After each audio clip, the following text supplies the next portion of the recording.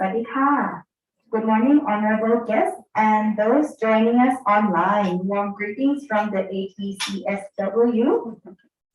and welcome all to the International Symposium on the World Social Work Day 2022. สวัสดีค่ะแขกผู้มีเกียรติในห้องสัมมนาและผู้ที่เข้าร่วมออนไลน์ทุกท่านนะคะยินดีต้อนรับทุกท่านสู่การประชุมวิชาการนานาชาติเนื่องในวันสังคมของโลกปี 2022 ค่ะ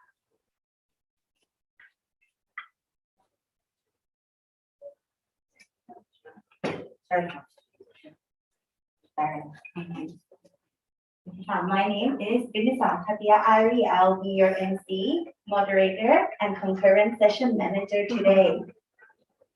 I would like to introduce you to our honorable interpreter, คุณจันจรีเชียนวิชัยค่ะ สวัสดีค่ะดิฉันชื่อนะคะคุณนิติสาค่ะธีรอารีนะคะคุณนิติสาจะเป็นพิธีกรเป็นผู้ดำเนินรายการและเป็นผู้จัดการห้องคอนเฟอเรนซ์ในวันนี้ค่ะและนิติสาก็อยากจะรู้จักในด้านที่ด้านหลักนะคะดิฉันชื่อจันทรีศรีวิชัยต้อนรับทุกท่านค่ะ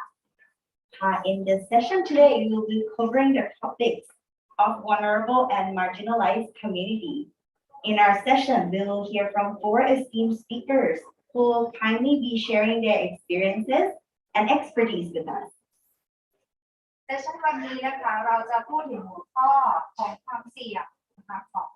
ประชากรในกลุ่มชายขอบและในเซสชั่นวันนี้นะคะเรามีวิทยากรมากความสามารถที่จะมาแบ่งปันประสบการณ์กับพวกเราถึง4 ท่านด้วยกันค่ะ Please help me welcome คุณนูรุนคอริยา of ASEAN Act, คุณนันทิดาพวงทอง of Bangkok Biz News, Mrs. Sidan Sin of International Justice Mission, and finally Professor Tan Nong Thong of Global Institute of Social Work. ยินดีขอต้อนรับนะคะคุณนูรุนคอริยาแห่ง ASEAN Act คุณนันทิดาพวงทองจากหนังสือพิมพ์กรุงเทพธุรกิจคุณซิดานซินนะคะจาก International Justice Mission นะคะและศาสตราจารย์ดร.ตันโนเทียนะคะจากสถาบันโลกแห่งงานสังคมสงเคราะห์ค่ะ We will be covering multiple topics concerning the vulnerable and marginalized communities in our session today. วันนี้เราจะครอบคลุมเนื้อหาหลากหลายที่เกี่ยวข้องกับกลุ่มเปราะบางและประชาชนชายขอบค่ะ Our first speaker today is Kun Narun Karia from ASEAN Act. Kun Narun has over 2 decades of diverse professional experiences in international development with area focus on counter-trafficking, refugee protection, and labor migration in Asia.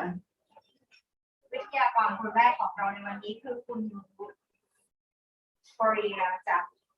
ASEAN Act นะคะคุณนูรุนมีประสบการณ์ทำงานมากกว่า 20 ปีนะคะในการพัฒนาระหว่างประเทศมุ่งเน้นการทำงานต่อต้านการค้ามนุษย์การคุ้มครองผู้ลี้ภัยและการอพยพแรงงานในเอเชีย Currently, Kun Narun works with the ASEAN Australian Counter-Trafficking or ASEAN Act as this is a counter-trafficking program funded by the Australian Department of Foreign Affairs and Trade as an inclusion and victim rights director. ปัจจุบันคุณนูรุนทำงานอยู่ที่ ASEAN Act นะคะเป็นโครงการต่อต้านการค้ามนุษย์ที่ได้รับทุนจากกระทรวงการต่างประเทศและการค้าของออสเตรเลียในตำแหน่งผู้อำนวยการฝ่ายสิทธิผู้เสียหายค่ะ And today, Kun Narun will kindly share her perspective with us on the topic of vulnerability to trafficking in person among marginalized groups. แล้ววันนี้คุณนูรุนนะคะจะมาแบ่งปันมุมมองของเธอในหัวข้อเรื่องความเสี่ยงของการค้ามนุษย์ในประชาชนกลุ่มชายขอบ Before we begin, I would like to remind all participating on site to please keep your mask on. And for those online, to utilize the raise hand button or type your question into the chat box. ก่อนอื่นเลยดิฉันอยากจะแจ้งให้ทุกท่านทราบนะคะว่า ทุกท่านที่เข้าร่วมการประชุมวันนี้กรุณาสวมหน้ากากอนามัยตลอดเวลานะคะและผู้ชมออนไลน์ของเราถ้าหากมีคำถามใดๆขอให้ท่านกดปุ่มยกมือเพื่อที่จะถามคำถามหรือว่าพิมพ์คำถามในช่องแชทได้ค่ะ Please give a round of applause to welcome our first speaker of the session. Thank you so much. First of all, let me congratulate the organizer for this very successful event. I'm very enjoying the discussion this morning. I'm glad to be here with all of you in person. ก่อนอื่นนะคะดิฉันก็ขอแสดงความยินดีกับผู้จัดงานในวันนี้นะคะแล้วก็ดิฉันก็รู้สึกยินดีมากๆที่ได้เป็นส่วนหนึ่งและดิฉันรู้สึกแฮปปี้นะคะ enjoy กับเซสชันเมื่อเช้านี้มากๆค่ะ So as requested, I'll be speaking about vulnerability to trafficking in person. With a specific angle, I'll be discussing some specific group or particular group that are considered to be vulnerable to human trafficking. และวันนี้นะคะคุณรู้นะคะจะพูดถึงนำเสนอเรื่องความเสี่ยงต่อการค้ามนุษย์นะคะในประชาชนกลุ่มชายขอบนะคะวันนี้เราจะพูดถึงในหัวข้อความเสี่ยงนี้นะคะที่มีต่อกลุ่มประชาชนกลุ่มเฉพาะนะคะก็คือกลุ่มชายขอบ Let me begin by discussing what do we mean by vulnerability in the context of trafficking in person. คุณรู้จะขอพูดถึงความหมายนะคะของความเสี่ยงหรือความเปราะบางนะคะในบริบทของการค้ามนุษย์ค่ะ Council of Europe in the explanatory report on the convention on their convention against trafficking in person or human being define vulnerability as any state of hardship in which a human being is impelled or compelled to accept being exploited. อันนี้เป็นรายงานนะคะจากอนุพันธ์สัญญาว่าด้วยการต่อต้านการค้ามนุษย์ของสภายุโรปนะคะกำหนดความเปราะบางนะคะเป็นสถานะของความยากลำบากใดๆก็ตามที่มนุษย์ถูกบังคับให้ยอมรับการถูกเอารัดเอาเปรียบความยากลำบากนะคะไม่ว่าจะเป็นทางกายภาพทางจิตวิทยาสังคมหรือเศรษฐกิจนะคะซึ่งมนุษย์ผู้นั้นถูกบังคับให้ยอมรับการถูกเอารัดเอาเปรียบThis hardship includes any kind of, it is whether physical, psychological, social, or economic situation. ย้ำอีกครั้งหนึ่งนะคะความยากลำบากนี้รวมถึงประเภทกายภาพจิตวิทยาสังคมรวมทั้งเศรษฐกิจค่ะ Well, the UNODC, actually, UNODC, the United Nations, on the crimes against, Office of Against Crimes, they have also further explained that vulnerability is typically used to refer to those who are inherent environmental or contextual factors that increase the susceptibility of an individual or group to being trafficked. ก็อันนี้ก็เป็นจากสำนักงานอาชญากรรมของสหประชาชาตินะคะที่ระบุถึงกลุ่มเปราะบางนะคะเป็นกลุ่มที่ถูกเจาะจงนะคะว่าจะมีความเสี่ยงต่อการค้ามนุษย์ This situation might, for example, to give you an example, is involve insecurity or irregularity of victim status, like immigration status, economic dependency, or a fragile kind of health situation. ตัวอย่างก็อย่างเช่นนะคะสถานการณ์ที่อาจจะเกี่ยวกับสถานการณ์การจดทะเบียนราษฎรนะคะหรือว่า which then ที่บุคคลเหล่านั้นนะคะอาจจะทำผิดกฎหมายนะคะหรือการพึ่งพาทางเศรษฐกิจหรือว่าสุขภาพทางกายที่เปราะบางนะคะ which then create a situation where the individual could be easily lured, manipulated, or deceived, or any kind of coercions to compel to what being promised by the trafficker or offenders. พูดง่ายๆก็คือว่าเหยื่อนะคะอยู่ในสถานการณ์ที่จะถูกล่อลวงถูกหลอกนะคะเพื่อให้โดนเอารัดเอาเปรียบได้ง่ายนะคะ Okay. I hope that's clear on the vulnerability. How do we define the vulnerability here? หวังว่าท่านจะเข้าใจความหมายของความเสี่ยงหรือว่าความเปราะบางในคอนเทกซ์นี้นะคะ This slide, I'll talk about factor rendering particular individuals and communities to be vulnerable to trafficking. ในสไลด์นี้ดิฉันอยากจะอธิบายถึงปัจจัยที่ทำให้บุคคลหรือว่าชุมชนที่เสี่ยงต่อการค้ามนุษย์นะคะมีความหลากหลายและมีความซับซ้อนอย่างไรนะคะ This can include pre-existing factors such as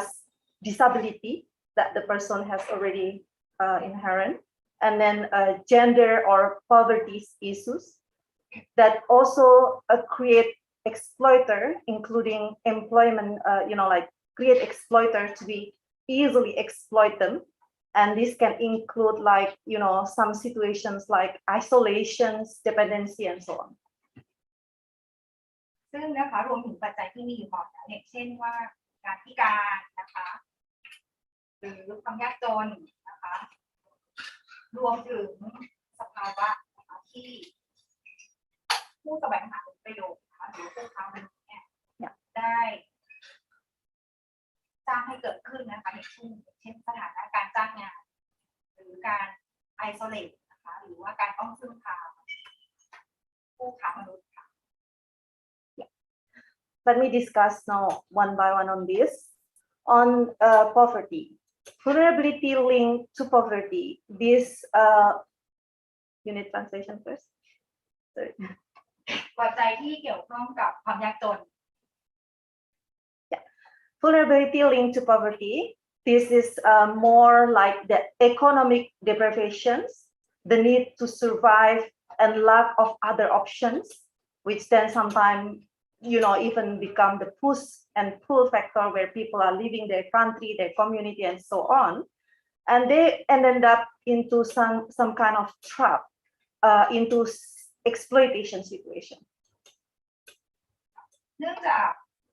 เหยื่อนะคะมีความจำเป็นที่จะต้องหาเลี้ยงครอบครัวนะคะหรือว่าจะต้องอยู่รอดให้ได้นะคะผลักดันให้บุคคลหรือว่าเหยื่อยอมรับข้อเสนอจากงานนะคะซึ่ง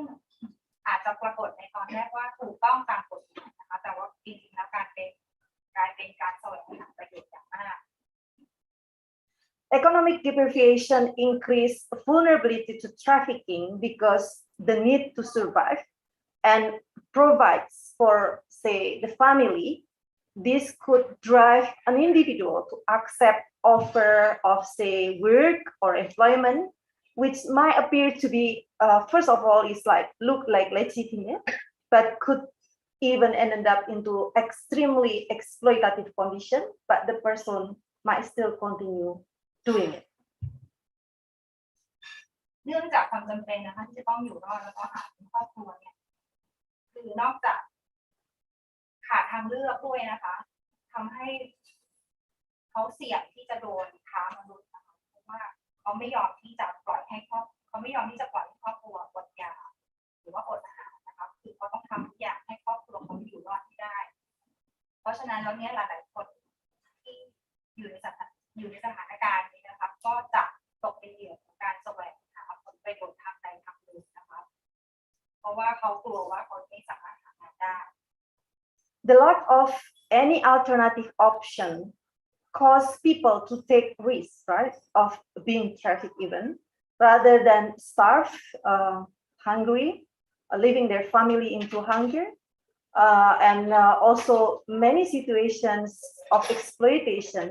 either because they are unable to escape, not only that they are just do not want to leave the job because they are afraid their family could not eat, but it's also because the situation also not possible for them to leave because of some coercion that I will explain better. ค่ะคุณนรุก็อธิบายสถานการณ์นะคะของผู้ที่อยู่ในสถานการณ์ที่คือไม่ใช่ว่าเขาไม่สามารถหลบแต่ว่าเขากลัวว่าเขาไม่สามารถหางานอื่นได้นะคะเขาก็เลยจำยอมที่อยู่ในสภาพอยู่โดนเอาเปรียบนะคะโดนเอารัดเอาเปรียบจากผู้ค้ามนุษย์เพราะว่าเขาต้องการหารายได้เพื่อมาหาเลี้ยงครอบครัวให้ได้จริงๆนะคะเพราะฉะนั้นเขาจะยอมตกอยู่ภายใต้สถานการณ์ Actually, I want to explain the point on the homeless because this could also link to poverty. คุณนรุก็จะพูดถึงความยากจนนะคะที่นำให้กลุ่มคนบางคนเนี่ยกลายเป็นคนไร้บ้านค่ะ Because there are also some specific vulnerability of people who are homeless, of course, because of the poverty, that also could easily be targeted. ผู้เร่ร่อนนะคะหรือว่าคนไร้บ้านนะคะมักจะตกเป็นเหยื่อนะคะตกเป็นเป้าหมายของผู้ค้ามนุษย์นะคะเพราะว่าเขาต้องการหางานและหาที่พัก Yeah,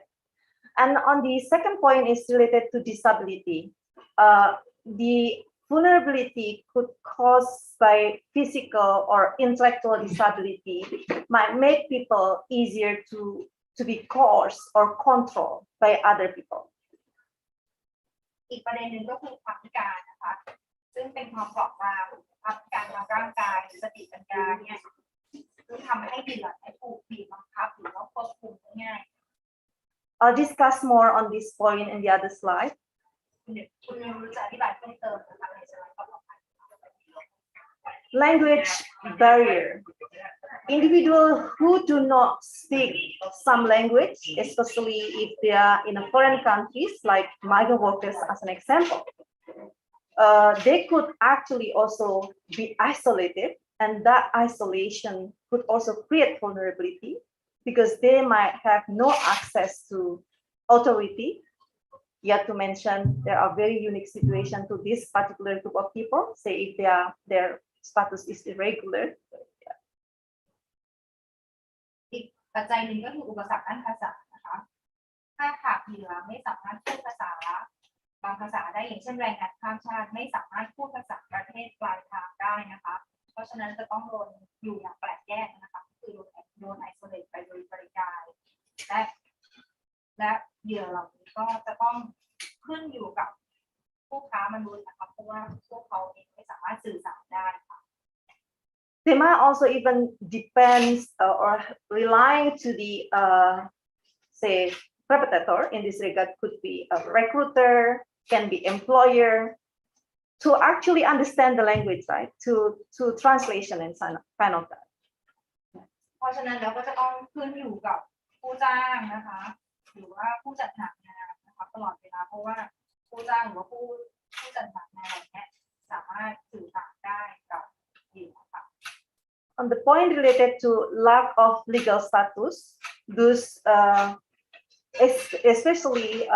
without kind of regular status or their entry in the country irregularly,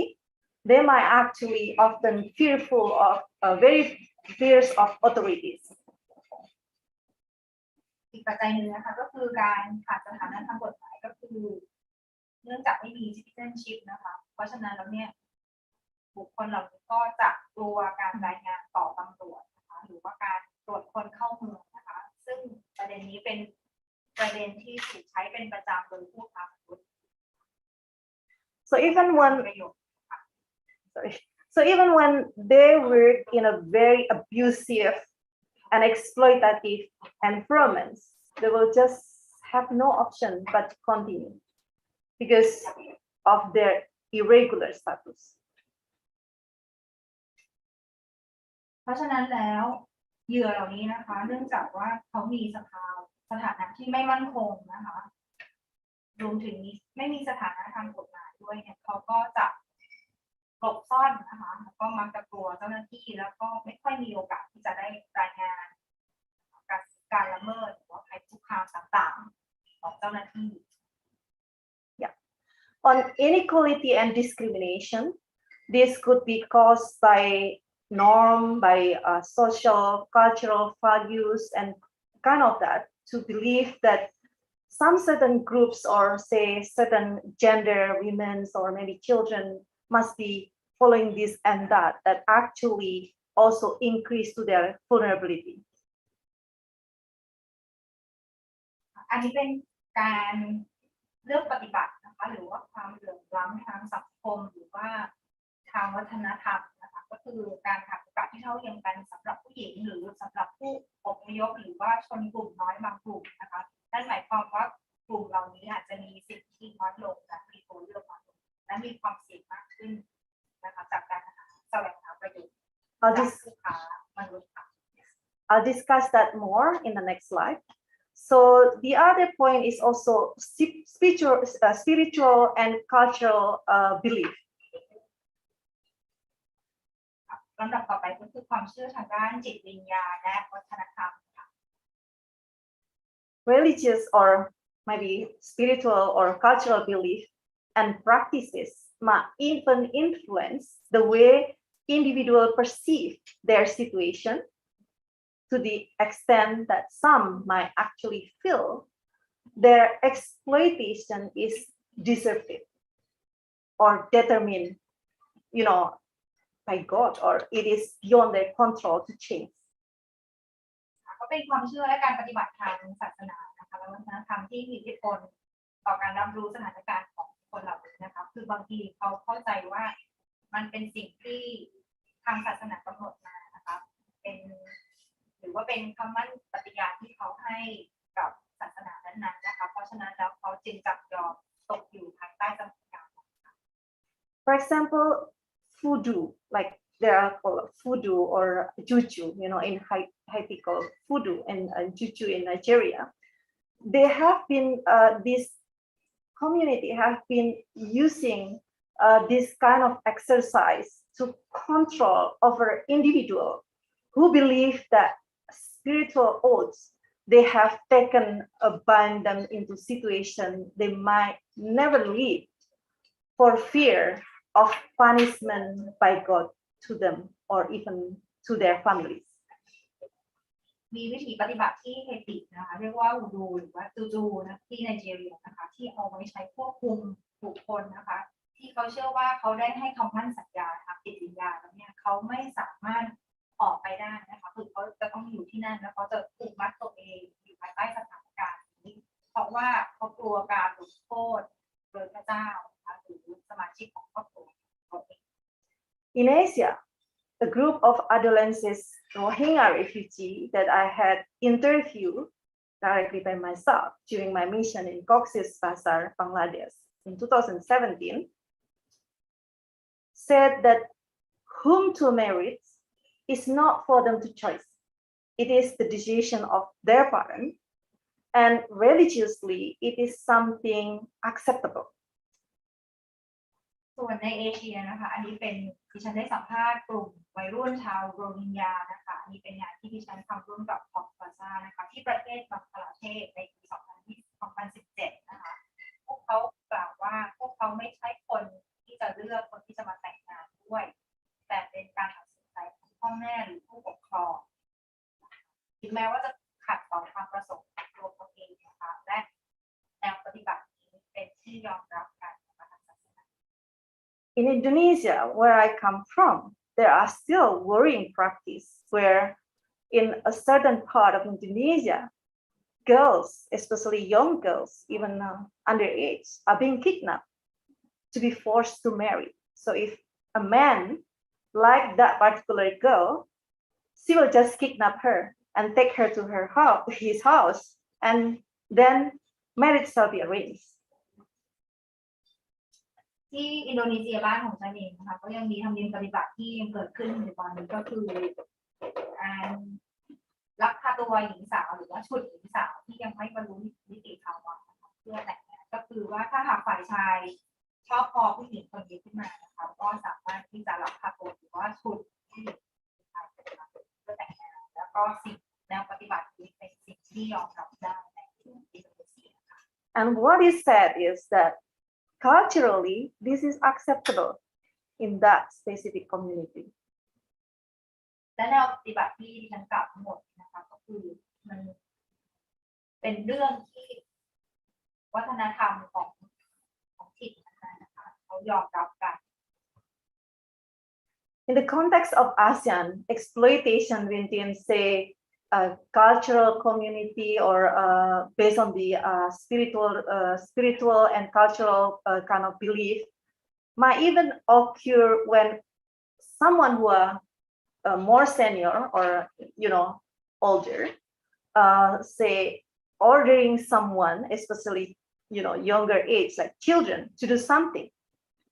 even including in contributing to the family economy. ซึ่งธรรมเนียมปฏิบัตินี้นะคะเกิดขึ้นในอาเซียนนะคะก็คือว่าผู้อาวุโสเนี่ยมี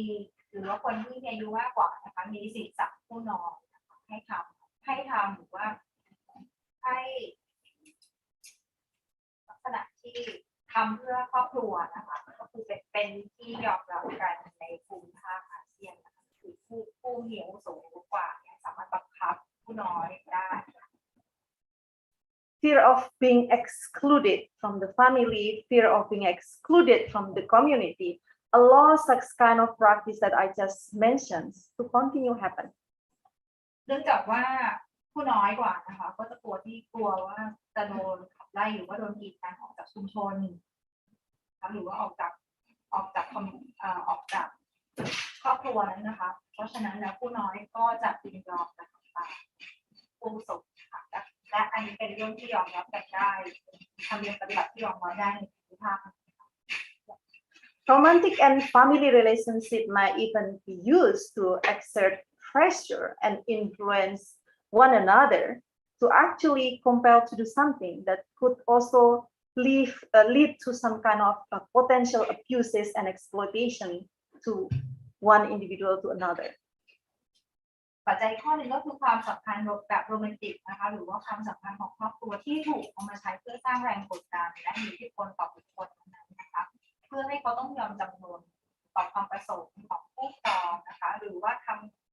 ายอมรับการละเมิดได้ This also, of course, reflect how duty, love, sense of ownership could actually also contribute to the fearness of being excluded that I just mentioned in this regard. อันนี้ก็คือปัจจัยของความสัมพันธ์นะคะความรักนะคะเป็นส่วนหนึ่งของครอบครัวนะคะก็ทำให้เกิดความกลัวว่าเขาจะโดนถูกกีดกัน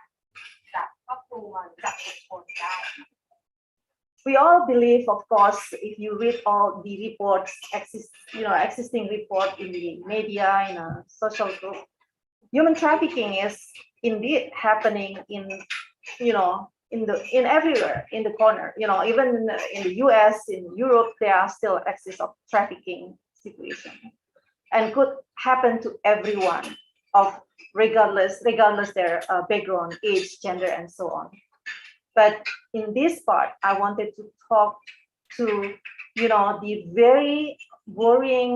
increased vulnerability to specific particular group that I described in this slide. การค้ามนุษย์เกิดขึ้นทั่วโลกนะคะและส่งผลกระทบต่อผู้คนที่มีภูมิหลักแตกต่างกันทุกรูปแบบนะคะแต่ประชากรบางกลุ่มจะได้รับผลกระทบมากกว่ากลุ่มอื่นๆนะคะแล้วทีนี้นะคะดิฉันจะพูดถึงกลุ่มที่ได้รับผลกระทบหนักที่สุดนะคะก็คือกลุ่มที่เป็นกลุ่มเปราะบาง ASEAN identified this specific group that they are most affected by human trafficking. These include women and girls, but of course, maybe women sitting in this room are not actually vulnerable to trafficking. But there are certain situations where women and girls are vulnerable to trafficking that I will explain in the next slide. ASEAN Act ระบุนะคะกลุ่มที่ได้รับผลกระทบมากที่สุดนะคะจากการค้ามนุษย์ก็คือเป็นกลุ่มผู้หญิงเด็กหญิงนะคะกลุ่มน้อยนะคะคนอพยพนะคะคนไร้สัญชาติแล้วก็กลุ่ม LGBTQI On this part, I would like to start with this data, right? The very recent UNODC data has reported that there are quite large proportion of women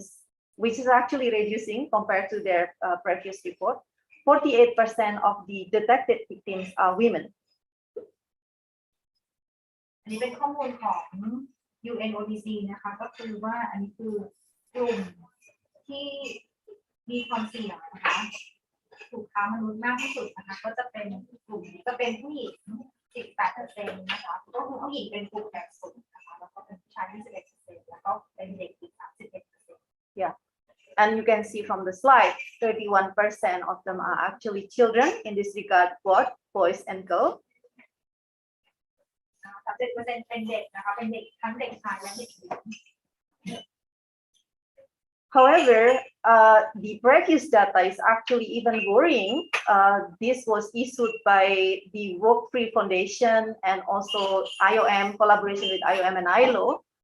They have indicated out of 40.3 million people who are living in kind of trafficking or slavery situations, over 70% are actually women. These are global data. นะคะและอันนี้เป็นข้อมูลนะคะที่ตีพิมพ์โดย ILO นะคะหรือว่า International Labour Organization นะคะได้ระบุว่ามีประชากร 4.10 ล้านคนที่ตกเป็นเหยื่อของการถูกฆ่าสมัครใจและการค้ามนุษย์ The question is, what makes women and girls actually vulnerable to trafficking, right? Globally, women are more likely than men to live in extreme poverty. And this actually reported by the UN Women in 2018. And also, this poverty impacts their access to education and employment, of course. Sorry, interpreter. คำถามก็คืออะไรทำให้ผู้หญิงและเด็กหญิงเสี่ยงต่อการทำนะคะคือทั่วโลกนี้ผู้หญิงมีแนวโน้มที่จะตกอยู่ในความยากจนขั้นแค้นนะคะและอันนี้เป็นและในทางเดียวกันนะคะก็คือส่งผลกระทบต่อการจ้างงานด้วยนะคะ Okay, lack of education restricted women to more opportunity to employment, and yet there is a report also that the level of illiteracy is also quite high among women. และก็นี่เองเป็นสาเหตุนะคะที่ผู้หญิงมีอัตราการไม่รู้หนังสือนะคะมากกว่า In light to this, it comes to no surprise that women have less access to economic or fewer access to economic and resources than men. เพราะฉะนั้นแล้วผู้หญิงเนี่ยมีโอกาสเข้าถึงทรัพยากรทางเศรษฐกิจได้น้อยกว่าผู้ชายนะคะ There are even a study that 12% of agricultural landowners across the globe is actually, women only own that 12%. So the bigger portion, like more than 78%, are owned by male. นะคะมีการศึกษาที่บ่งชี้ว่ามีผู้หญิงเพียงแค่12%เท่านั้นนะคะที่เป็นเจ้าของที่ดินเพื่อการเกษตรทั่วโลก Those at the economic perspective, right? Yet we are discussing about cultural practices and values, family structure, and lack of autonomy in making their own decision and so on. This also contributing to such kind of vulnerability to women and girls. การปฏิบัติทางวัฒนธรรมค่านิยมนะคะการสร้างครอบครัวก็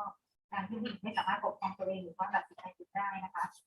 และโอกาสในการทำงานน้อยกว่าการเข้าถึงการศึกษาที่น้อยกว่าล้วนมีส่วนในการเพิ่มความเสี่ยงที่ส่งผลกระทบต่อผู้หญิงนะคะในการทำงานมากกว่าผู้ชาย Moreover, discriminatory legislative practice is also happening, and this also exaggerating the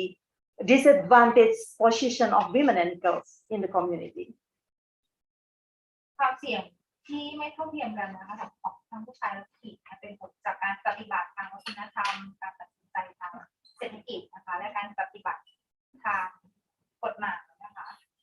This include ที่เลือกปฏิบัตินะคะทำให้ผู้หญิงทำให้โอกาสของผู้หญิงนะคะรุนแรงขึ้นนะคะในการที่เสี่ยงต่อการค้ามนุษย์ you might want to ask me to give an example. For example, laws related to inheritance. In some country, women get lower portion than male. Or in some country, domestic violence is not considered to be a violation of laws because there is no laws regulating such thing. นะคะนอกจากนี้แล้วยังมีการปฏิบัติทางกฎหมายนะคะเลือกปฏิบัตินะคะและทำให้โอกาสของผู้หญิงได้โอกาสลงนะคะอย่างเช่นมีการกฎหมายบางประเทศที่ไม่มีการคุ้มครองนะคะหากเกิดความรุนแรงในครอบครัว Yet to mention, even girls are even forced to marry their rapists, right? As a customary, locally, being considered to be appropriate because the girls is already losing their virginity. และมีการได้รับการยกเว้นด้วยนะคะจากการดำเนินคดีสำหรับผู้ที่ข่มขืนถ้าหากว่าพวกเขาตัดสินใจแต่งงานกับเดี่ยวตัวเองก็จะได้รับการยกเว้นการดำเนินคดี I've been to Nigeria in the northern part of Nigeria, Borno State, where Boko Haram was abducting, young girls, and I interviewed these young girls myself, and it's terrifying. In some conflict setting country, like in Nigeria or even in the Asia, in ASEAN, in the Philippines, for example, some women or girls are just being kidnapped and forced to marry the, fighter of rebellion. และประเทศที่นะคะมีความขัดแย้งมากๆเลยก็คือประเทศไนจีเรียนะคะกลุ่มผู้หญิงที่ถูกลักพาตัวโดยกลุ่มติดอาวุธนะคะถูกบังคับให้แต่งงานกับนักรบนะคะเกิดขึ้นที่รัฐบัวโนนะคะก็คือนักรบโบโกฮารามเขาไปลักพาตัวเด็กผู้หญิงและบังคับให้เด็กผู้หญิงแต่งงานกับพวกเขานะคะเรื่องประสบการณ์แบบก็เกิดขึ้นที่ฟิลิปปินส์เลยนะคะและเป็นI'll skip this because I ran out of the time, but I would like to go to this, vulnerability toward this specific person living in disability. ค่ะดิฉันตอนนี้เวลาเราใกล้จบแล้วนะคะดิฉันขอข้ามไปที่คนพิการนะคะหรือว่าบุคคลทุกคนภาพ You can easily see in the slide, but I wanted to add here that there are over 1 billion people in the world actually living in disability situation, and 60% of them are living in Asia and Pacific, where our region is. อันนี้เป็นข้อมูลที่ทุกท่านสามารถดูได้ในสไลด์นะคะก็คือมีประชากรราว 1,000 ล้านคนทั่วโลกที่ประสบกับความพิการบางรูปแบบนะคะและกว่า 60% ของผู้พิการจะอาศัยอยู่ในเอเชียและแปซิฟิก They are men, women, children, and they are reported as, very often living in a very kind of poverty and substandard condition. ทั้งผู้หญิงผู้ชายนะคะและเด็กที่มีความพิการนะคะต้องอยู่อาศัยในภูมิภาคที่ยากจนนะคะและก็มีแนวโน้มที่สิทธิมนุษยชนของพวกเขาจะถูกมองข้าม Okay, I won't be able to explain each of them because of the time constraint, but I wanted to pick up just one or two points. That where individuals living with disability are actually very vulnerable due to their dependency to caregiver or somebody who taking care of them, and because of that, this BLWD it's actually could be easily directed or guided by the caregiver itself to do something that sometimes even against their willingness. ค่ะดิฉันขอคือว่าตอนนี้เราหมดเวลาแล้วนะคะดิฉันขอพูดหนึ่งข้อก็คือว่าในกรณีที่นะคะผู้ที่มีการพิการเนี่ยเขาจะต้องพึ่งพากับคนที่ดูแลเขามากเลยนะคะแล้วก็คนที่ดูแลเขาเนี่ยถือโอกาสนะคะในการเอาเปรียบนะคะก็คือว่ารับเป็นสิทธิ์นะคะที่เป็นสิทธิ์สำหรับผู้พิการก็คือช่วยโอกาสนี้นะคะกับผู้พิการ Or the caregiver is actually being used by offender or the criminals to do something, right? And because what I wanted to say here is because there are the unequal power dynamic, right, between the caregiver and the individual. And this could actually, lead to that situation. And sometimes those are being normalized. You understand? And I say normalized, like the same, like, okay, culturally acceptable, religiously acceptable. And because of the dependency of this person to the caregiver, things are like normal when the caregiver instructed her or him to do this and that. เนื่องจากว่าผู้พิการนะคะไม่สามารถช่วยเหลือตัวเองได้เพราะฉะนั้นแล้วจะต้องพึ่งพาผู้ช่วยเหลือนะคะก็คือคนที่ดูแลคนพิการนะคะก็คือจะต้องพึ่งพาคนดูแล 100% เลยเพราะฉะนั้นแล้วเนี่ยคนที่ดูแลคนพิการนะคะก็จะมีอำนาจผู้พิการไปโดยปริยายนะคะก็คือว่าเรียกว่าเป็นธรรมชาติที่ผู้พิการจะbecause คือเขาจะพยายามตามใจคนดูแลนะคะเพราะว่าเขาไม่อยากจะมีปากไม่อยากจะทะเลาะไม่อยากจะมีปากมีเสียงกับคนดูแลนะคะแล้วก็บางครั้งก็ถูกเอาเปรียบถูกเอารัดเอาเปรียบแล้วก็เราจะเห็นพฤติกรรมที่เป็นประจำ and because of their mental or physical disability, for example, their movement is also rather restricted or limited, right? They are very often living in a very isolated situation or condition. And they also link them to crafting of friendship and relationship with others. And some people are manipulating that, to take advantage of this individual. เนื่องจากผู้พิการเนี่ยจะไม่สามารถนะคะเดินทางหรือว่าไม่สามารถที่จะเคลื่อนย้ายได้นะคะหรือว่าบางครั้งอยู่ในสภาวะที่จะต้องแยกเดี่ยวๆนะคะเพราะฉะนั้นแล้วผู้พิการก็จะมีความเกิดความเหงานะคะแล้วก็อยากจะเขาอยากจะรู้จักคนอื่นนะคะคืออยากมองหามิตรภาพนะคะเพราะฉะนั้นแล้วคนดูแลคนพิการเนี่ยก็จะเห็นจุดอ่อนตรงนี้นะคะและเอาจุดอ่อนข้อนี้นะคะมาเอาเปรียบคนพิการได้ค่ะThey also experience this social discrimination and prejudice because of their, limitation to speak, limitation to like be able to explain things clearly because of the mental kind of issues that they have experienced. And this also linked to, lead to situation where people are not easily believing what they say, right? They don't trust this particular group because she has some kind of mental kind of problems, and then don't believe whatever she says. This could create to that condition. Unfortunately, my time is running out. ค่ะแล้วก็นะคะผู้พิการเนี่ยก็สิ่งที่จะโดนเลือกปฏิบัติได้นะคะหรือว่าเจออคติได้นะคะเพราะว่าเนื่องจากความสามารถในการสื่อสารนะคะหรือว่าอาการนะคะของผู้พิการเองเนี่ยทำให้สังคมมองว่าผู้พิการไม่มีความสามารถในการสื่อสารนะคะหรือแม้แต่บางครั้งก็การที่คนรอบข้างนะคะก็ไม่เชื่อคนพิการเสียเองนะคะในกรณีที่เขาพยายามสื่อสารนะคะกลายเป็นว่าผู้พิการเนี่ยไม่ได้รับความเชื่อถือแล้วก็ไม่มีใครเชื่อคำพูดของคนพิการ Okay.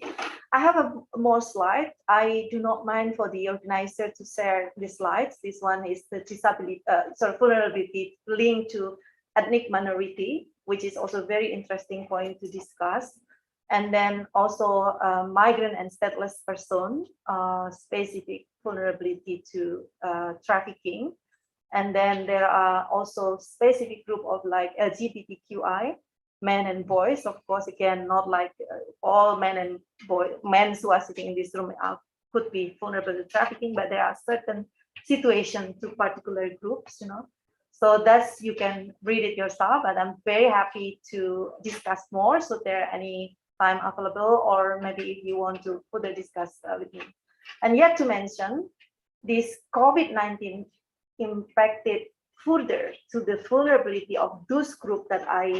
already discussed earlier, or I'm not able to present it to you. ค่ะก็ดิฉันก็ต้องขออนุญาตจบการบรร รยายนะคะเพราะว่าเวลาเราหมดแล้วแต่ว่าเนื้อหาที่เรายังไม่ได้พูดถึงนะคะก็จะมีทั้งนะคะกลุ่ม LGBT นะคะกลุ่มผู้อพยพและคนไร้สัญชาตินะคะที่เรายังไม่พูดถึงเลยซึ่งท่านสามารถดาวน์โหลดตัว presentation ของดิฉันได้นะคะ Yeah. Back to moderator. Sorry that I. No worries. Yeah. No worries at all. Thank you so much, ค่ะคุณ Narun. Please, a great round of applause for Thank you. our Thank you. speaker, our first speaker of the session. ต้องค่ะขอบคุณคุณดรุมากๆเลยนะคะ ค่ะ Currently, if there is any question online, you may utilize the raise hand button to ask question or type it in the chat box. And as we are waiting, Kun Narun, would you be able to briefly discuss the topics that we didn't get to present during the presentation time? Okay. Yes, there are quite numbers of other groups that is vulnerable to trafficking that I'm not able to explain here. ค่ะเนื่องจากว่าเราเวลาหมดแล้วนะคะอยากจะรบกวนให้คุณดรุพูดหัวข้อที่เราไม่ได้ cover เมื่อสักครู่นี้นะคะ This include like ethnic minority, ethnic minority and indigenous group. So they are also reported. It is also being reported that in the Mekong region, especially, most of the victims are actually coming from the ethnic minority group, and this also linked to their access to education, employment, and so on. ค่ะก็จะเป็นหัวข้อเป็นชนกลุ่มน้อยนะคะเป็นชนกลุ่มน้อยและ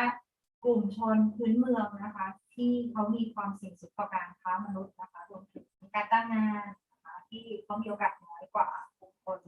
ทั่วไปค่ะ ค่ะและ before we leave for lunch break today, is there any question from the audience in the room? ไม่ทราบว่ามีคำถามข้อ เชิญค่ะ ขอสอบถามนะคะขออนุญาตสอบถามเป็นภาษาไทยนะคะจากกรุงเทพธุรกิจค่ะดูเหมือนว่าความแตกต่างทางวัฒนธรรมนะคะจะสร้างความเหลื่อมล้ำในสังคมอยู่ไม่น้อยโดยเฉพาะในโอเคได้ฟังถึงเคสตัวอย่างในอินโดนีเซียอะไรอย่างนี้นะคะเดี๋ยวขอถามจนจบแล้วกันนะคะ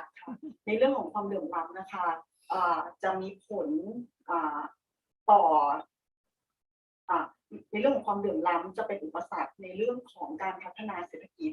ซึ่งแน่นอนว่าตอนนี้ดูเหมือนว่าทั่วโลกนะคะมีแนวโน้มในเรื่องของการพัฒนาไปสู่ในเรื่องของการพัฒนาในศตวรรษที่ 21 อะไรอย่างนี้นะคะขอบคุณค่ะ Okay, hello, I'm from Bangkok-based newspaper. ใช่ไหมคะกรุงเทพธุรกิจนะคะใช่ค่ะใช่ค่ะ and the question I have is that the cultural difference which in this region, like Kun Nuru was telling us before, in Indonesia, has created the inequality in the society, and that's create the barrier in the economic development. And how do you see that is slowing down the overall development in the next decade? Well, it is slowing down now because of the COVID, right? And as I discussing the topic related to vulnerability, the COVID, doubling the situations to the slowing down of everything. And of course, when things to come to such situations, economic, say, disruption, even a natural disaster disruption or anything, disruption, to me, I will always look at that women and children is always the most, kind of like impacted one. And of course, beyond that, women and children, there are also certain group, which is also men and others social status that are also impacted because they don't have the advantage to be benefiting on that. And again, this inequality and quite numbers of barriers that being experienced in the region, yes, we might having challenges to be able to achieve our sustainable development goals as it is indicated, right? And I believe the COVID-19 is already impacted to the level of achievement itself. I don't know if I answer your question.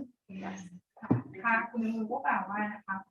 ก็ด้วยสถานการณ์นะคะตอนนี้นะคะที่มันย่านเหลือนะคะก็โควิด -19 ก็ทำให้ลำบากขึ้นอีกเพิ่มขึ้นอีกนะคะโดยเฉพาะกลุ่มที่มีผลกระทบมากที่สุดก็คือกลุ่มผู้หญิงและเด็กนะคะที่ได้รับผลกระทบมากที่สุดและก็มีผู้ชายด้วยนะคะก็คือในเรื่องของนะคะโอกาสการเข้าถึงโอกาสต่างๆเนี่ยก็ยิ่งลดลงนะคะแล้วก็เมื่อสักครู่นี้คุณรูได้พูดถึง sustainability goal ด้วยนะคะก็คือว่าการทำให้ถึงการทำตามโกของเรานะคะก็คือเป้าหมายทางด้านความยั่งยืนค่ะที่เราก็กำลังเข้าถึงน้องชันเพิ่มเติมได้นะคะ Can I add one point? Because the Sustainable Development Goals itself has mandated states, right, to pay attention to certain group of people, including women, persons with disability, and other groups that are considered vulnerable, to be, given kind of more opportunity. So we might actually failing more if we are not able to feel fit to that requirement. โอเคค่ะเพิ่มเติมนะคะในเรื่องของการที่เราจะทำเป้าหมายความยั่งยืนให้สำเร็จตรงนี้ค่ะมันจะมีระดับขั้นที่เป็นการจำกัดความเป็นการนิยามเอาไว้ในตัวแมนเดตของเป้าหมายความยั่งยืนอยู่แล้วว่าต้องมีการเพิ่มการเข้าถึงโอกาสให้กับกลุ่มเปราะบางเช่นกลุ่มผู้หญิงและกลุ่มเด็กซึ่งในแง่นี้เนี่ยในการที่เราไม่สามารถเพิ่มโอกาสตรงนั้นได้และเรายังเห็นสิ่งที่เราเห็นกันอยู่ตามที่ได้พรีเซนต์มามันอาจจะเป็นสัญญาณบ่งชี้ว่าเราอาจจะไม่สามารถทำตามเป้าหมายที่ตั้งไว้ได้ที่กำหนดไว้ได้ค่ะ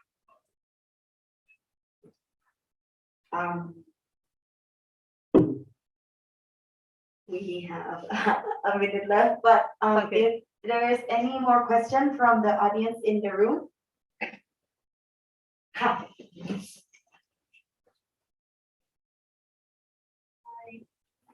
This is just I don't know if this is working. it is working. Okay.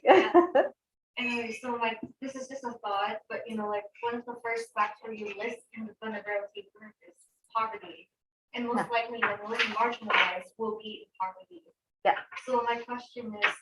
there are so many economists that propose that UBI, universal basic income, will be the next, solution to address those most marginalized. However, I was just curious, a lot of time there has been attempt of doing UBI that haven't been successful. Then what if we leave the mission of solving most marginalized in private sector, that leave insurance company filling in the gaps instead? Then would that be a more positive outlook? Insurance company. Okay, that's very interesting and maybe beyond what my knowledge so much on that. Insurance company to be intervening into this. Yes. Can I elaborate? Yes, sure. The reason why I propose insurance company is, for example, currently only the middle income or higher class have insurance. Yes. But given that if government put the incentives for private company to, drive and allow many vulnerable people to even have insurance, that act as an overall coverage to everyone, rather than the government themselves trying to address that, because government perhaps it's not international, but private companies, they're international and they want to succeed, right? Whenever there's a project. So that's why I propose this service company. If the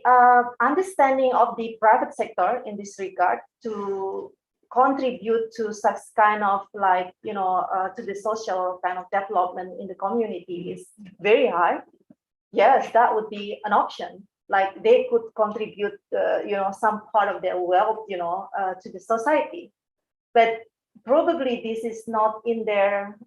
view, right? Because their mind is doing business, right? Why do I have to contribute to this particular group? Yes, they have through CSR, for example, corporate social responsibility or other kind of, some humanitarian part that they are doing it as part of their social responsibility.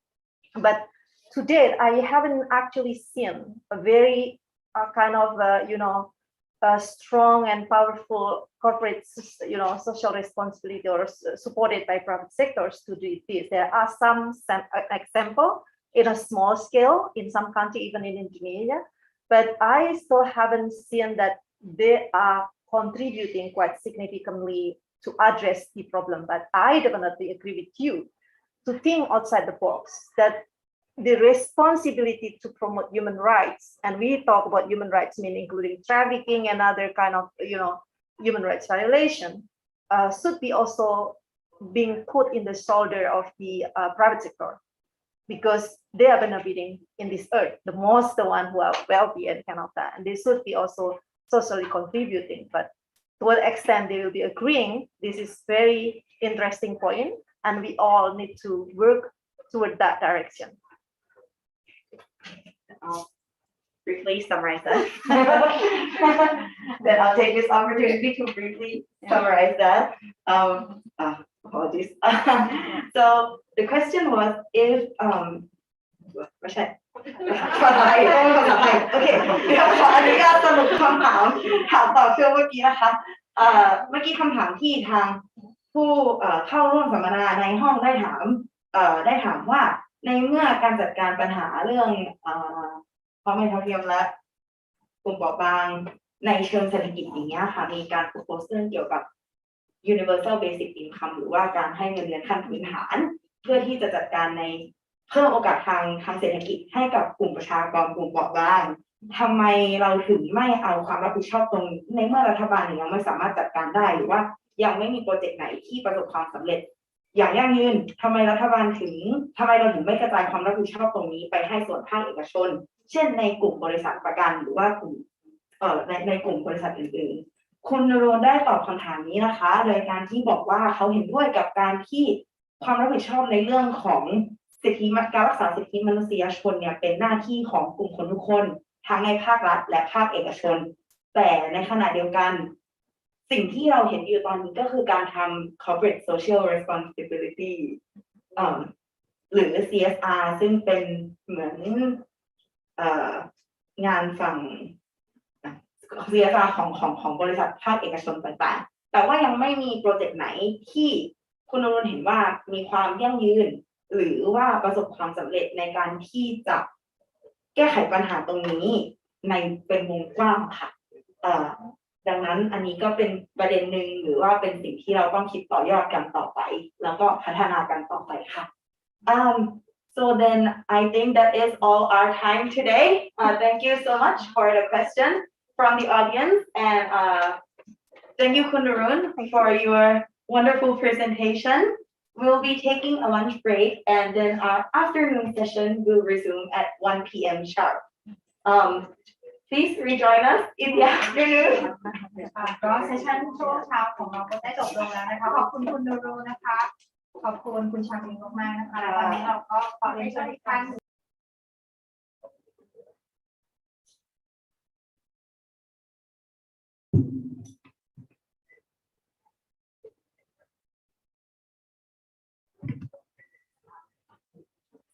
เดี๋ยวถ้ามีใครเข้ามา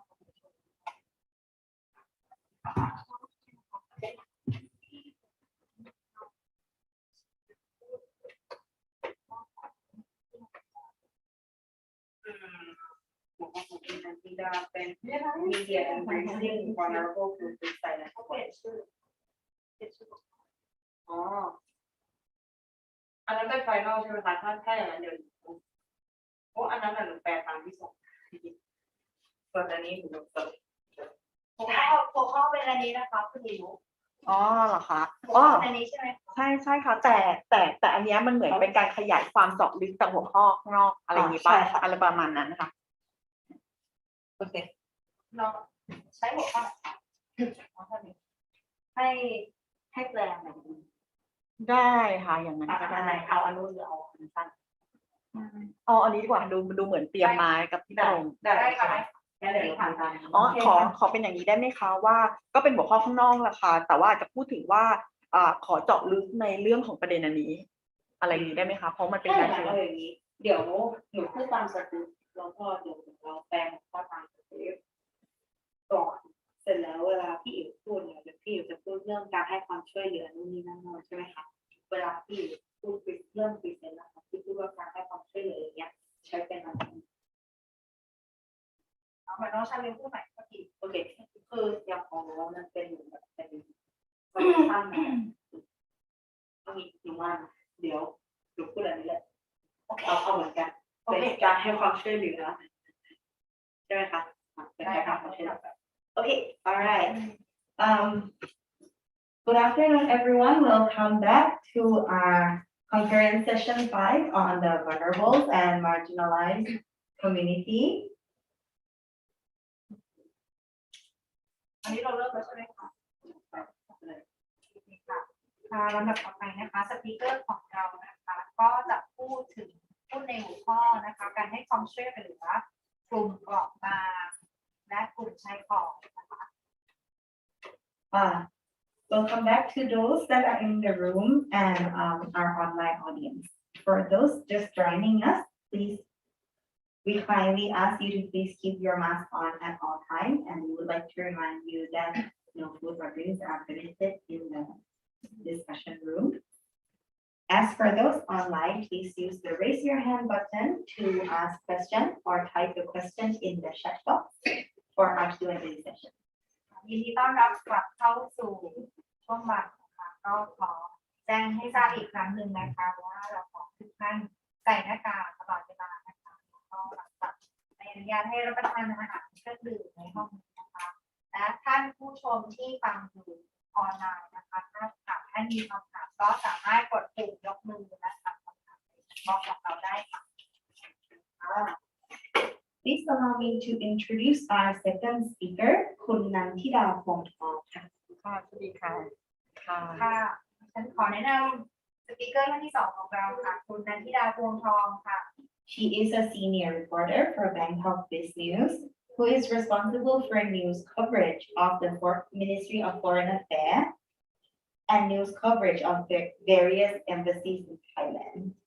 คุณนันทิดาพงษ์ทองนะคะเป็นผู้สื่อข่าวอาวุโสของหนังสือพิมพ์กรุงเทพธุรกิจค่ะเธอรับผิดชอบข่าวของกระทรวงการต่างประเทศและรายงานข่าวของสถานทูตต่างๆในประเทศไทย She has done in-depth research on international relationships and regional situations, as well as multi-ethnic community issues. คุณนันทิดานะคะทำวิจัยเชิงลึกเกี่ยวกับความสัมพันธ์ระหว่างประเทศและสถานการณ์ระดับภูมิภาคนะคะรวมถึงปัญหาชุมชนหลากหลายชาติพันธุ์ And today she will be sharing her experiences of the on-field reporting and marginalized community on her topic, assisting the vulnerable and marginalized people along the border of Thailand during COVID-19 pandemic. แล้ววันนี้คุณนันทิดาจะแบ่งปันประสบการณ์เกี่ยวกับการรายงานข่าวภาคสนามนะคะและชุมชนชายขอบในหัวข้อเรื่องการให้ความช่วยเหลือกลุ่มเปราะบางนะคะกลุ่มชายขอบตามแนวชายแดนประเทศไทยในช่วงระหว่างโควิด -19 ค่ะ Now please give a warm welcome to our speaker, คุณนันทิดาค่ะ ค่ะสวัสดีค่ะค่ะในการบรรยายวันนี้นะคะเราก็ด้วยความเป็นนักข่าวค่ะอาจจะเป็นการพูดด้วยคำง่ายๆค่ะและอาจจะมีเมาส์กอสซิปในพื้นที่นะคะซึ่งแน่นอนว่าจะเป็นเรื่องจริงนะคะที่เกิดขึ้นในพื้นที่ที่อาจจะคนทั่วไปอาจจะไม่ได้รับรู้ข้อมูลในเชิงลึกแบบนี้ค่ะ As a journalist, I will give a very straightforward talk, and I will give you a lot of insight that you have never heard before, and this is the insight that I got from working in the field. ค่ะซึ่งก่อนอื่นนะคะก็อาจจะอยากให้ผู้ฟังนะคะอาจจะต้องใช้จินตนาการตามหน่อยเพราะด้วยความที่ว่าในการบรรยายครั้งนี้นะคะจะเน้นในเรื่องของการให้ความช่วยเหลือกลุ่มผู้เปราะบางและคนได้โอกาสในพื้นที่แต่อาจจะมีการพาดพิงสถานการณ์จริงนิดหน่อยแต่ดิฉันจะไม่พูดบรรยายถึงเรื่องราวค่ะแต่อาจจะพูดเป็นคำสั้นๆที่อาจจะทำให้ทุกคนจินตนาการไปพร้อมๆกันอะไรอย่างนี้ค่ะ I'd like you to use your imagination when we are discussing about assisting the vulnerable and marginalized people. I might skip some term and I would leave out a detail and I would giving you some term and then to use your imagination of the real situation. นะคะในเมื่อตอนนี้นะคะเราก็ไม่อาจปฏิเสธได้ว่าคุณภาพชีวิตของประชาชนนะคะเป็นพื้นฐานสำคัญในการพัฒนาประเทศนะคะแล้วก็สร้างความมั่งคั่งร่วมกันในประเทศและก็ในระดับภูมิภาคค่ะ We can't deny that the quality of our people is the base of development of a country, prosperity, and our economy. โอเคค่ะในการแพร่ระบาดของโควิด -19 นะคะดิฉันจะไม่พูดมากเพราะว่าทุกคนล้วนแต่มีประสบการณ์ร่วมกันในเรื่องของการรับผลกระทบนะคะโดยเฉพาะในด้านของการใช้ชีวิตในทางเศรษฐกิจรวมไปถึงโอกาสของพวกเราทุกคนค่ะ We can't deny that all of us, all walks of life, we all received the impact of COVID-19 pandemic in many regards, in terms of lifestyle and economic and so on. โอเคค่ะแต่สิ่งหนึ่งนะคะก็จะมีคนไทยบางกลุ่มนะคะซึ่งดิฉันขอเมนชั่นค่ะในส่วนของคนไทยบางกลุ่มแล้วก็โดยเฉพาะกลุ่มเปราะบางนะคะรวมไปถึงกลุ่มคนชายขอบแรงงานต่างด้าวที่อยู่ตามแนวชายแดนของประเทศไทยค่ะหรือแรงงานเมียนมานะคะซึ่งตรงนี้นะคะก็จะเป็นการตั้งคำถามโจทย์ใหญ่มากในเรื่องของการเข้าถึงระบบสาธารณสุขและการศึกษาค่ะ Today I'd like to talk about this very specific group of the vulnerable and the marginalized and also the immigration and the people of Myanmar who are experiencing difficulty of receiving such as public health care. เพราะว่าถ้าหากอยู่ในสถานการณ์ปกตินะคะการเรียนการสอนนะคะที่เกิดขึ้นให้กับเด็กๆที่อยู่ตามแนวชายแดนนะคะไม่ว่าจะเป็นกลุ่มคนไทยเด็กคนไทยที่ด้อยโอกาสนะคะไม่ได้เข้าสู่ระบบการศึกษาอย่างเป็นทางการนะคะรวมไปถึงบุตรหลานนะคะของแรงงานต่างด้าวที่มาทำงานในประเทศไทยค่ะซึ่งถ้าในสถานการณ์ปกติเนี่ยทุกอย่างมันคงจะดำเนินไปแต่ว่าพอเกิดโควิดนะคะมันกลับกลายที่จะเป็นความท้าทายและอุปสรรคให้กับคนเหล่านี้ค่ะ I also like to focus regarding the education. These people of marginalized and vulnerability under normal circumstance, they do not have the normal access to education, and then under this time of difficulty during pandemic, it's even harder for their children to receive the proper education. ซึ่งในช่วงของก่อนหน้าการแพร่ระบาดไวรัสโคโรนาสายพันธุ์ใหม่เนี่ยค่ะมีเด็กชาวเมียนมาจำนวนไม่น้อยนะคะนับพันคนค่ะต้องพูดว่าหลายพันคนสิซึ่งเดินทางติดตามผู้ปกครองซึ่งเป็นแรงงานต่างด้าวนะคะเดินทางมายังประเทศไทยนะคะซึ่งบางคนก็มาใช้แรงงานอยู่เป็นถาวรค่ะตามกฎหมายของประเทศไทยขณะที่บางคนเป็นแรงงานต่างด้าวที่เดินทางไปเช้าเย็นกลับซึ่งเด็กๆพวกนั้นก็มีโอกาสนะคะที่จะได้เรียนหนังสือนั่นหมายถึงว่าถ้าวันไหนได้ข้ามมาฝั่งประเทศไทยพวกเขาจะได้เรียนหนังสือค่ะและเขาก็กลับบ้านเขาไปนอนค่ะ Before the pandemic, there's many thousands of Myanmar children who follow the immigrant labor parents to come to Thailand, and under the title, they are the commuters, which are the immigrant labor who are crossing the border on a daily basis to do the work. And the children of this commuter, they have the access to education when they cross the border with the parents to go to school on a daily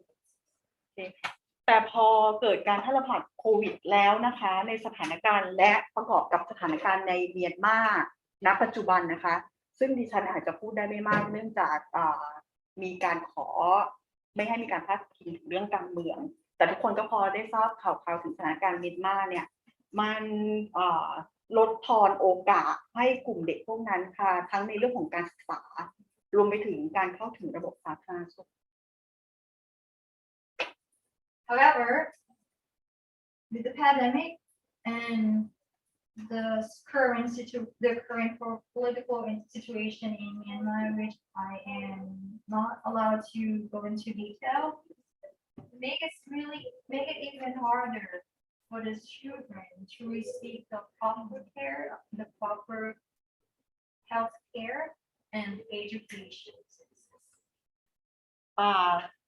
ซึ่งตอนนี้นะคะมันกลายเป็นโจทย์ใหญ่ค่ะว่าพวกเรานะคะโดยเฉพาะสื่อมวลชนนะคะจะมีบทบาทอย่างไรเพื่อให้ช่วยเหลือกลุ่มคนเหล่านั้นนะคะได้รับสิทธิขั้นพื้นฐานอย่างที่พวกเราคนทั่วไปค่ะได้รับค่ะ The question is, what is the role of the media to help the people of vulnerable and marginalized to receive this basic care that we are entitled to? โชคดีนะคะที่ก็มีหลายองค์กรในประเทศไทยแล้วก็มีองค์กรระหว่างประเทศนะคะได้มีการทำงานร่วมกันแล้วก็มีการให้ความช่วยเหลือกลุ่มคนเหล่านั้นนะคะถือได้ว่าเป็นการเติมเต็มฝันละกันค่ะหนึ่งในองค์กรที่ดิฉันอยากพูดถึงคือมูลนิธิการศึกษาเพื่อการพัฒนานะคะหรือ FED ค่ะก็ได้พูดถึงในสะท้อนถึงข้อดีข้อเสียในช่วงการระบาดโควิด -19 ค่ะ Fortunately, there are local organizations in Thailand and international organizations that could fulfill this gap. And one of the organizations that I would like to mention is the FDA, which is the foundation of the education and the development that came in the picture and fulfilled this gap. ค่ะซึ่งโอเคภาพที่เห็นนะคะในสไลด์เนี่ยในเรื่องของการสอนในห้องเรียนเนี่ยค่ะบอกได้เลยนะคะว่าในช่วงโควิดเนี่ยห้องเรียนพวกนี้จะล้างคนไม่มีทั้งเด็กและไม่มีทั้งครูพวกเขาก็อยู่ภายใต้มาตรการล็อกดาวน์อย่างที่พวกเราเจอนะคะเพียงแต่ว่าคนในเด็กในเมืองก็อาจจะมีโอกาสได้เรียนออนไลน์แต่เด็กพวกนี้นี่คือจะเหมือนเป็นสิ่งที่ต้องบังคับให้เขาต้องเรียนหนังสือเปิดตำราเรียนรู้ด้วยตัวเองค่ะอยู่ที่บ้าน The children in most cities receive the education via virtual classroom. However, the children of the vulnerable and the marginal people do not have the same opportunity. Of course, the in-person classroom also does not happen. The situation is forcing these children to be able to educate and learn, study by themselves. ซึ่งก็อย่าได้ถามนะคะซึ่งก็อย่าได้ถามเด็กพวกนั้นนะคะว่าการเรียนออนไลน์คืออะไรแน่นอนค่ะว่าอุปกรณ์การเรียนของเขาไม่มีเครื่องอิเล็กทรอนิกส์อย่างที่คนในเมืองได้ใช้ค่ะ The children of the vulnerable people and marginalized people do not have the same access. They don't have the same opportunity, and they don't even know what the virtual classrooms are like. สิ่งหนึ่งที่พวกเขาต้องการอย่างน้อยที่สุดนะคะก็คือการได้กลับไปอยู่ในระบบห้องเรียนบ้างและก็สิ่งที่เขาต้องการอาจจะไม่ได้ต้องการการเรียน คณิตศาสตร์หรือการเรียนสังคมอย่างที่เป็นวิชาภาคบังคับทั่วๆไปแต่ว่าพื้นฐานที่เขาต้องการคือการเรียนภาษาไทยภาษาเมียนมาและภาษาอังกฤษที่จะช่วยติดอาวุธทางปัญญาให้กับพวกเขาค่ะเพราะพวกเขามองว่ามันจะช่วยในเรื่องของการสร้างอาชีพหลังโควิด -19 ค่ะ One thing that the children would really like is to go back to the classroom, and they say that it doesn't have to be mathematics or social study. Their basic needs to study languages such as Thai, Myanmar, or English, and this would be the pathway for them to continue their career in the future. ถ้าพูดถึงโอกาสการเข้าถึงด้านสาธารณสุขนะคะในช่วงที่ผ่านมาการเข้าถึงการรักษาพยาบาลเนี่ยก็ถือว่าเป็นปัญหาสำคัญของแรงงานข้ามชาติอยู่แล้วนะคะคือยิ่งไม่ต้องพูดถึงในช่วงโควิดนะคะยิ่งเป็นแรงงานข้ามชาติที่อยู่ในประเทศไทยเนี่ยการเข้าถึงการรักษาระบบด้านสาธารณสุขอาจจะเป็นศูนย์หรือติดลบค่ะ This has always a big problem for the immigration labor to have the access to the public health services, and after the pandemic, it's become impossible. ซึ่งนะคะมันก็เป็นเรื่องที่น่าคิดนะคะว่าหน่วยงานที่ดูแลรับผิดชอบหรือว่ากลุ่มความร่วมมือระหว่างประเทศนะคะพอที่จะเข้าไปช่วยเหลือหรือยื่นมือให้กับคนเหล่านี้นะคะได้เข้าถึงระบบการรักษาในช่วงโควิดได้อย่างไรนะคะ We come to think about how this organization, this local and international organization, come into picture to assist these people to have the access to the public health services. ขอย้อนไปให้เห็นภาพอีกนิดนึงนะคะคือหลังการแพร่ระบาดโควิด -19 นะคะประมาณ1 ปีนะคะแน่นอนว่าเรารู้ว่าเกิดอะไรขึ้นนะคะภายในประเทศเมียนมานั่นทำให้หลายคนอาจจะมองว่าเราไม่ควรที่จะมีปฏิสัมพันธ์กับคนเมียนมาแม้ว่าประเทศไทยเราเป็นประเทศเพื่อนบ้านแต่ในความเป็นจริงแล้วนะคะประเทศไทยมองว่านะคะว่าเราเป็นประเทศเพื่อนบ้านที่ไม่สามารถหนีย้ายตายจากกันไปที่ไหนอะไรอย่างเงี้ยค่ะ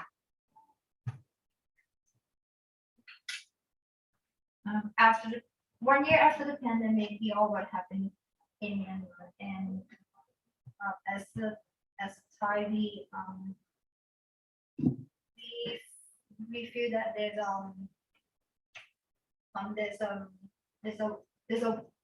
a need to disassociate with Myanmar regarding the political standpoint, but at Thailand, with the neighboring border to Myanmar, Thailand cannot escape it. ดังนั้นนะคะในช่วงการแพร่ระบาดโควิดและยังเกิดสถานการณ์ความวุ่นวายภายในเมียนมาค่ะเข้ามาตอกย้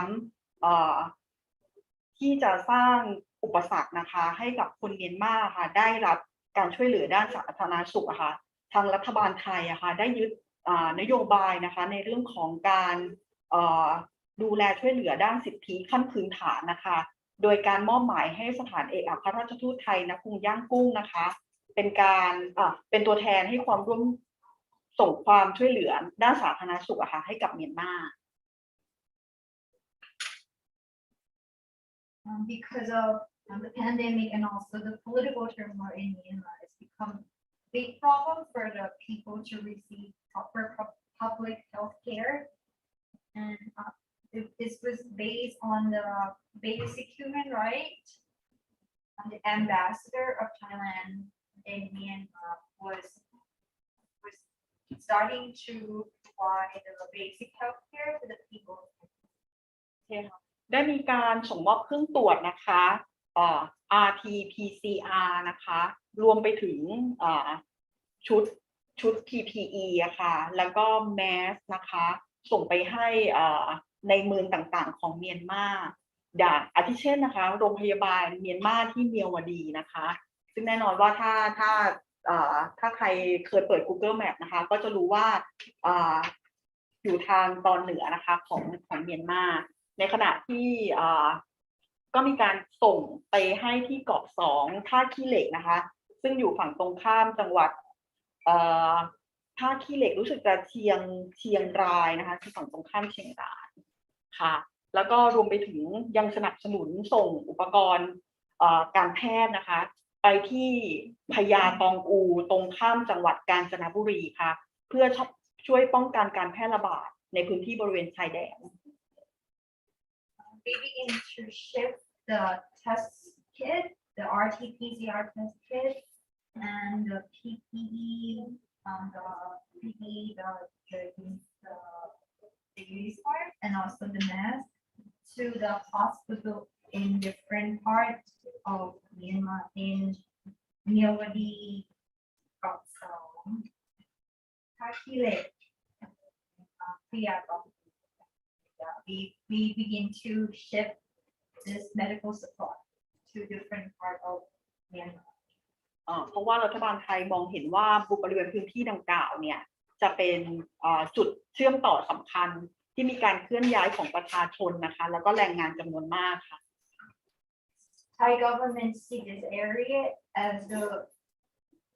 the border, and then there will be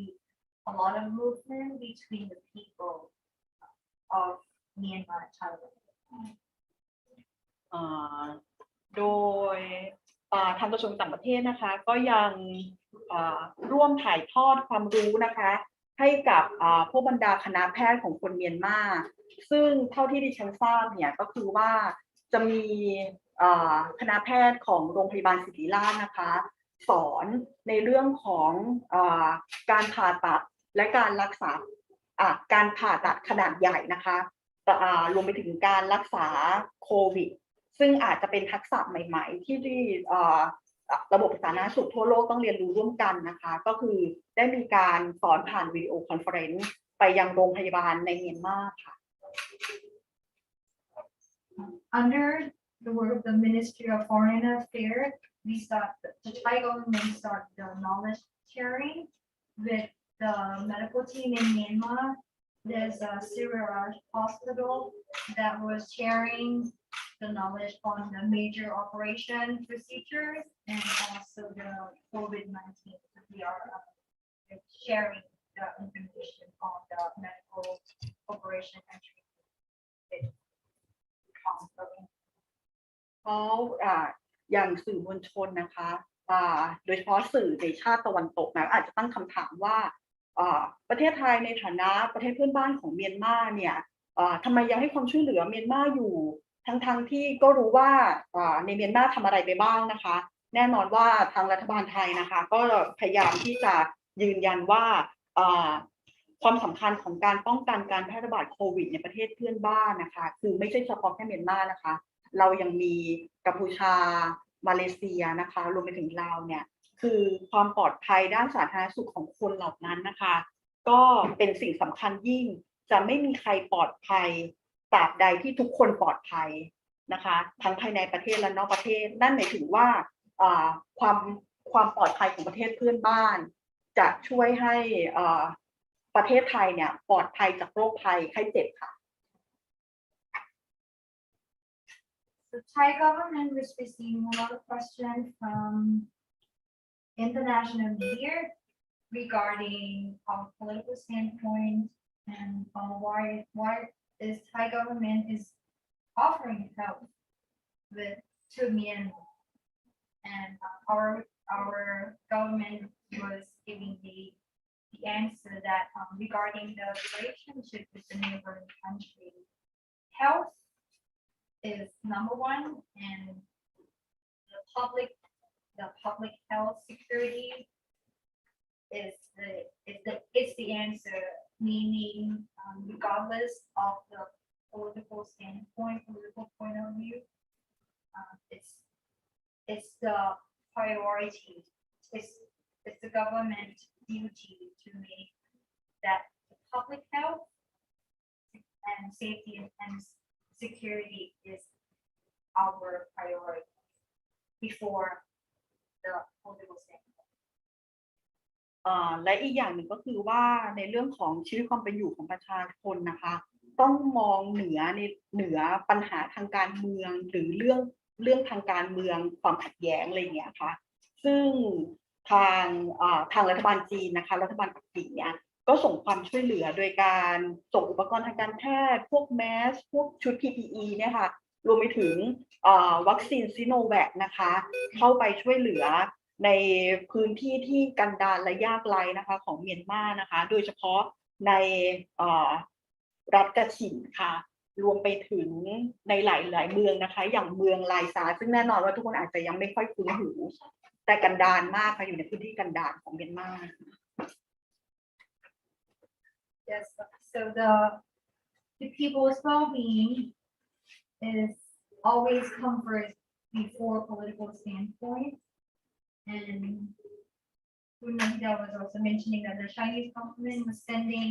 medical supplies, masks, the PPE suit, and the vaccine to various hospitals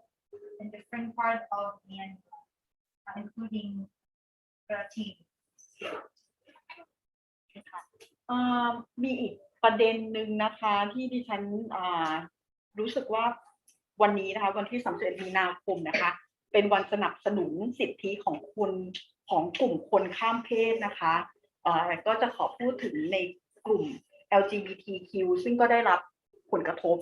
ในช่วงโควิด -19 เหมือนกัน I like to today is the day that it's a day of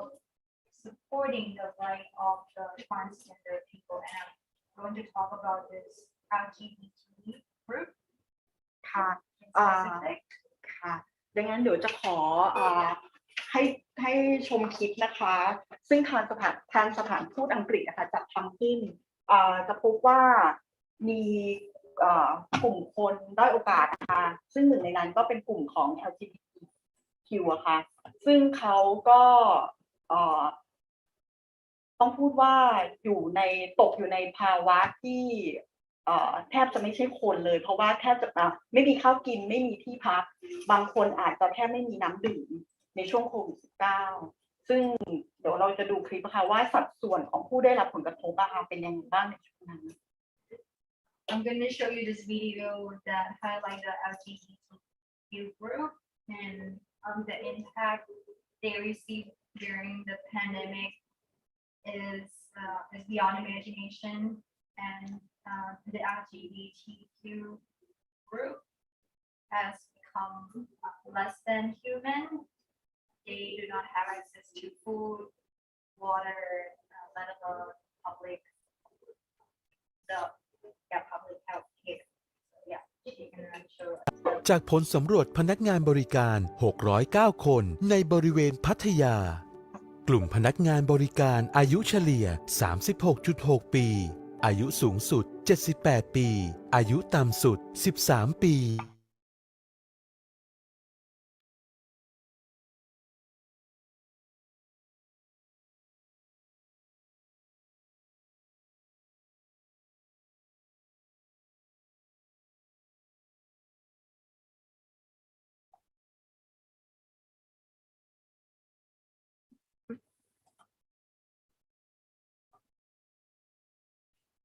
ขอโทษค่ะ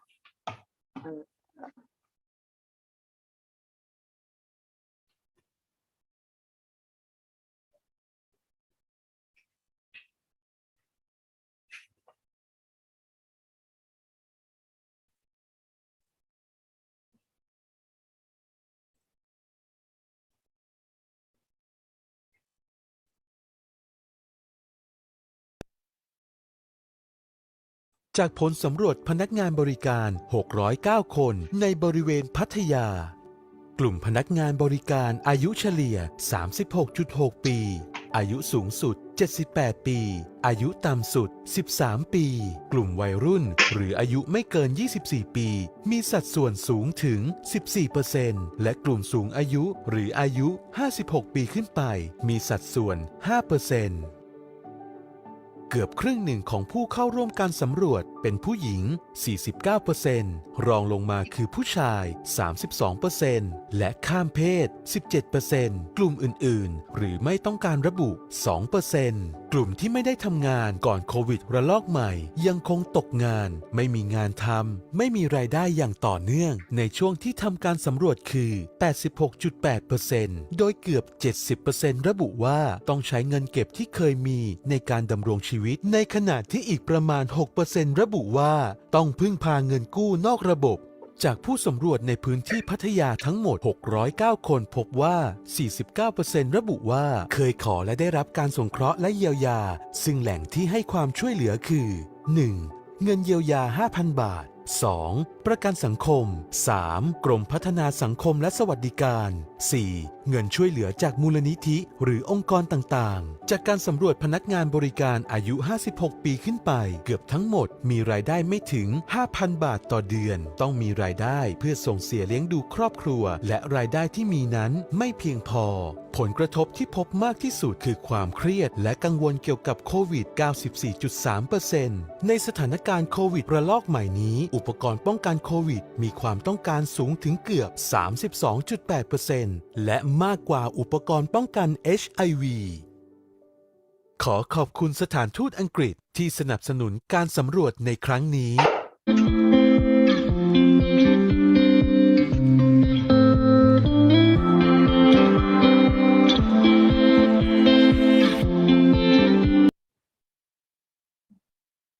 The study there are 609 sex workers in Korea from the age of 13 to 56 years old, and 49% are female, 32% are male, and 17% are the transsexual. During the pandemic, 86% have no work at all, and the rest they have to use their own savings to survive.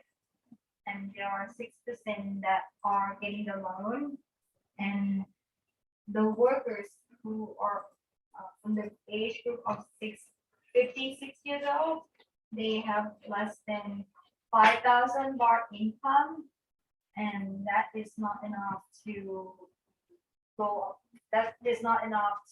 daily livelihoods, and this put them in job and they have been in high stress during the pandemic. และจากการได้พูดคุยนะคะกับตัวแทนมูลนิธิเพื่อนพนักงานบริการนะคะหรือสวิงค่ะก็พบว่าในช่วงโควิด -19 นะคะมีผู้ที่ทำงานในสถานบริการบันเทิงในพัทยานะคะรวมไปถึงสาวประเภท2เนี่ยแล้วก็คนข้ามเพศนะคะได้รับผลกระทบจากมาตรการรัฐโดยเฉพาะในเรื่องของมาตรการล็อกดาวน์ค่ะที่ต้องปิดสถานบันเทิงชั่วคราวค่ะคุณนันดา has a conversation with this group called Swing, which is the group that helping the sexual worker in Thailand, and it showed that this sex worker and the transgender in Pattaya they are in need of money and resources, and they do not have any work at the moment. ซึ่งก็ต้องแบ่งเป็น2ส่วนนะคะก็คือว่าพวกเขาบอกว่านะคะว่าคือก่อนที่จะเกิดโควิดเนี่ยพวกเขาก็มีอาชีพปกติใช่ไหมคะซึ่งตรงนั้นเนี่ยก็ในเรื่องของการต้องตรวจเชื้อ HIV ที่เคยทำงานไปก่อนหน้านั้นก็เป็นความยากลำบากแล้วแต่พอมีโควิดปุ๊บสถานที่สำหรับตรวจ HIV ค่ะก็ไม่รู้จะไปตรวจที่ไหนเพราะว่าคลินิกส่วนใหญ่ก็ปิดค่ะและหลังจากนั้นเนี่ยก็คือพอสถานบริการปิดที่สำหรับทำมาหากินก็ไม่มีเช่นกัน พวกเขาไม่มีข้าวแม้แต่ข้าวกินนะคะรวมไปถึงอาจจะพอไม่มีรายได้ก็ทำให้ไม่มีที่พักอะไรอย่างเงี้ยค่ะ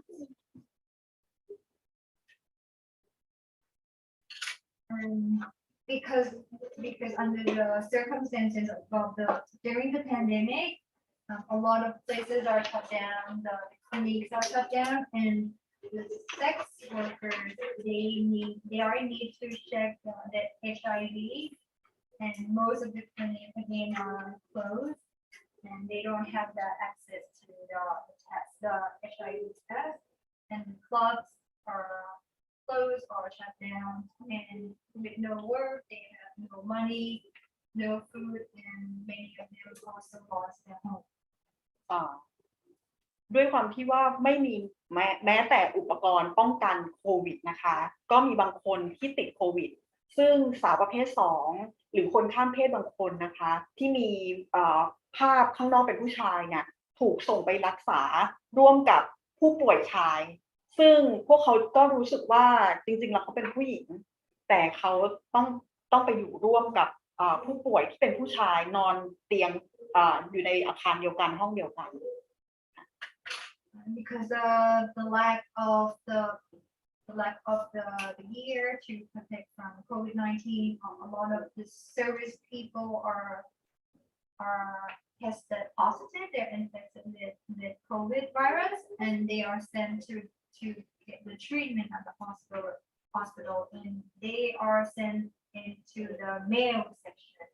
and there's no transgender ward for them to get the treatment. ดังนั้นนะคะก็จากที่ได้ติดตามข่าวนะคะก็จะทราบว่าประเทศชาติตะวันตกสถานทูตของประเทศชาติตะวันตกอย่างอังกฤษนะคะหรือสหรัฐรวมไปถึงออสเตรเลียแล้วก็พันธมิตรอย่างญี่ปุ่นนะคะเขาก็ร่วมมือกันค่ะท่านทูตก็ลงพื้นที่นะคะไปยังพัทยาเนี่ยเพื่อมอบความช่วยเหลือค่ะยกตัวอย่างนะคะก็คือทูตออสเตรเลียค่ะก็นำถุงยางชีพนะคะไปให้กลุ่มคนเหล่านี้ค่ะ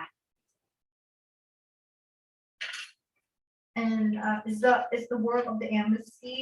from the country like the UK, the US, and Japan, and even the ambassador of the embassy of Japan, he also go to Pattaya and give out the surviving kit to these people. ขณะที่สถานทูตญี่ปุ่นนะคะก็นำงบประมาณนะคะของกลุ่มความร่วมมือภายใต้ความร่วมมือใจกล้าเนี่ยนะคะมอบรถทรัคนะคะสำหรับที่จะ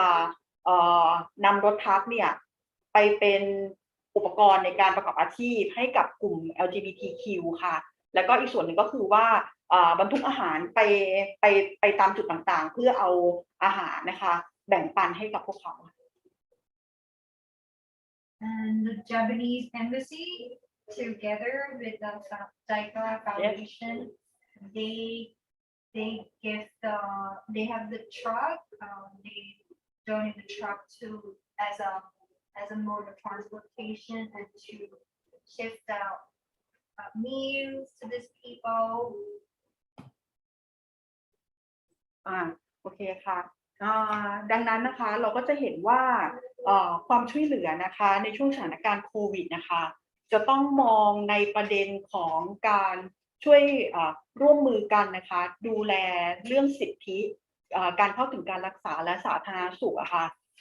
ซึ่งสิ่งเหล่านี้ค่ะจะมีความสำคัญเหนือสิ่งอื่นใดที่ไม่ใช่การเมืองหรือประโยชน์ทางเศรษฐกิจ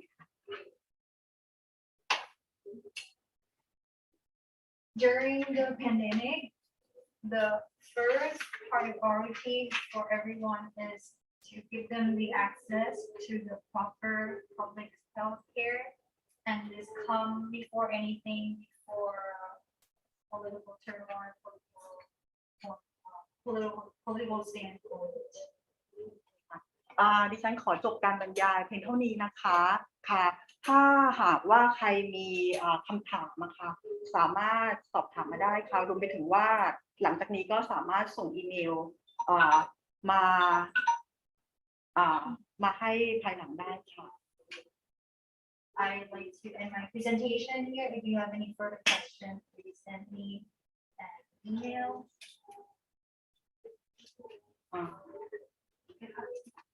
โอเคค่ะ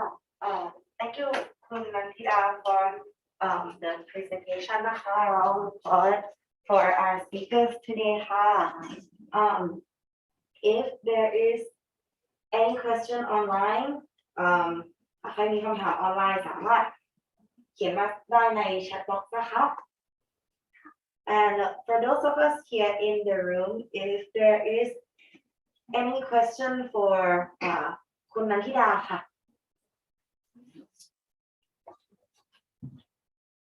So sorry, if you don't mind. I would love to hear your thoughts.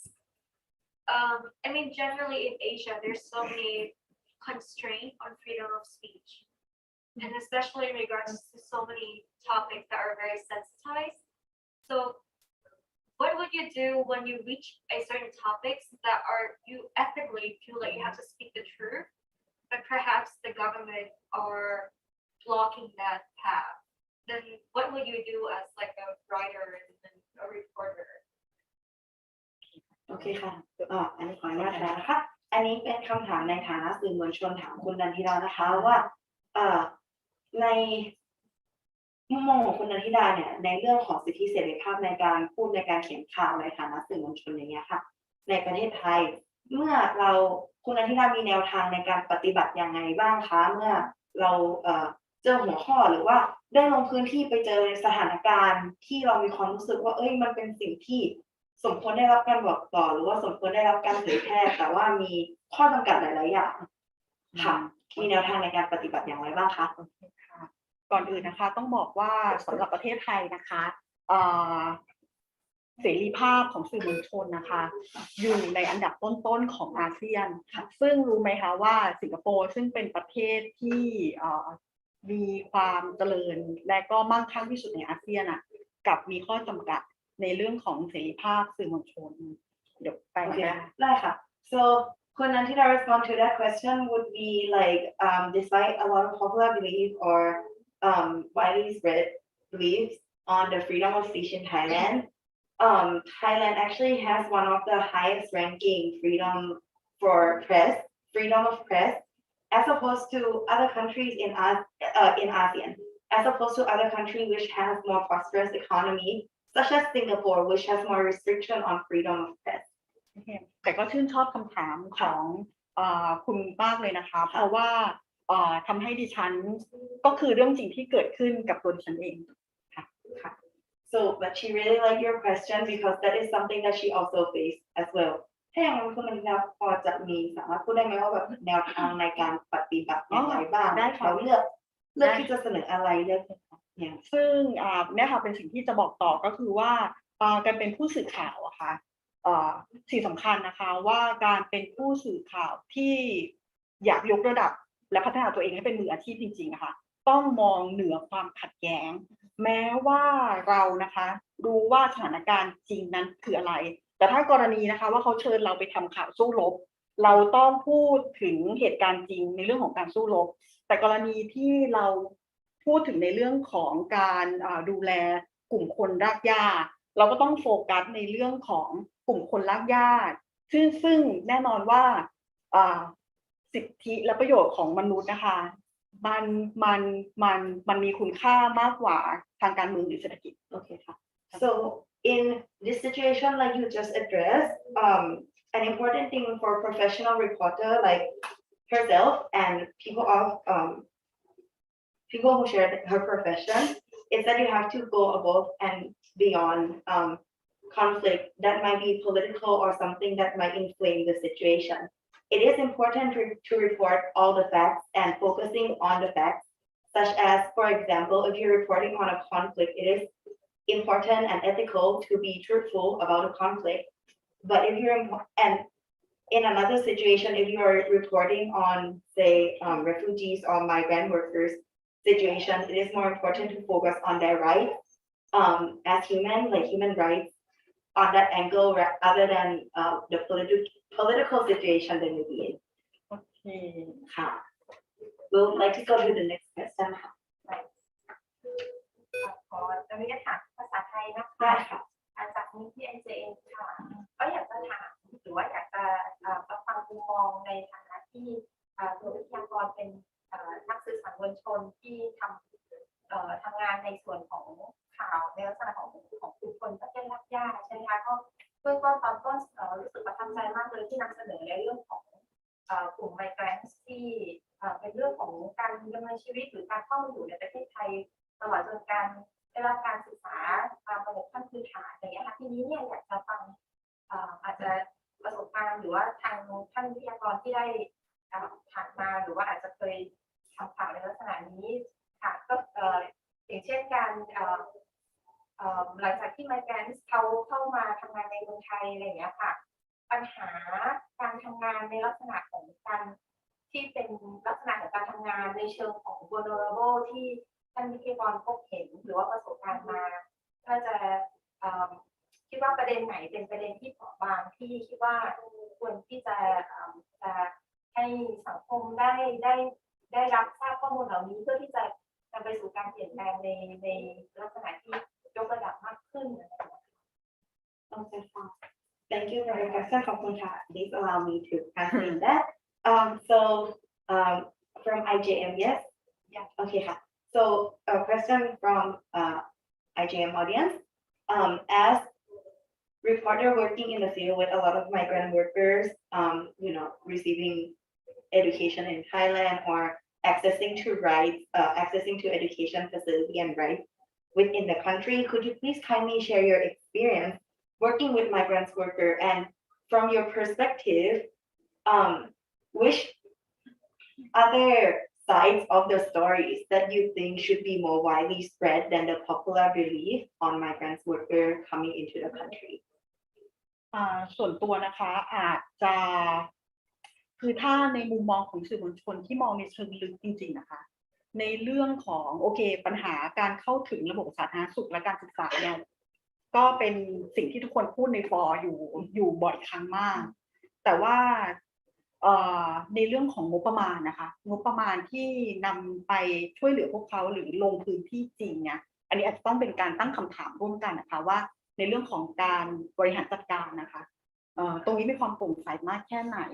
แล้วก็มีการทำงานอย่างมีขั้นตอนเพื่อให้ความช่วยเหลือเหล่านี้ค่ะส่งไปถึงกลุ่มคนเหล่านี้ได้จริงและก็ทันความต้องการค่ะ Okay,ค่ะ. So to answer that question, things like access to public health and education is something that we often discuss when it comes to migrant workers. However, another side of the story that we have to also raise question or awareness maybe is on the topic of budgeting and the budget that is allocated to take care of people who come into the country or within the migrant community on to some degree transparency and to other degrees the efficiency. Is it getting to the right people to the group and addressing their problems? ซึ่งเราอาจจะขอเพิ่มเติมนิดนึงนะคะในเรื่องของการตรวจมีกระบวนการตรวจสอบกลับมานะคะอันนี้ก็สำคัญเพราะว่าหลายคนนะคะต้องการที่จะเอาความช่วยเหลือและเงินเนี่ยให้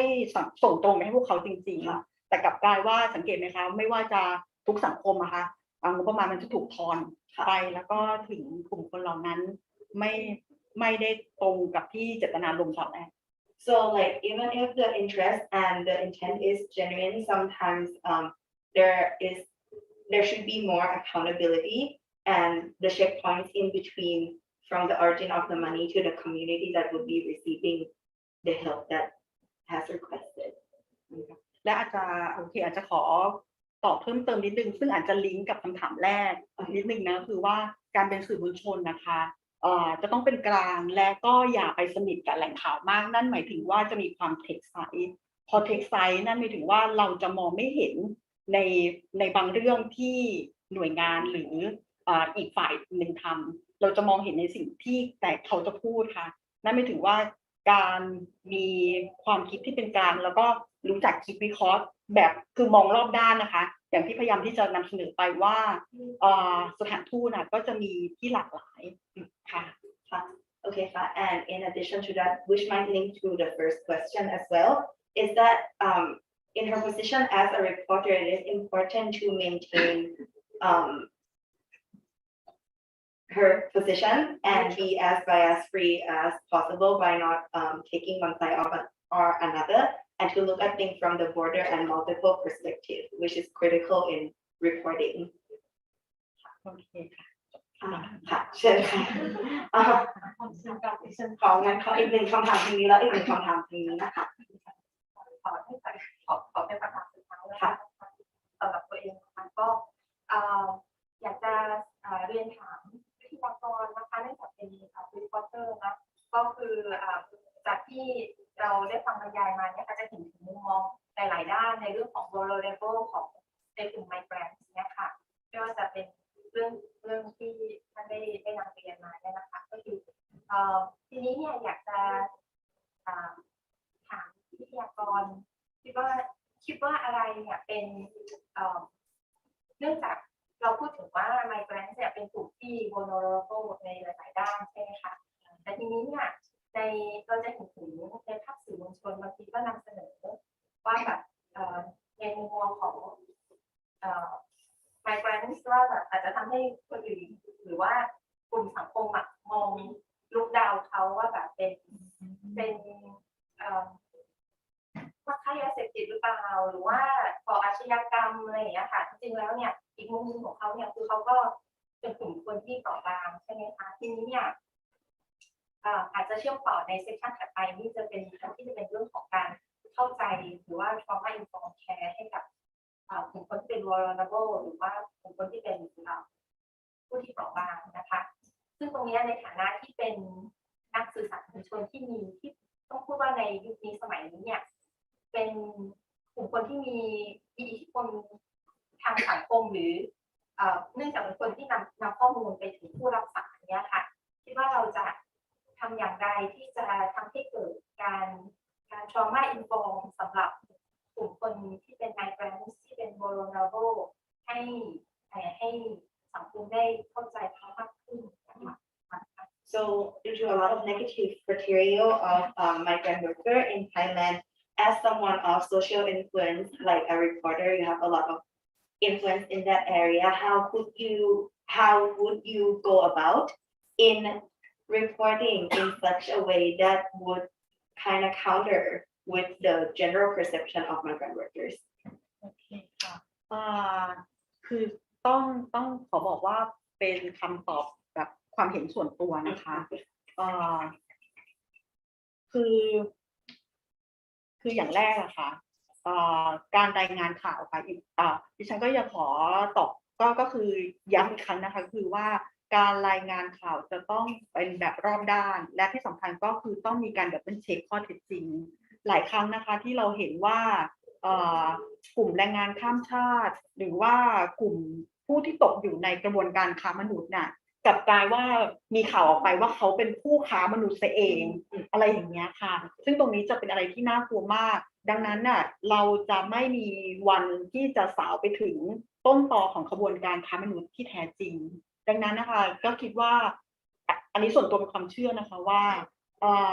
ในภาครัฐเนี่ยหรือว่าหน่วยงานที่ติดตามตรวจสอบพวกนี้เขามีข้อเท็จจริงอยู่แล้วเพียงแต่ว่าต้องระมัดระวังในเรื่องของการบิดเบือนระหว่างทางเนี่ยค่ะกว่าจะมาถึงเราสิ่งสำคัญคือต้องดับเบิลเช็คโอเคได้ค่ะ So as a reporter, it is important to remain fair, reporting from all perspectives and be super factual. So double checking all the facts, such as in a situation of human trafficking, especially, there are often reports that migrant workers are part of the human trafficking, like the traffickers, when in fact a lot of them are victims of TIP, and that doesn't get reported. So that contributes to the negative portrayal of migrant workers. So in addressing such situation, the organizations that work within this arena have all the facts, but what they have to be more careful is in the way in which they report those facts and those information. So we would never be able to truly counter it unless the involving organization or people who have those kind of information report them more accurately. ค่ะขอบคุณสำหรับคำถามค่ะตอนนี้ไปที่คำถามสุดท้ายของเซสชั่นค่ะ ค่ะจริงๆก็จะคล้ายๆกับทางเจเองนะคะแต่ว่าอยากจะลงรายละเอียดในกลุ่มที่เป็นของ informal sector แล้วก็ของกลุ่มที่เป็น LGBTQI นะคะโดยเฉพาะในกลุ่มที่เป็นกลุ่มแรงงานข้ามชาติที่อยู่ในตัว informal sector นะคะในฐานะที่คุณนันทิดาก็เป็นนักข่าวที่อยู่ในสายนะคะอยากจะขอทราบมุมมองว่าจากที่ลงไปในพื้นที่อะค่ะความเป็นคนต่างด้าวที่อยู่ในเซกเตอร์ของ informal sector เนี่ยเขามีความลำบากอย่างไรบ้างแล้วมันมีปัจจัยอะไรที่ทำให้เขาเนี่ยไม่สามารถเข้าถึงความช่วยเหลือจากหน่วยงานต่างๆได้ โอเคค่ะ so ขอบคุณค่ะ and the last question will be addressing the informal sector and also LGBTQIA migrant workers. What would you say would be the challenges and factors contributing to their inability to access help and support? โอเคค่ะต้องขอบอกเลยนะคะว่าคือเมื่อ10 ปีที่แล้วนะคะต้องพูดว่า20 ปีที่แล้วนะคะและมาสู่10 ปีที่แล้วรวมไปถึงปัจจุบันก็คือได้ลงพื้นที่นะคะขอยกตัวอย่างจังหวัดระนองนะคะซึ่งเป็นชายแดนที่ติดจังหวัดเมียนมาติดชายแดนติดเมียนมานะคะซึ่งจังหวัดระนองเนี่ยสภาพความเป็นอยู่ของแรงงานนะคะอิ๋วขออนุญาตพูดรวมแล้วกันนะคะก็คือว่าแรงงานที่อยู่ในระบบกับแรงงานที่ไปเขาเย็นกลับนะคะก็คืออย่าไม่เป็นทางการละกันสภาพความชีวิตเขาเป็นอยู่เหมือนเดิมไหมคะอิ๋วสังเกตคือมีโอกาสได้ลงพื้นที่นะคะในเรื่องของที่พักอาศัยอะค่ะดูเหมือนว่าสถานที่เรียนหนังสือของเด็กๆอะค่ะอาจจะเป็นสถานที่ในการพบปะกันของกลุ่มคนแรงงานนะคะอาจจะดีกว่าที่นอนที่อยู่ที่บ้านด้วยซ้ำซึ่งตรงนี้นะคะเราจะพยายามไม่พูดถึงระบบสาธารณสุขหรือว่าการรักษาพยาบาลที่จะให้เขาอะค่ะเพราะดูเหมือนว่าสภาพมันจะคล้ายกัน20-10และปัจจุบันมันจะมีความคล้ายกันมันจะไม่ได้มีการเปลี่ยนแปลงแบบก้าวกระโดดแบบหน้ามือเป็นหลังมืออะไรอย่างเงี้ยค่ะ Okay, so from her experience from the last 20 years, 10 years, and even now that she has been working in the field, it seems that the quality of life of the migrant worker, both formal and informal, in the areas Ranong, which is the border between Thailand and Myanmar, has not changed much, and has not changed much at all. โอเคค่ะถ้าอย่างนั้นอาจต้องอิ๋วอาจจะขอโยนคำถามกลับไปให้กับทุกคนนะคะว่าถึงเวลาเราหรือยังคะที่เหมือนกับว่าเราก็จะต้องร่วมมือกันอย่างน้อยเพิ่มการเปลี่ยนแปลงแล้วกันค่ะเพิ่มการเปลี่ยนแปลงให้กับชีวิตพวกเขาเหล่านั้นอะไรอย่างเงี้ยค่ะ Okay, so this is a question for all of you in the audience, both online and in person. Is it now the time to do something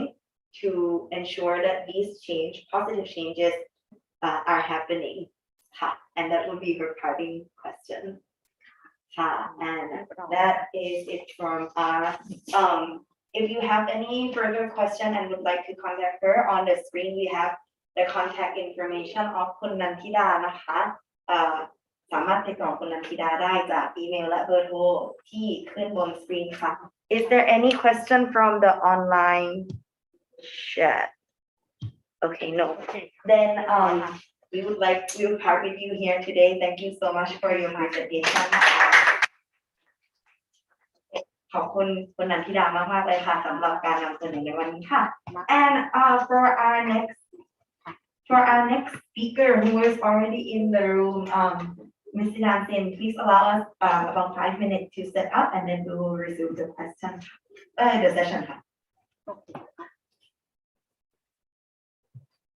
มีพักข้างช่วงนี้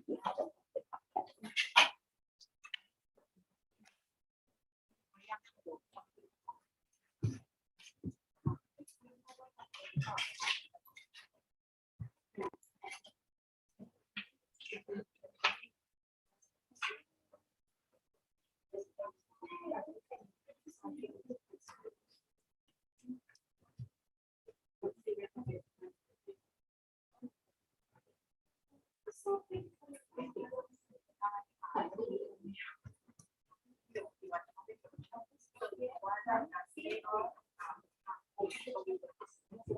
มูลไปดีมากเขาน่าจะเป็นแหล่งข้อมูลที่ดีกับคนจบเขาเป็นอาจารย์ได้ความแค่คุยกันไปที่เขาเป็นการจะแปลเป็นอะไรที่สำคัญกับหนึ่งที่เขาเป็นการคุยคือว่าเราไล่ไปนะคะ But this one is already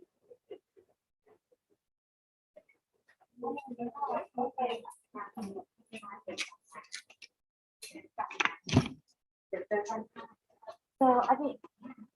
so.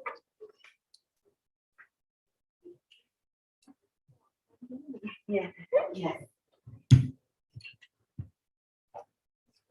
2 seconds to pull that up.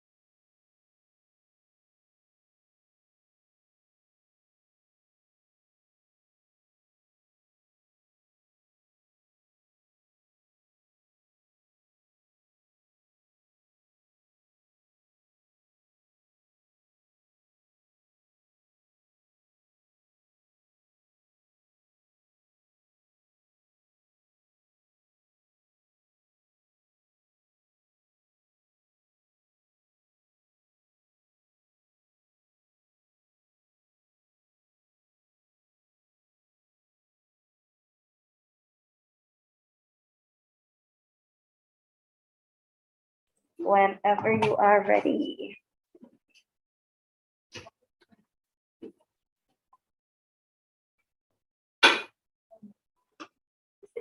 May I request for you to speak a little bit more to this way?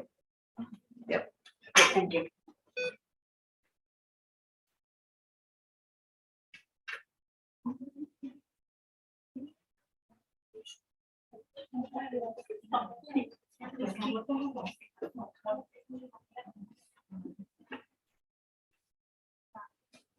Do you have any program after this? Do you have any program after the section? Hello and welcome back to the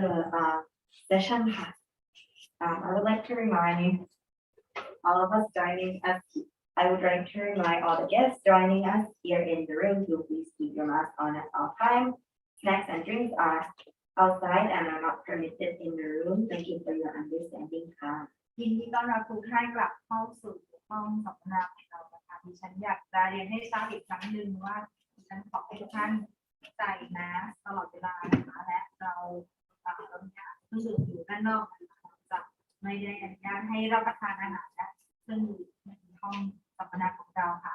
For those joining us online, please type your question for the Q&A session in the chat box or use the raise hand button to ask questions ค่ะ และสำหรับท่านที่มาร่วมฟังออนไลน์นะคะถ้าหากท่านมีคำถามท่านสามารถ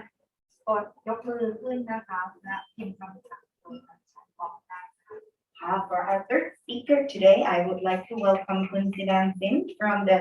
International Justice Mission. She serves as Survivor Service Specialist for the Forced Labor Slavery Program in the Asia Pacific region. และวิทยากรท่านที่3ของเราวันนี้นะคะดิฉันขอต้อนรับคุณศิดาสิงห์นะคะซึ่งเธอเป็นผู้เชี่ยวชาญด้านบริการผู้ถูกกระทำนะคะจาก INJ. She leads and facilitates the development of short and long-term SLS survivor care program by providing technical support and strengthening expertise amongst the staff. เธอเป็นผู้ดูแลนะคะโปรแกรมผู้รอดชีวิตนะคะในระยะสั้นและระยะยาวนะคะรวมถึงผู้ที่ได้รับบาดเจ็บนะคะผู้ที่ได้ผู้รอดชีวิตจากการฟื้นฟู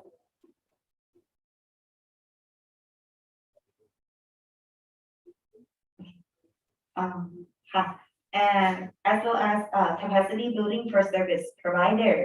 and public justice system stakeholders that result in the trauma-informed system and empowerment for survivor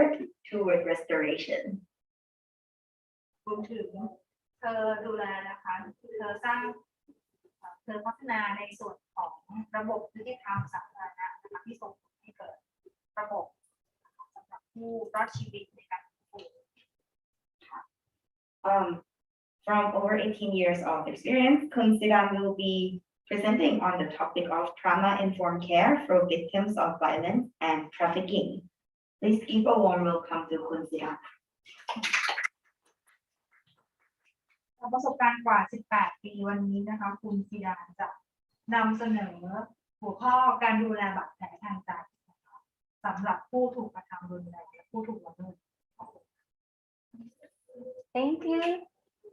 I would like to warm welcome and greeting to ladies and gentlemen and the honorable representative from APCSW and all the participants online. And so as Samir has introduced myself, so you know that I'm working for ICHM over 16 years and we working closely with human trafficking survivors from sex trafficking, forced labor, and many other areas in Southeast Asia. วันนี้ก็คุณศิดาจะนำเสนอนะคะการดูแลนะคะผู้ถูกกระทำรุนแรงและผู้ถูกละเมิดนะคะวันนี้ก็ยินดีต้อนรับทุกท่านทั้งผู้ที่อยู่ในห้องนี้และผู้ชมทางบ้านทุกท่านค่ะ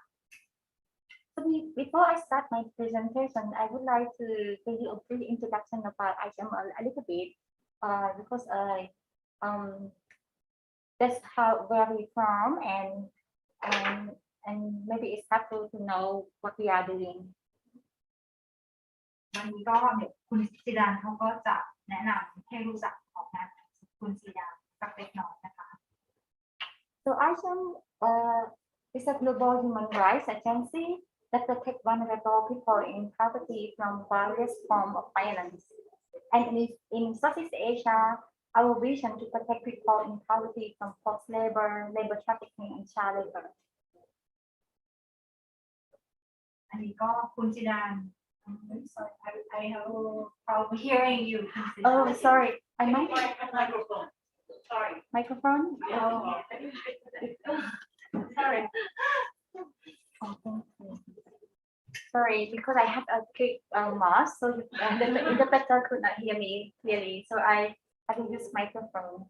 So ICAN is a global human rights agency that protects people, vulnerable people in poverty from various forms of violence. วันนี้ก็คุณจิดานะคะก็จะพูดถึงนะคะผู้ที่ถูกกระทำนะคะก็คือเราเป็นกลุ่มที่มาจากความยากจน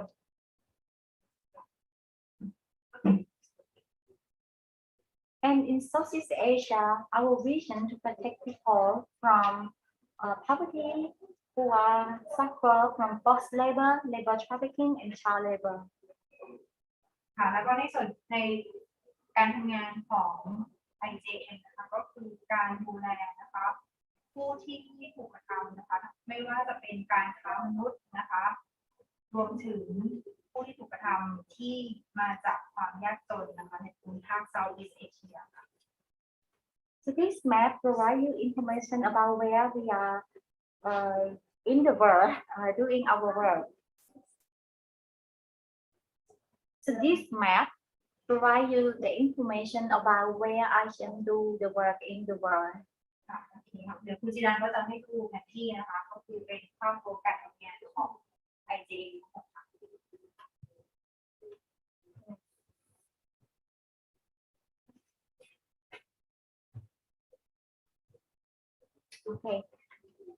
Okay, so we have we are a team of a global team of lawyers, social workers, and community activists, and other professional in 34 offices, and we work across 23 countries in the world to protect people from violence. อันนี้ก็จะเป็นทีมงานของเรานะคะก็จะมีทั้งเจ้าหน้าที่นะคะที่ทำงานภาคสนามมีทนายนะคะที่ทำงานอยู่ทั่วโลกนะคะในออฟฟิศต่างๆในทั้งทั่วโลก So within ASEAN global vision of ensuring that protection for the poor is possible, one of our goals is to ensure that a survivor is equipped to live safely and sustainably at the time of exit from our program or from our partners program. เป็นหน้าที่ขององค์กรของคุณจิดานะคะก็คือว่าเราให้มั่นใจว่าเหยื่อนะคะหรือว่าผู้ที่ถูกกระทำนะคะเขาจะได้รับการดูแลนะคะและเขาสามารถกลับไปในสังคมได้ And we have identified that trauma-informed care is a core element of our work cut across all ASEAN programs and within our interaction with survivor and in the public justice system and social services. เพราะฉะนั้นคุณจินันบอกว่าจากการทำงานนะคะก็คือค้นพบว่าการเยียวยาบาดแผลทางใจเนี่ยเป็นกระบวนการที่สำคัญในการกับผู้ที่ถูกกระทำ So what have you heard about trauma-informed care? What do you understand about trauma-informed care? So the people who participate online, you can put your thought about like what you define trauma-informed care on the chat box. ไม่ทราบว่าเคยได้ยินเกี่ยวกับ trauma informed care หรือว่าการดูแลเยียวยาบาดแผลและทางใจหรือไม่คะ So anyone from the participant in the room want to say something like what have you heard about trauma-informed care?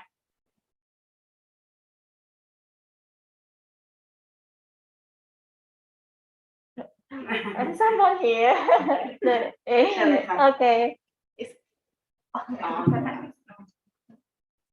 Just one sentence. ขออธิบายเป็นภาษาไทยนะคะก็คิดว่าในส่วนของ trauma informed care ก็คือในเรื่องของการที่คนเนี่ยมีประสบการณ์ที่เป็นประสบการณ์เลวร้ายในอดีตนะคะแล้วก็ไม่มีที่เพราะว่าผ่านประสบการณ์เลวร้ายในอดีตแล้วทำให้สมองเราเนี่ย ฟังก์ชันในการทำงานเพื่อที่จะปกป้องตัวเอง โดยการที่ลำดับอาจจะส่งผลต่อการลำดับเหตุการณ์หรือกลไกปกป้องตนเองต่างๆสารเคมีต่างๆหลั่งออกมาในร่างกายเพื่อที่จะทำให้ร่างกายเนี้ยค่ะเจ้าของร่างกายเนี้ยมีชีวิตรอดโดยการที่มีพฤติกรรมต่างๆที่แสดงออกมาที่แตกต่างกันไปนะคะดังนั้นเนี่ยผู้ที่ทำอยู่รอบข้างหรือทำงานกับผู้ที่มีภาวะบอบช้ำทางจิตใจเนี่ยค่ะหรือว่าบาดแผลทางใจเนี่ยจะเป็นที่จะต้องมีความเข้าใจถึงพฤติกรรมอาการที่แสดงออกมาเนี่ยค่ะก็เพื่อที่จะได้ response ได้ถูกต้อง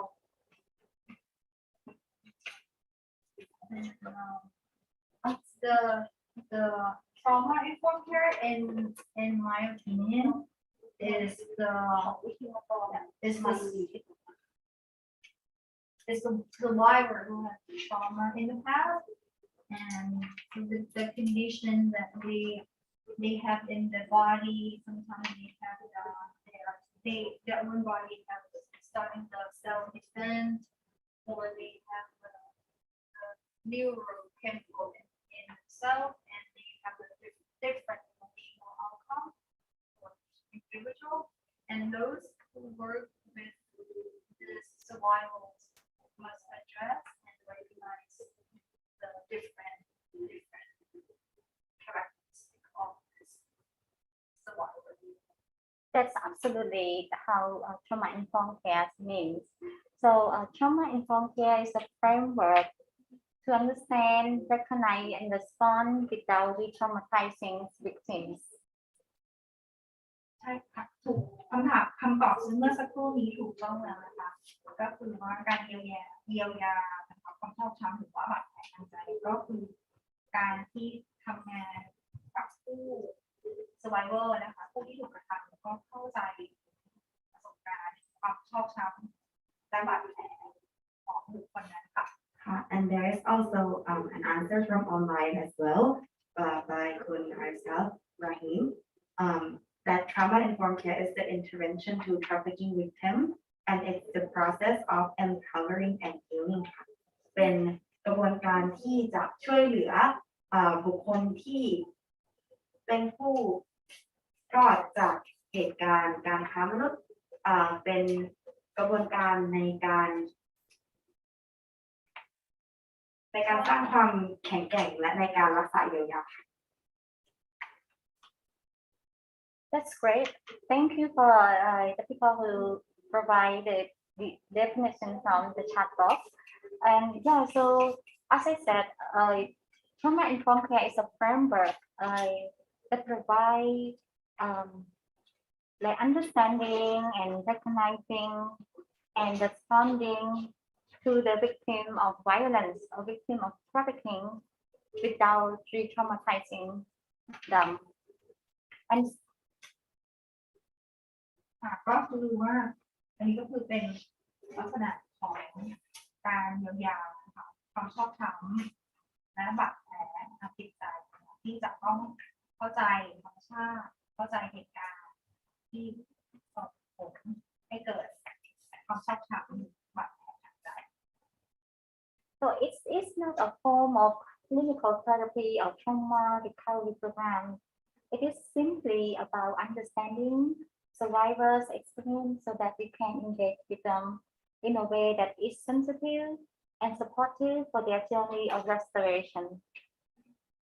ก็คือเป็นลักษณะการบำบัดนะคะแล้วก็ไม่ใช่การบำบัดอย่างเดียวก็คือไม่ใช่การบำบัดคือเป็นความเข้าใจผู้ถูกกระทำอย่างแท้จริง คื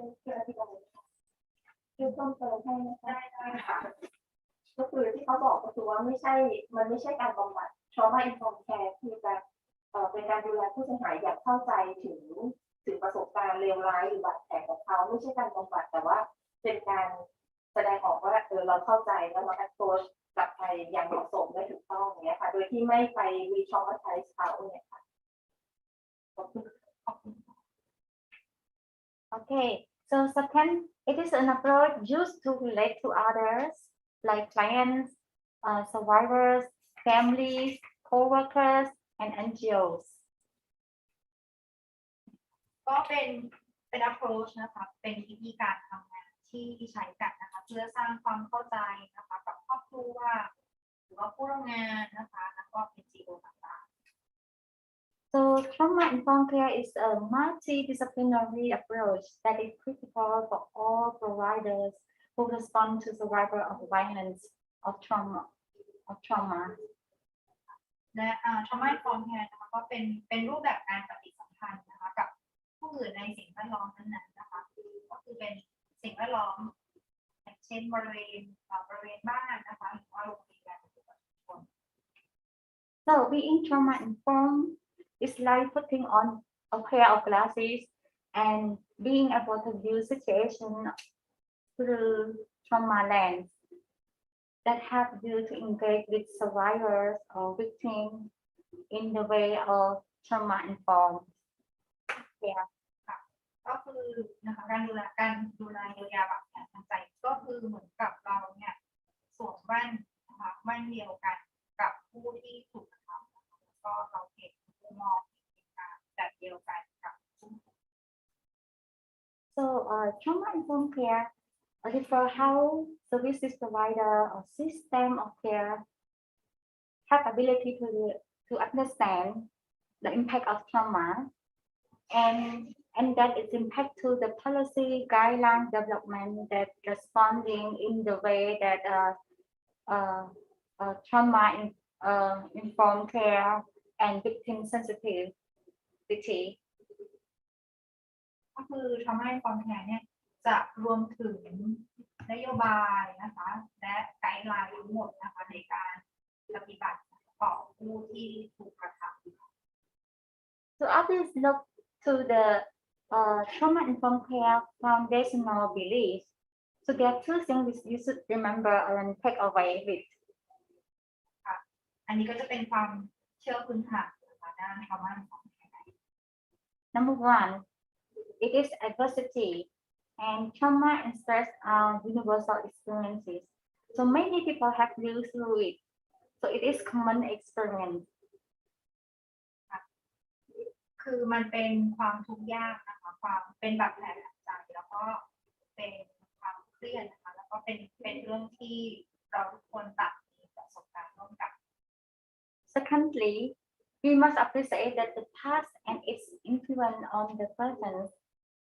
This means asking this question: what happened to you, instead of asking what's wrong with you. อันนี้เป็นความเชื่อพื้นฐานข้อที่สองก็คือว่าเราจะต้องรู้คุณค่าของอดีตนะคะแล้วอิทธิพลที่อดีตส่งผลต่ออนาคตแล้วเราควรจะถามผู้ถูกกระทำว่าเราไม่ควรจะถามเพราะว่าคุณผิดปกติอย่างไรนะคะแต่เราควรจะถามว่าเกิดอะไรขึ้นในชีวิตคุณ So the service provider should not ask a blaming question like what's wrong with you, but the service provider should understand the impact of traumas on the victim's behavior and interaction. So they should ask this question like what happened to you, like what happened to you in the past that impact to your current life. ก็ที่การเมื่อสักครู่นี้นะคะก็คือว่าอันนี้จะถามว่าคุณผิดปกติอะไรแต่ว่าเราควรจะถามว่าเกิดอะไรขึ้นในชีวิตคุณตอนนี้คุณสภาวะแบบนี้หรือว่ามีพฤติกรรมแบบนี้ So what is trauma-informed care for individuals?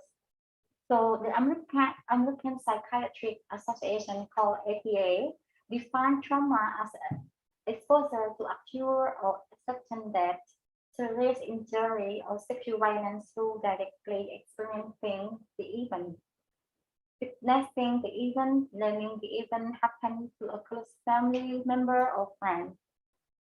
or experiencing repeatedly extreme exposure to detail of such event. In short, that it is the experience that threatening to their life or threatening to any loved one, and that experience can happen again and again. ก็จะเป็นลักษณะของ ำให้ความแข็งนะคะก็คือว่าเราจะต้องเข้าใจผลกระทบของบาดแผลนะคะทางด้านสมองด้านชีวภาพด้านจิตวิทยาสังคมและจิตวิทยาเนี่ยนะคะแล้วก็เข้าใจว่าประสบการณ์เนี่ยส่งผลต่อผู้ถูกกระทำ So working with victim of trafficking or victim of violence, the service providers should understand the impact on survivors. So the impact can be on biological, psychological, sociological, and spiritual effect of trauma on victims of violence. ก็อย่างเช่นนะคะผู้ถูกกระทำที่ประสบการเหตุการณ์การค้ามนุษย์นะคะหรือว่าผู้ถูกกระทำรุนแรงนะคะเราก็จะต้องเข้าใจประสบการณ์นะคะในระดับด้านสมองชีวภาพจิตวิทยาสังคมและจิตวิทยาของผู้ถูกกระทำค่ะ That's a lot of explanation how what is trauma informed care, but just for short to recap, and hopefully this will help you to take away with you. So trauma is an experience that overwhelms our capacity to cope. ก็เมื่อผู้วิจารณ์ก็ให้ความหมายไปเลยนะคะอยากจะให้ความหมายสั้นๆของความหมายของความชอกช้ำทางใจนะคะก็คือประสบการณ์ที่เกินความสามารถที่เราจะทำได้ So what traumatic event have men and women and children grew up with experience? ผู้ชายผู้หญิงและเด็กเคยประสบกับเหตุการณ์ที่สร้างบาดแผลทางใจประเภทใดบ้าง So you might have the answer in your head, but I will go through some of reporting like from the journal, from the researchers about specific events that impact individuals with trauma effect. คุณจิราก็จะพูดถึงปัจจัยที่ทำให้ประสบการณ์สร้าง impact สร้างผลกระทบให้กับการสร้างบาดแผลและความชอกช้ำทางใจให้กับคนคนหนึ่ง So factor that influencing how traumatic an experience may be on individual. So it will look to two demands. First experience, like dynamic of experience. So each victim of trafficking or victim of violence has different and unique experience. ก็คือปัจจัยนะคะก็คือความรุนแรงของประสบการณ์นั้นๆที่ผู้ถูกกระทำประสบ And when we look to the second component, we need to look at the capacity to cope by individual with their trauma experience. ด้วยแฟกเตอร์ข้อหนึ่งข้อที่สองก็คือความสามารถของบุคคลนั้นนะคะในการรับมือกับเหตุการณ์ So if you see the scar on the slide, like the victim usually experience loss of control because they was abused, was trafficked, they powerless, they vulnerable. ก็คือถ้าเราดูในสไลด์นะคะก็คือ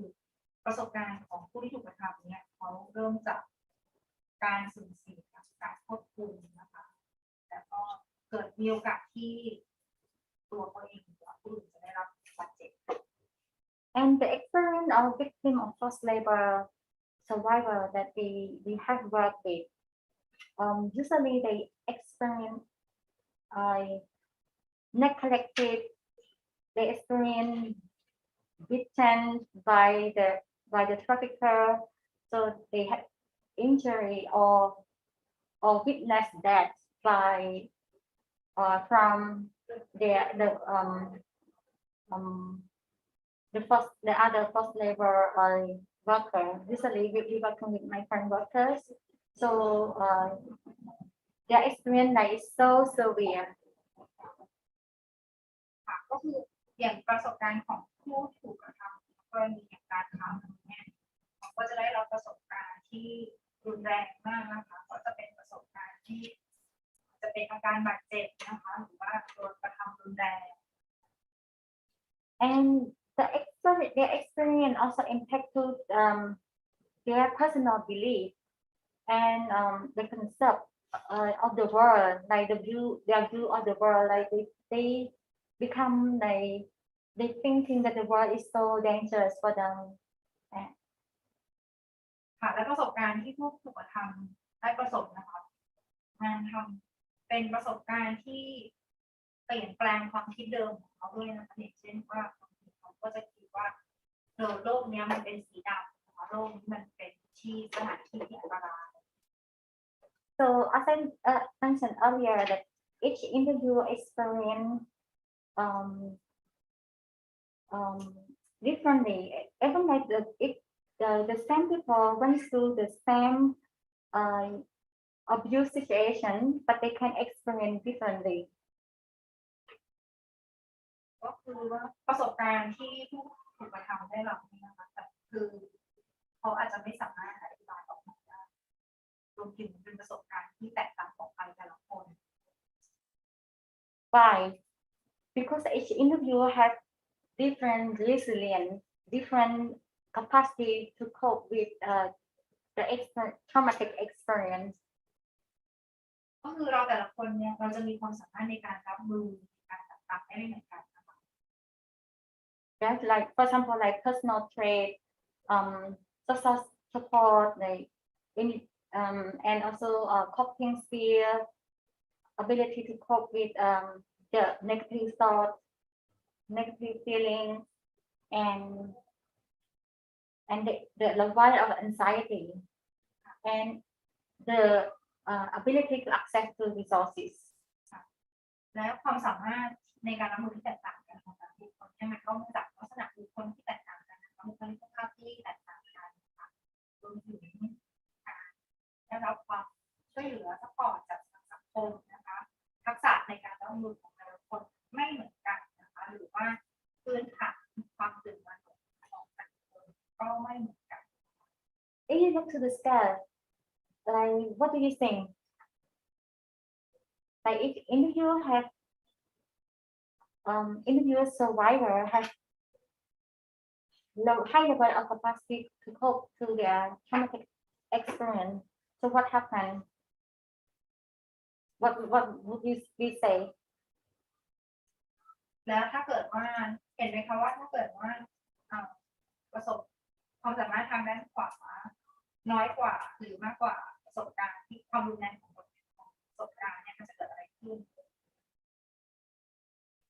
Maybe people in the who participate online, you can put the answer on the chart. But anyone in the room want to say something about this scale? ไม่ทราบว่ามีใครอยากจะพูดอะไรเกี่ยวกับตรงนี้ไหมคะข้อสังเกตตรงนี้ For the sake of time, มีหรือว่ามีคนอยากที่มีใครอยากจะพูดอะไรออนไลน์มีคอมเมนต์อะไรไหมคะ No comment. okay. It's okay. Yeah. You want to say something? ก็ถ้าเกิดว่าสมมติว่าเรามีประสบการณ์นะคะในด้านด้านซ้ายที่แบบที่มันน้อยกว่านะคะที่ความสามารถในการรับมือของเรามากกว่าเนี่ยเป็นด้านขวาของมันมากกว่าเราเห็นเลยว่าน้ำหนักมันจะเห็นการเกณฑ์ที่ชัดเจนนะคะว่าเราสามารถรับมือได้ Audience answer that if the weight on the experience is greater than the capacity to cope, we can see that the scale is going to be off balance because the weight or the dynamic of the experience is heavier than the capacity to cope, so it's going to be off balance. Yeah. So that's how trauma impacts to individual. If they don't have enough capacity to cope to their traumatic experience, then it will be overwhelming. ใช่แล้วค่ะก็คือว่าถ้าเกิดว่าบุคคลนั้นนะคะมีความสามารถที่จะรับมือนะคะไม่เท่าไม่เทียบเท่ากับความรุนแรงของประสบการณ์นะคะมันก็จะทำให้เขาจะรับมือไม่ได้ค่ะเขาก็จะเกินความสามารถของเขาที่จะรับมือก็จะเทไปทางด้านขวา Okay, I will go a little bit fast because of the sake of time. So other factors that may contribute to traumatic impact of an event. ปัจจัยอื่นๆที่อาจจะมีส่วนสร้างผลกระทบทางจิตใจของเหตุการณ์หนึ่งค่ะ It can be life circumstance pre-traumatic events such as family dynamic, financial resources, ก็คือสถานการณ์ในชีวิตของบุคคลนี้อาจจะทำให้เกิดเหตุการณ์ที่สำคัญใจได้เช่นธรรมชาติของครอบครัวนะคะหรือว่าการเกิดของครอบครัวนั้นหรือว่าเรื่องสุขภาพ So for family dynamic, like for example, if the individual has the history like with their family that has been abusive, domestic violence, then the individual experience would be respond in the different way. Like even two different people went through the same traumatic event. For example, like car accident. Two people was in the car accident, but the impact of trauma on the individual would be different because each individual has carry something pre-traumatic event. ค่ะซึ่งอันนี้คุณพยาบาลของเราก็ได้พูดถึงประสบการณ์ส่วนบุคคลของแต่ละคนที่แตกต่างกันนะคะก็คือว่าแล้วมันทำให้เหตุการณ์ที่เขาเจอมันสร้างผลมันเกิดอิมแพคที่แตกต่างไปด้วยคือวิทยากรของเราพูดถึงกรณีเช่นว่าถ้าเกิดอุบัติเหตุทางรถยนต์ผู้บุคคลที่มีประสบการณ์แตกต่างกันมาก่อนนะคะเขาก็จะได้รับอิมแพคที่แตกต่างไม่เหมือนกันขึ้นอยู่กับประสบการณ์ส่วนตัวของเขา Other factor that can increase the level of impact of trauma on individual can be past history of abuse, exploitation, or can be past history like mental illness, mental health issue. ปัจจัยพวกนี้ก็จะเป็นตัวอย่างเช่นก็คือว่าประวัติการถูกละเมิดมาก่อนหรือว่าเอารัดเอาเปรียบหรือว่าประวัติการป่วยทางจิต It can be issue related to injuries caused by the events, and it can be past history of traumatic events. รวมถึงประสบการณ์รวมถึงประวัติคนในครอบครัวนะคะเคยมีประวัติในการป่วยทางจิตหรือว่ามีการบาดเจ็บนะคะเกิดจากเหตุการณ์ในอดีตรวมถึงความรุนแรงของเหตุการณ์ในอดีตที่สร้างบาดแผล So why do we need to be trauma informed? เพราะอะไรเราจึงต้องเข้าใจ Becoming trauma informed means that recognizing that people have been affected by trauma and need the loving, understanding, and support of others around them. ความหมายของคำว่า trauma informed ก็คือการเข้าใจว่าบุคคลนั้นได้ผลกระทบจากบาดแผลทางใจนะคะแล้วก็ต้องการความช่วยเหลือความเข้าใจการเข้าอกเข้าใจและความรักจากผู้คนรอบข้าง So just to give you the framework how trauma informed care respond to the issue, we usually call 4Rs. อันนี้ก็คือสิ่งที่ trauma informed care นะคะเป็นผลลัพธ์นะคะเป็นสิ่งที่ trauma informed care เนี่ยให้ผลลัพธ์มีทั้งหมด4 R กัน So it's realized that the impact of trauma on short term and long term. อันที่ก็คือ realize นะคะก็คือ realize ข้อมูลการเกิดในความชอบธรรมทางจิตใจนะคะระยะสั้นเหตุการณ์ในระยะยาวของผู้ Second timely recognize signs and symptoms of trauma in clients, family, staff, and others involved with the system. ข้อที่สองคือ recognize นะคะก็คือ recognize อาการนะคะอาการตามหลักฐานหรือว่าอาการของบาดแผลทางจิตใจนะคะพฤติกรรมและผลกระทบนะคะ Third, respond to the issue by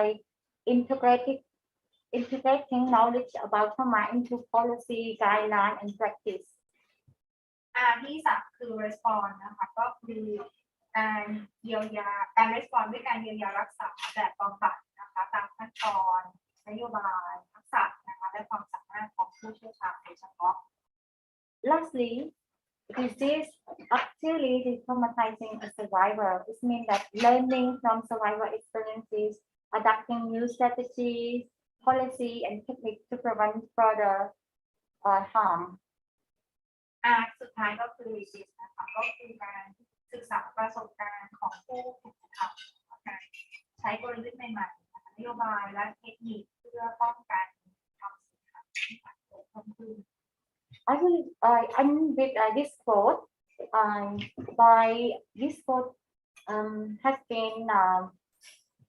shared to the public by the USA State Department Trafficking in Person Report in 2021 last year. อันนี้ก็เป็นรายงานนะคะของ USA State Department นะคะปี 2021 นะคะเป็นรายงานhuman trafficking เป็นรายงานด้าน trafficking นะคะ So I will talk the quote. Over the past decade, two of the most highlighted contributions in the anti-human trafficking movement have centered on the need to incorporate trauma-informed practice into anti-human trafficking work and to invite survivors into leadership positions within organizations. นะคะก็คือว่ามีสองประเด็นที่พูดถึงกันมากที่สุดนะคะในกระบวนการทำงานด้านการค้ามนุษย์นะคะก็คือช่วงมากกว่าเกินกว่า10 ปีที่เราพูดสองประเด็นก็คือว่าการผนวกการรักษาเยียวยาบาดแผลทางใจนะคะการเชิญให้ผู้ถูกกระทำนะคะขึ้นมาทำงานผู้นำขององค์กร Thank you. I will finish here, and I know that time is so tight. I'm not sure if you can do the Q&A, Samia. Yes, How long we can do it? we'll have around 10 minutes. 10 minutes. Okay. So I give the floor to the audience. Like any question? ค่ะสำหรับในทางห้องที่ผู้ชมที่อยู่ทางห้องนะคะแล้วก็ผู้ชมทางออนไลน์นะคะตอนนี้การนำเสนอก็ได้จบลงแล้วค่ะหากมีคำถามสำหรับวิทยากรสามารถถามได้เลยค่ะ If you have any question from audience in the room as well as the ones listening online, you can raise your hand through Zoom or type the question in the chat box. And if there is any question from the audience here in the center.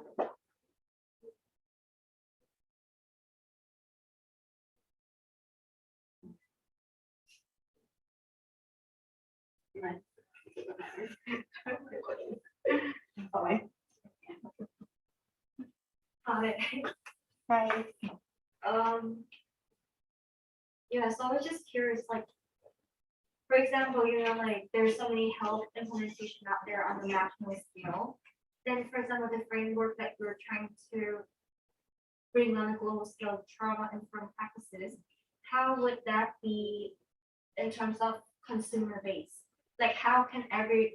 people, like daily people, reach to that system? Like, what are your thoughts on that?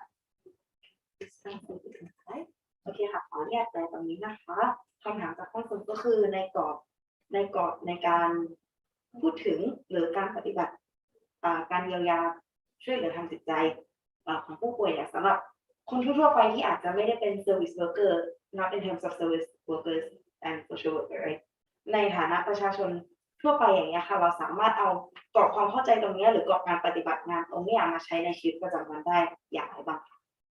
I just wanted to confirm the question, like your question, like what the normal people in the country can access to the trauma-informed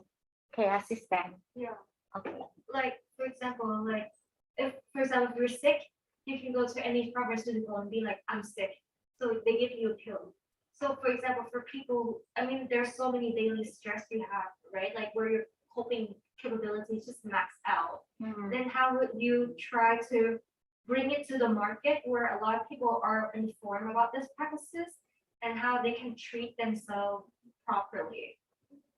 Okay, thanks for your question. Good question, by the way. So it depends on each country. Like some government, they already have their system. They already respond to the issue with their system. So especially with the developed country like Europe or United States, they already have the system of care. Like they have the trauma-informed care expertise at the hospital or at the public health facility. And as you know, like as I mentioned that from the research and that people, almost every people live through trauma. It's just different level of trauma. So even if we feel sick and physically sick, going to the hospital, but also it's impact to your emotion, your daily interaction and communication. So yeah, so for those countries that have high standard and have the resources in terms of budgeting, national budget to influence the system, they have incorporated it in their public health system. But for the developing countries like I would say like Cambodia or Myanmar that I'm working with, there's no this kind of access for the public. So you need to go to the private sector to find this to be access to the trauma-informed care or trauma-informed counseling. Yeah, but as I said, if more community leaders are equipped with trauma-informed, then the way that they respond to the people who are in need would be more effectively. For example, we working with the public justice system in the country that we are in. In Southeast Asia, we working with the government system in terms of like in the criminal justice system. We supporting the victim of forced labor in the criminal justice system. So we working alongside our NGO stakeholder to support survivors throughout the system from the beginning until the end of the case. So that's another example how we can support the vulnerable people to access to the system with trauma-informed care. But we need to equip the system, the public justice system, and services provider with trauma-informed care. So a lot of capacity building. โอเคค่ะในส่วนของคำตอบของคำถามเมื่อกี้นะคะอันนี้คำตอบก็คือขึ้นอยู่กับแต่ละพื้นที่ค่ะในพื้นที่แต่ละพื้นที่เนี่ยมีการในพื้นที่ที่มีระบบและมีการและมีทรัพยากรมากพอก็ได้มีการนำระบบนี้เข้าไปใช้ในระบบการสาธารณสุขหรือว่าการดูแลผู้ป่วยอยู่แล้วในพื้นที่ที่สามารถทำได้ก็สามารถทำได้อย่างมีประสิทธิภาพและมีมาตรฐานในอีกสแตนดาร์ดหนึ่งอยู่แล้วแต่ในพื้นที่ที่กำลังพัฒนาเนี่ยการดูแลในรูปแบบเนี้ยอาจจะอยู่ในส่วนของภาคเอกชนมากกว่าภาครัฐบาลอาจจะเป็นสิ่งที่เราไม่สามารถมีโอกาสเข้าถึงคนทั่วไปไม่มีโอกาสเข้าถึงได้มากเท่าที่ควรในขณะเดียวกันอันนี้ก็เป็นส่วนที่ต้องทำงานร่วมกับผู้นำชุมชนหรือว่าผู้นำเพื่อที่จะสร้างประสิทธิภาพสร้างศักยภาพให้เกิดความรู้ความเข้าใจในระบบและกรอบการปฏิบัติแบบนี้ซึ่งคุณศินันท์บอกว่าถ้าผู้นำชุมชนหรือว่าผู้นำในพื้นที่ต่างๆเนี่ยมีการปฏิบัติหรือว่ามีการนำระบบขอบเขต trauma informed care การดูแลเยียวยาทางจิตใจเข้าไปใช้มากขึ้นเนี่ยก็จะทำให้เขามีสภาวะความเป็นผู้นำแล้วก็มีประสิทธิภาพในการเป็นผู้นำมากขึ้นในส่วนนี้เนี่ย อีกอย่างหนึ่งที่คุณจินันได้ยกตัวอย่างก็คือเป็นหน่วยงาน NGO หรือหน่วยงานที่ไม่ได้ขึ้นอยู่กับภาครัฐทำงานร่วมกับคนในพื้นที่เพื่อที่จะสร้างโอกาสหรือว่าสร้างการเข้าถึงการดูแลรักษาในเชิงนี้ให้กับบุคคลในท้องที่มากขึ้นโอเคค่ะ another question คุณละค่ะ ขอถามเป็นภาษาไทยนะคะขอความคิดเห็นนะคะเกี่ยวกับเรื่องผู้ที่ประสบปัญหาในผู้ที่ประสบปัญหาทางจิตใจค่ะซึ่งอาจจะมีเส้นขีดบางๆซึ่งอาจจะถูกมองว่ามีปัญหาด้านสุขภาพจิตดังนั้นเนี่ยค่ะ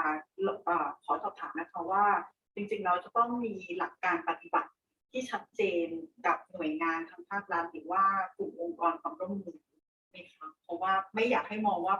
กลุ่มคนเหล่านั้นมีปัญหาทางจิตหรือเป็นบ้ามีปัญหาทางจิต So this is asking for your opinion between people who have been through trauma, like victims, people who have been traumatized versus people who have mental illness. Is there any clear guidelines or guidance in the addressing these issues between people who receive care from these two categories, really? Because it is challenging to balance that line between people who have been traumatized and people who are mentally ill. And oftentimes, if there are no clear guidelines, then people who are just experiencing traumas, building their resilience, got lumped into the category of mental illness and have a very stigmatized view on them. Yes, definitely. There's a tool to measure it. Like in Just louder. so for the human trafficking sector that we work with, there's a tool called CPAT. So it's a tool to measure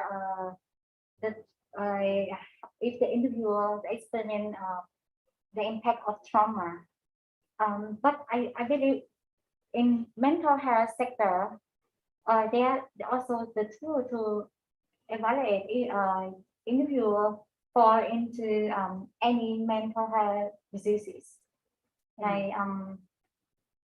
trying to think about like hallucination,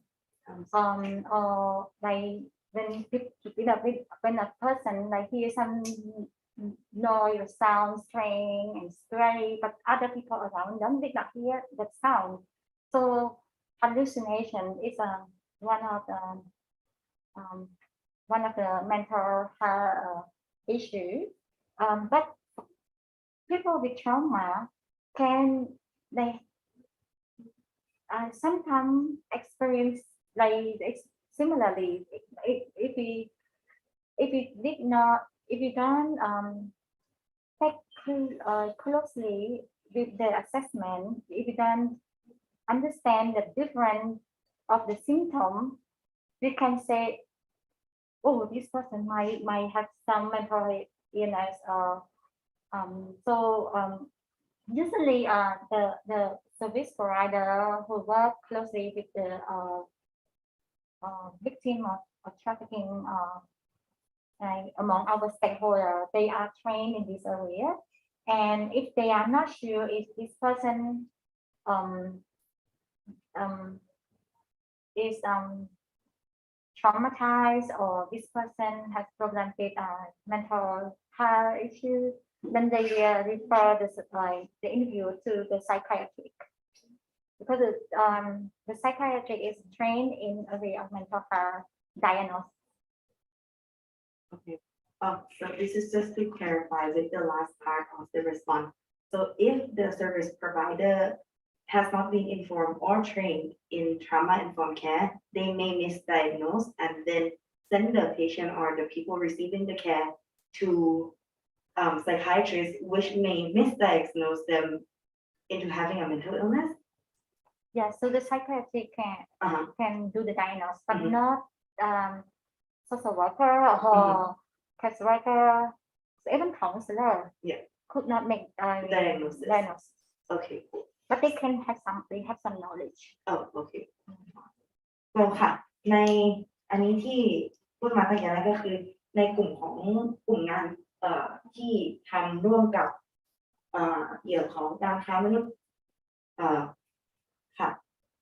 ไอระบบ Trauma Informed Care เนี่ยเป็นเครื่องมือที่ใช้ในการประเมินอยู่ใน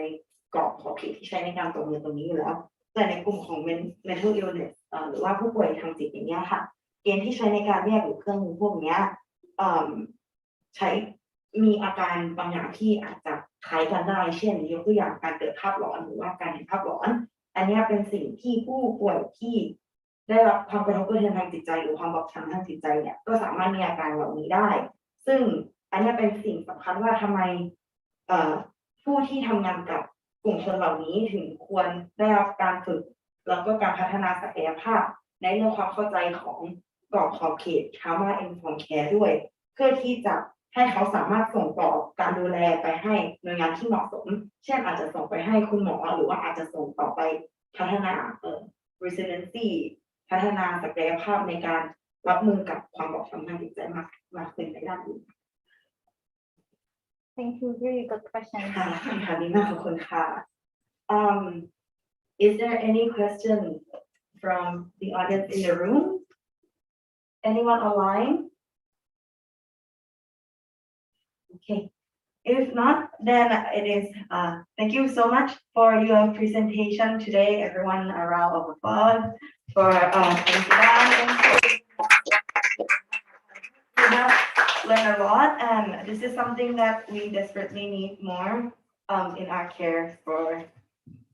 everyone in society, I guess. Alright, เดี๋ยวหลังจากนี้นะคะจะเป็นการเบรกเป็นเวลา10 นาทีค่ะเราจะกลับมาเจอกันตอนบ่าย3:15ค่ะขนมและเครื่องดื่มสามารถทานได้ข้างนอกนะคะไม่อนุญาตให้เอาเข้ามาในห้องนะคะ We'll take about 10 minutes break and we'll resume at 3:15. For those on site, the snacks are provided outside the beverages too. We are not allowed to bring those back into the room. We'll see you in 10 minutes. Right.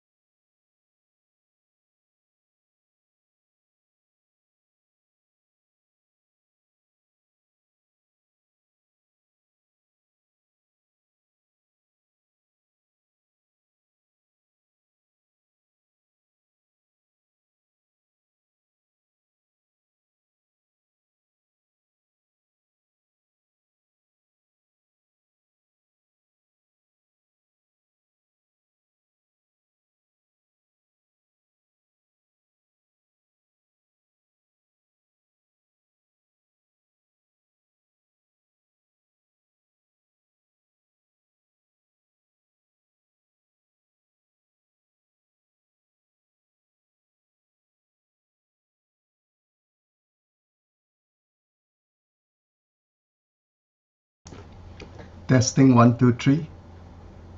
All right. Loud and clear, Professor. Hello. How are you? I am good. Professor, Okay. can I please get how you pronounce your name, please? Tan Ngo Thiong. Tan No Tien. ช่วย SMT เข้ากล้องหน่อยนะ ค่ะโอเคค่ะ Yes. So how long were you in the US? How long is all 7 years? 7 years. 7 years. Hmm. Quite a while. I lived in Philadelphia for 2 years. 2 years? Yes. For a master's? Yes, for my master's, I was at UPenn. UPenn. Our neighbor. Yes. And Temple is on Broad Street. Yes. Yeah, Temple is on Broad Street. I was an intern at UPenn for the museum. Okay. Yes. Did you go to the School of Social Work at UPenn or you went to? I actually went to the School of Education, which shares the building with the School of Social Work at Temple. I see. Yes. Wonderful. Right next to that. All right. Okay, so we have a 10 minutes break and we're starting at Yes. 3:15. Yes. So, but we have some audiences in the room already, so they can see you. I will. Okay, and I have half an hour for the presentation. It includes the translation. You can do 40 minutes as well. All right. Half an hour to 40 minutes. Yep. All right. Including And translation. the session ends at 4:15. Yes, 4:15. Okay, good. Awesome. Good. Because we have the closing remark in the main room at Yes. 4:15. So by then we'll wrap it up and then move to the main session. All right. Good. Yes. We'll see you later then. Yes. In about 5 minutes. Yes. All right. All right, Professor.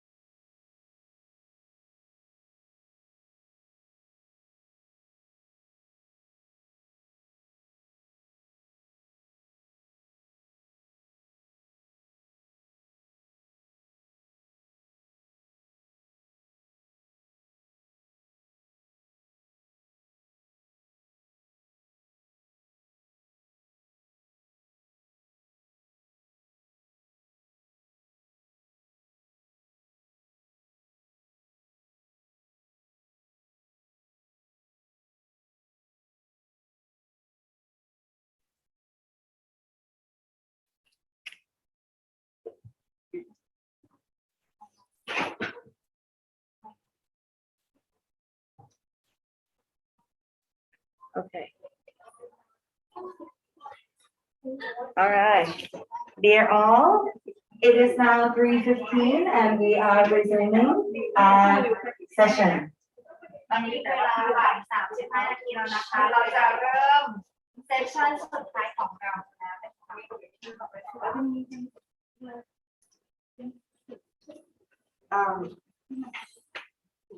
All right. For our final speaker, it is my pleasure to welcome Dr. Tan No Thiang, who will be joining us online. วิทยากรท่านสุดท้ายของเราในวันนี้นะคะดิฉันขอยินดีต้อนรับท่านจากอาจารย์ดร.ตันเตียนนะคะและท่านจะ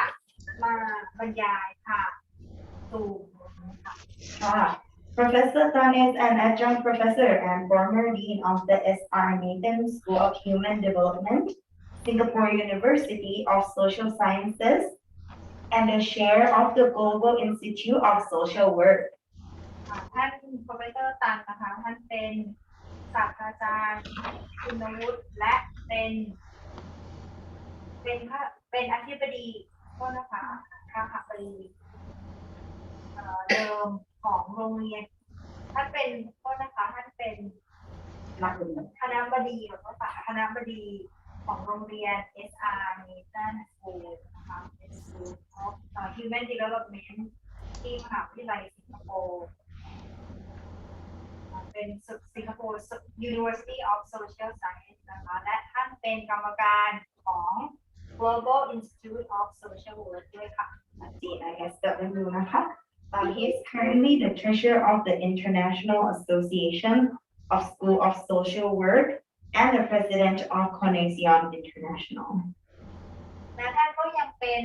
เฮรัญยิกนะคะของ International Association of School of Social Work นะคะและเป็น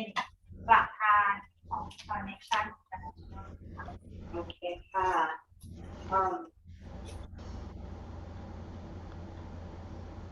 Professor Tan is appointed as a representative to the UN Bangkok by IASSW. He is the past co-chair of the Commonwealth Organization for Social Workers, as president of the Singapore Association of Social Workers, past vice president of the International Federation of Social Workers, and authors of many books and publications. ก็ตันเป็นตัวแทนนะคะของ UN นะคะซึ่งแต่งตั้งโดย IASSW นะคะและท่านรวมถึงท่านเป็นกรรมการร่วมนะคะของ Commonwealth Organization for Social Workers นะคะรวมถึงเป็นประธานนะคะเป็นอดีตประธานของ Singapore Association of Social Workers และรวมถึงเป็นรองประธานของ International Federation of Social Workers และท่านเขียนหนังสือและงานเขียนอีกหลายๆเล่มค่ะ We are very happy to have you with us today, Professor. Today, he'll be sharing his knowledge and expertise in developing the capacity of social workers on the topic of strength-based social work for building resilience in adversity. Please give the floor to Dr. Tan. ดร.ตันนะคะวันนี้เราเป็นยินดีนะคะเราเป็นเกียรติมากที่ดร.ตันมาบรรยายในหัวข้อของในสังคมสงเคราะห์ที่มีพื้นฐานบนความเข้มแข็งเพื่อที่จะสร้างความยืดหยุ่นในสถานการณ์ที่ทุกข์ยากค่ะ Okay, floor is yours, Professor. Thank you again for joining us today. Sawadee krap. Hello, everyone, and good afternoon. Thank you, Vinny, for the introduction. My topic today is strength-based social work for building resilience in adversity. หัวข้อของวันนี้นะคะก็คืองานสังคมสงเคราะห์ที่มีพื้นฐานบนความเข้มแข็งนะคะในการสร้างความยืดหยุ่นหรือว่าการความสามารถในการล้มและลุกขึ้นนะคะในสถานการณ์ที่ดูยากค่ะ Our celebration for the World Social Work Day is to co-build a new social eco-world, leaving no one behind. เราก็จะได้พูดถึงงานที่จะเกิดขึ้นนะคะก็คือง งาน for social work นะคะและคอนเซ็ปต์ของงานก็คือการสร้างระบบนิเวศสังคมนะคะโดยที่เราจะไม่ทิ้งใครแม้แต่เดียวไว้ข้างหลัง Now, leaving no one behind means that we have to watch out, especially for the vulnerable groups in our society. และการเขาพูดว่าเราจะไม่ทิ้งใครไว้เบื้องหลังนะคะก็คือว่าเราจะต้องดูแลเป็นพิเศษนะคะสำหรับกลุ่มที่ของเรา I want to start by saying that in this world there are many adversities, and we are in social work looking at building resilience in the face of adversities. ก็ในสถานการณ์ของความทุกข์ยากปัจจุบันนี้นะคะทั้งสงครามโรคภัยไข้เจ็บนะคะรวมถึงสภาวะอากาศนะคะเราจะต้องสร้าง The recent crisis in Ukraine brought to us the need for humanitarian aid, but more so is the reason why we need to stop conflict and wars so that there could be peace and prosperity for all. ระหว่างยูเครนและรัสเซียตอนนี้นะคะเราจะต้องสร้างสันติภาพนะคะให้เร็วที่สุดนะคะเพื่อที่จะนำความสงบสุขมาสู่มวลมนุษย์ค่ะ In the last 20 years, I have studied disasters that faced our humankind, including the tsunami of the Indian Ocean from Aceh right up to India and then Thailand. You have the aftermath of the tsunami and the earthquake, and social work has to have a response to these adversities facing us. ในการทำงานของผมนะคะในช่วง 20 ปีที่ผ่านมานะคะได้เห็นมรดกภัยนะคะหรือว่าอุทกภัยต่างๆที่อย่างเช่นสึนามินะคะที่สร้างความทุกข์ยากนะคะเกิด aftermath มากมายนะคะแล้วก็ทั้งในประเทศไทยทั้งในอินเดียนะคะซึ่งเราในฐานะคนที่ทำงานในส่วนของสังคมของเนี่ยก็จะต้องเตรียมตัวนะคะกับสภาวะความทุกข์ยาก Besides wars, earthquakes, we have the COVID-19 epidemic and pandemic, and then we have to deal with the adversities of loss, stress, crisis, disasters, and economic downturns. นอกจากวิกฤตนะคะหรือว่าความทุกข์ยากนะคะสงครามแผ่นดินไหวความอดอยากโรคระบาดโรคติดต่อแล้วเนี่ยความทุกข์ยากที่เราจะต้องเผชิญนะคะก็คือการสูญเสียความตึงเครียดการขัดแย้งวิกฤตภัยพิบัติและสภาวะเศรษฐกิจก็สั่นคลอน In the face of adversities, we need a social transformation for the world towards a greener, fairer, and perhaps a more tech-savvy world. And we do need a new paradigm for social work, and I propose a strength-based social work and social change to bring about resilience to deal with disasters and adversities at the various levels. โลกของเรานะคะเราต้องการปฏิรูปทางสังคมเพื่อโลกที่ยั่งยืนยุติธรรมและมีเทคโนโลยีที่ทันสมัยนะคะรวมถึงกระบวนทัศน์ใหม่เพื่องานสังคมสงเคราะห์ที่มีพื้นฐานบนความเข้มแข็งและการเปลี่ยนแปลงทางสังคมนะคะรูปแบบในสังคมสงเคราะห์เพื่อสร้างความสามารถในการฟื้นตัวกระทบในระดับบุคคลชุมชนและสังคมนะคะในที่ต้องเน้นความสนใจที่ค่านิยมหลักทักษะและความสามารถ So in the face of disasters and the professional response always centers on our knowledge base, our skills and competencies, but more so the core values underlying the profession. แปลไปแล้วนะคะก็คือเราจะต้องมุ่งเน้นความสนใจไปที่ค่านิยมหลักทักษะและความสามารถ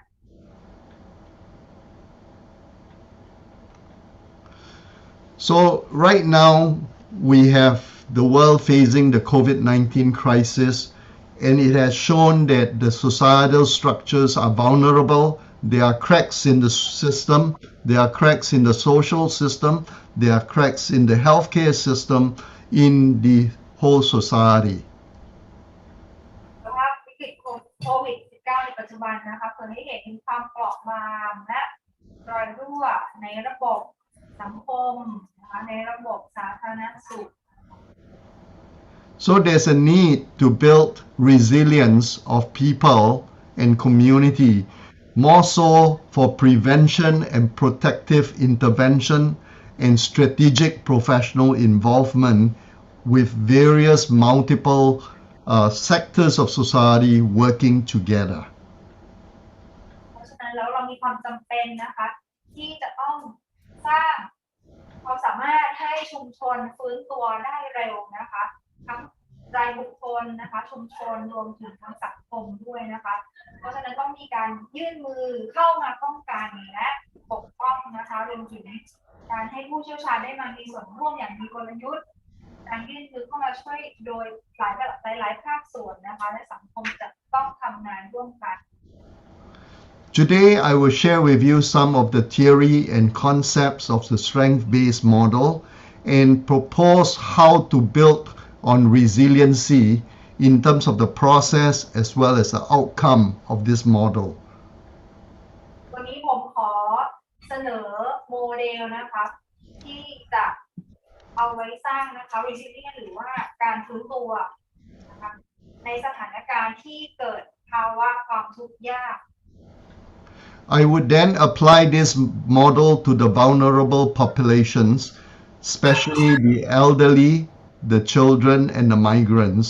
And then I will share a little bit about the resiliency and recovery for Singapore regarding the COVID-19 situation.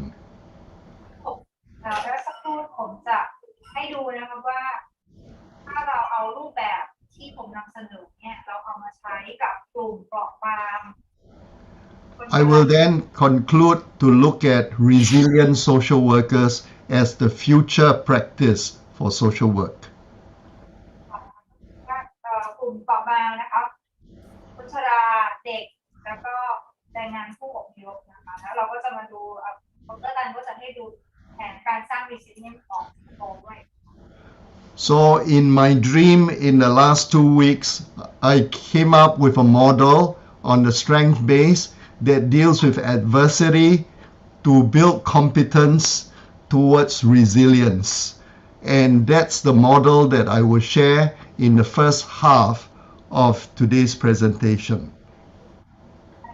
อันนี้เป็นโมเดลที่ดร.ตันได้คิดขึ้นมาเมื่อ2 สัปดาห์ที่ผ่านมานะคะเป็นโมเดลที่คิดขึ้นมาเพื่อที่จะ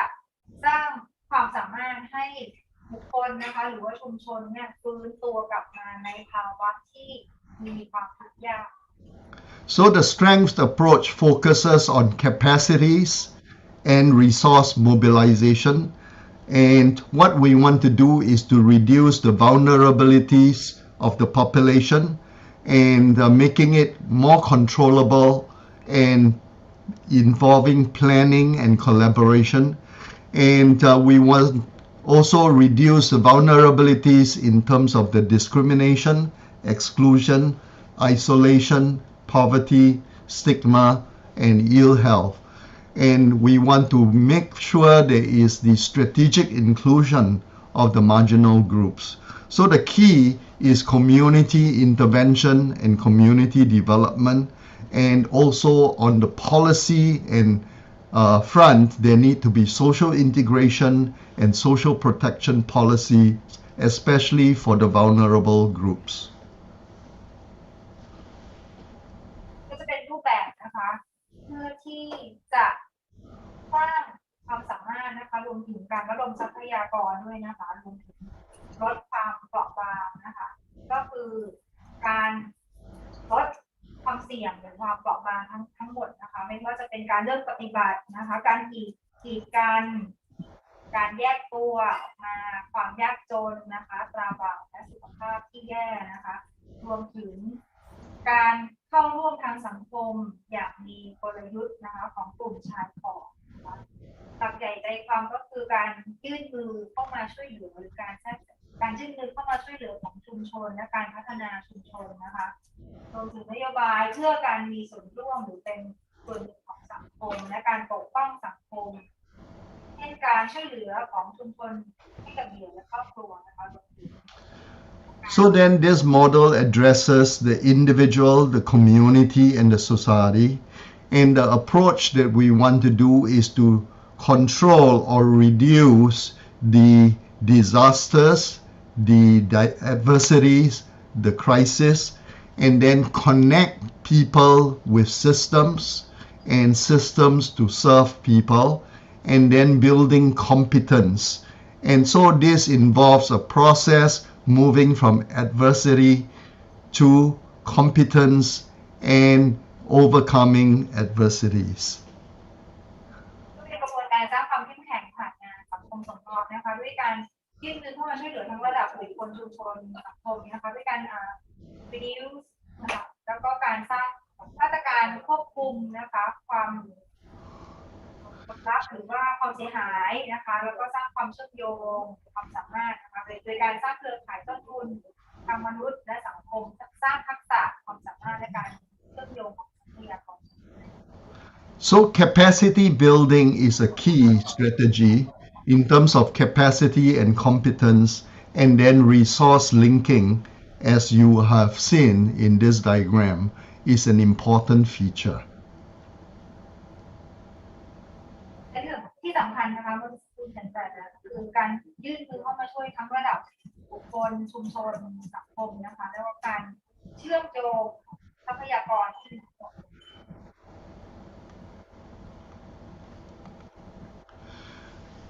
At the top of the chart, you can see human capital and social capital. These are important ingredients in terms of capital formation. In the human capital, you are focusing on training, education, recruitment, employment. And I think that's important because the marginalized groups need to build the human capital. ก็พูดถึงการสร้างต้นทุนทางมนุษย์นะคะก็คือกลุ่มที่เป็นกลุ่มชายขอบเนี่ยต้องการตรงนี้มากๆนะคะก็คือการฝึกอบรมการศึกษาการรับเข้าทำงานนะคะและการจ้างงาน On the right side, you see social capital formation, which includes social cohesion, social network, social skills, and cultural intelligence. I added this cultural intelligence because we are increasingly in a multicultural, multi-ethnic society, and we need to help different marginalized groups access and participate in the mainstream society. ก็การพูดถึงการสร้างต้นทุนทางด้านสังคมนะคะเรื่องสังคมสมานฉันท์การสร้างสรรค์สัมพันธ์ในสังคมนะคะทักษะการเข้าสังคมนะคะแล้วก็ความฉลาดทางวัฒนธรรมนะคะซึ่งมาเพื่อการพูดถึงความเข้าใจวัฒนธรรมที่หลากหลายเพราะว่าตอนนี้เนี่ยเราก็เข้าสู่สังคมนะคะเราอยู่ในอาเซียนนะคะก็มีความหลากหลายทางวัฒนธรรมมากขึ้นนะคะและตรงนี้เป็นทักษะที่จำเป็น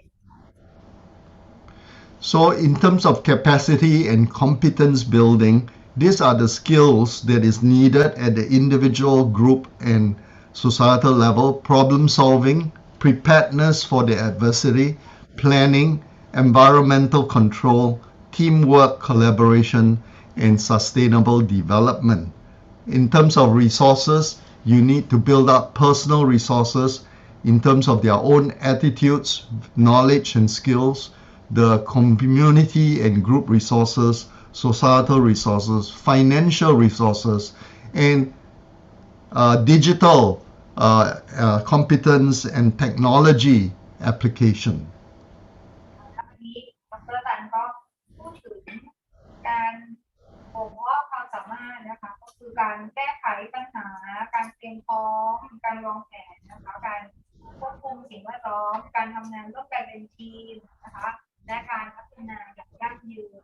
ส่วนทางฝั่งขวาก็คือเรื่องของทรัพยากรนะคะก็คือทรัพยากรทางบุคคล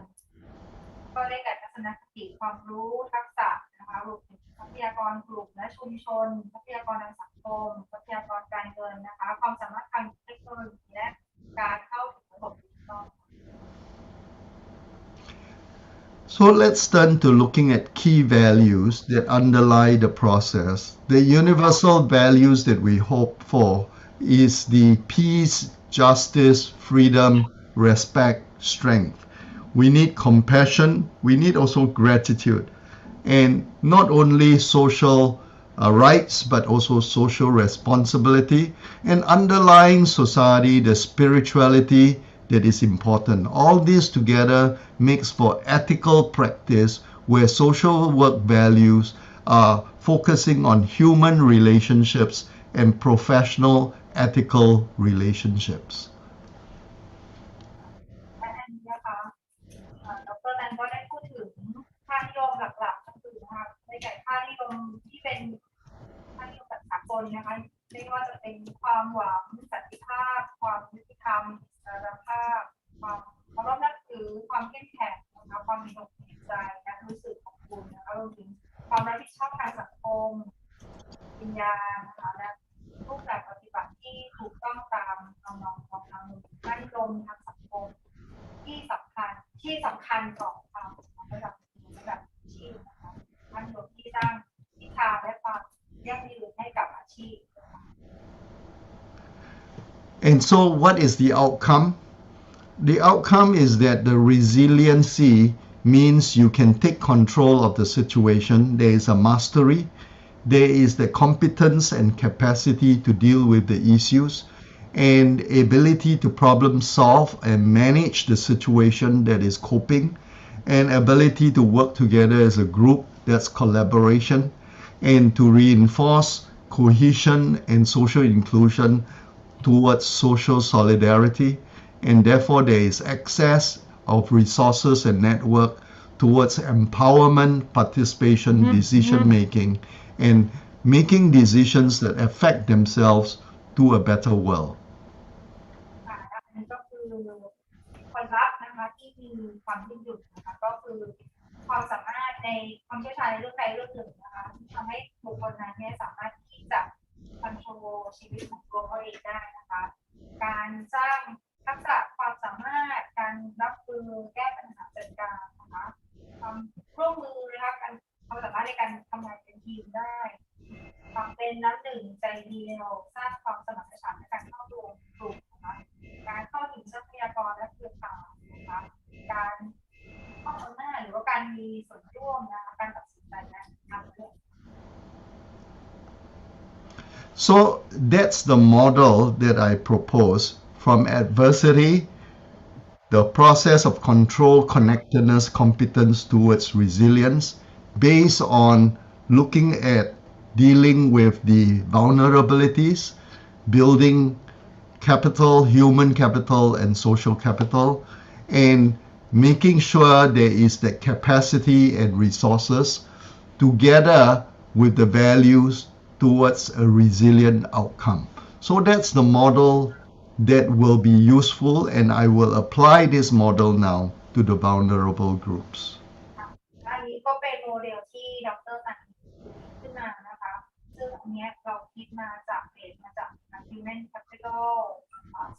social capital นะคะ control นะคะและเดี๋ยวดร.ตันก็จะเอาโมเดลนี้นะคะมาใช้จริงนะคะออกมาเป็นรูปแบบที่ดร.ตันกำลังจะนำเสนอ So let's turn to look at some of the challenges facing our time. In ASEAN, we have fast-growing economies, but we also have great diversities, economic, social, cultural diversities. And we need to focus on a holistic well-being, mental health, building resilient people mentally as well as resilient in their human capital development, strengthening health and functioning of family, community, building the social solidarity for a caring, resilient community, and quickening social development and social policy, especially reducing the vulnerabilities and increasing resilience. อันนี้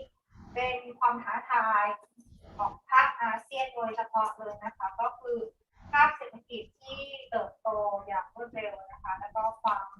หลากหลายของอาเซียนของเรานะคะ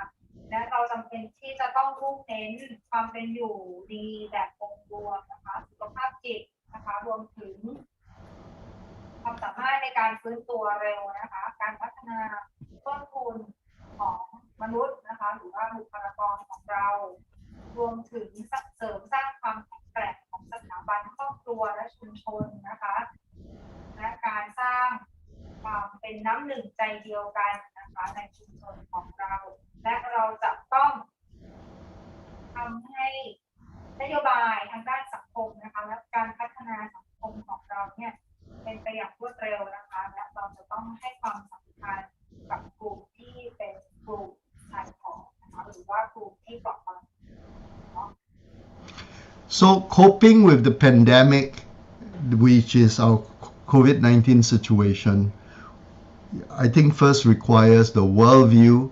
one of faith and hope that things can be better, because the climate at that time was very gloomy. Now it's opening up. The emotional and behavioral strategies for change because of the emotions and fear, I think the thinking affecting behavior, the feelings affecting our approach, that many are feeling isolated and depressed, and we also have to deal with stigma and coping. I think the earlier speaker talking about trauma, the prejudice here in the beginning when it happened was the labeling of the Wuhan virus or the Chinese virus, and there was a lot of stigma approach, and people were discriminated against, that they say I'm not a virus, I'm Chinese, and the health conditions and associated feelings with it, some feeling guilty that they have spread the disease, some feeling very depressed when they are with contracted the disease of COVID-19. So I think in all this, we see social resilience as needed and social innovation in dealing with this. ก็พูดถึงการรับมือกับสถานการณ์โควิด -19 นะคะก็คือว่าทั้งโลกเนี่ยเราจะต้องรับมือด้วยความหวังนะคะและเราจะต้องมีกลยุทธ์ทางด้านอารมณ์นะคะและพฤติกรรมนะคะและส่วนที่ดร.การพูดถึงก็คือการรับมือกับระบาดนะคะก็คือการreduce นะคะก็คือเช่นกรณีที่คนจีนนะคะโดนระบาดนะคะโดนเรียกเป็นไวรัสนะคะซึ่งตรงนี้เนี่ยก็คือสภาพจิตใจรวมถึงสภาพกายเนี่ยก็เรียกว่าโดนเหมารวมลงไปด้วยนะคะ So let me think about recovery. How do we recover? The lockdown created many people who are unable to go to work, and also industries that closed, especially the restaurant business. And there are problems of housing and food. And in Singapore, we are fortunate to have more reserves to dig into. So there is the economic support as well as the financial help to both businesses and individuals. And I think social relationship was also affected because there was safe distancing, but actually it is not social distancing, it is really in enhancing another kind of interaction, and a lot of lying WhatsApp chat groups started. So I think we need to enhance social support and network even in the time of the recovery process, And then there are also the professional social workers coming in, connecting human beings with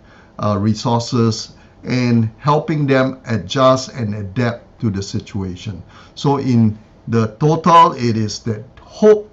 brings about change for the better, that we can see each other again. And in the past week, Singapore just opened up, and Thailand is also opening up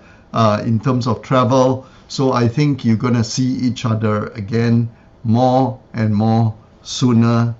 than later. อาจารย์ก็พูดถึงเรื่องของการเยียวยานะคะก็คือพื้นฐานก็จะเป็นที่อยู่อาศัยเป็นอาหารและสินโตก็ค่อนข้างโชคดีนะคะที่มีเงินของรัฐบาลนะคะแล้วก็รวมถึงตอนนี้ก็ที่ผ่านมาเรามี social distancing นะคะแต่ว่าท่านดร.ตันก็พูดถึงการให้ความช่วยเหลือทางด้านสังคมนะคะคือเรา social distancing แล้วเราก็ยังต้องใกล้ชิดกันมากขึ้นนะคะผ่าน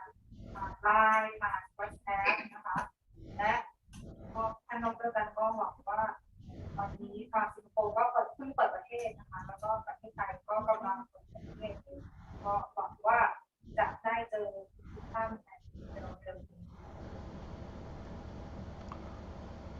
So many mental health advice and education comes up that we should take more breaks and sometimes also don't check the news so much and talk to friends, contact helpline, send an email, call up a professional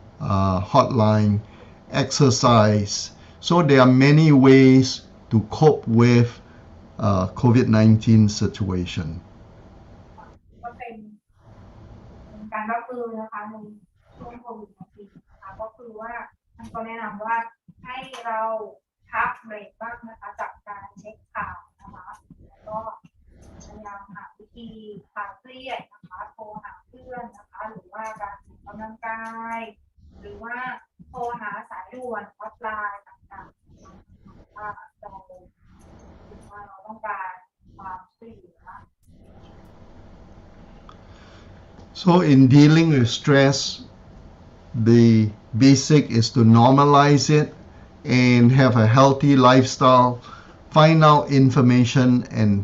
facts, focus on functioning, and draw on family, friends, skills,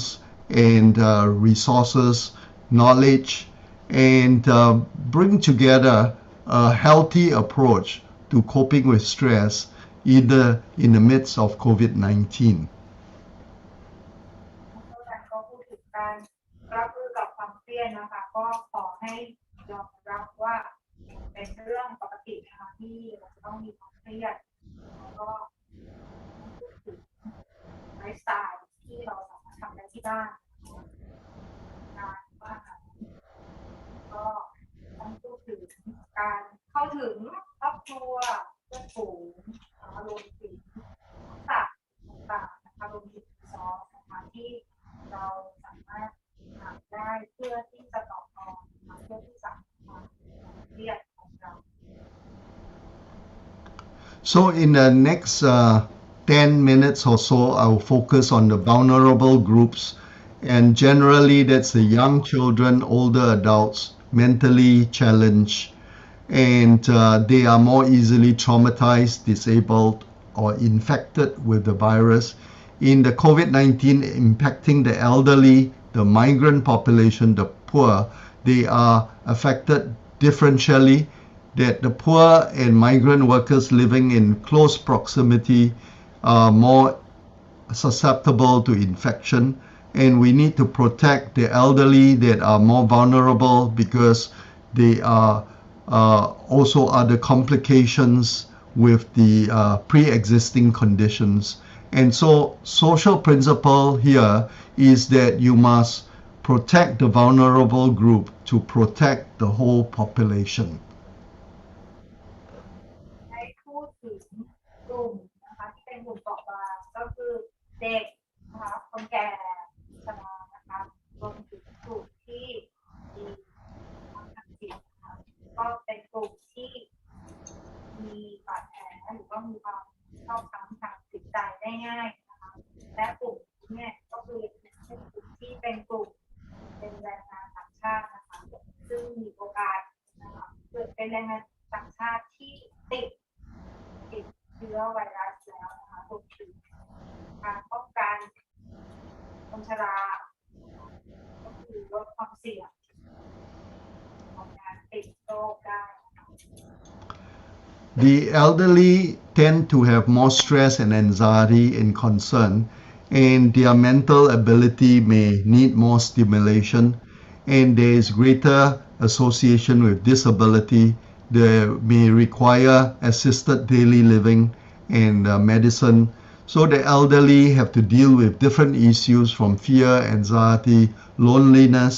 to loss, death, and dying. So the key approach here is to bring them together in a social network, social support. They can also do things normally people do and whatever they like to do, and beginning to work together. So there has been documentation that the elderly population suffer more in terms of mental, financial, as well as other psychiatric disorders during the COVID-19 situation, and they may require more health and intensive care facilities in the break of the health challenge facing COVID-19. ผู้ชรานะคะในช่วงโควิด-19ก็จะเห็นว่ามีความเครียดความตึงเครียดแล้วก็มีโอกาสที่จะต้องประสบกับการสูญเสียการตายนะคะก็มีความกลัวนะคะความเครียดมากเลยเพราะฉะนั้นแล้ว approach ที่เหมาะสมสำหรับกลุ่มนี้ก็คือการมีส่วนร่วมนะคะการได้ทำกิจกรรมนะคะร้องเพลงเต้นรำทำเสียงนะคะ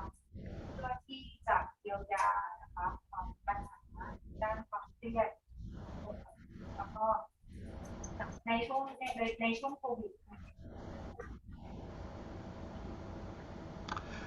So in this picture in Italy, the social workers question if it's ethical to leave the elderly to die alone in isolation, and they need to find alternative channel for human contact and building social support, even when it's online or when it is through social media. And I think it's important to connect people even in their time of adversity.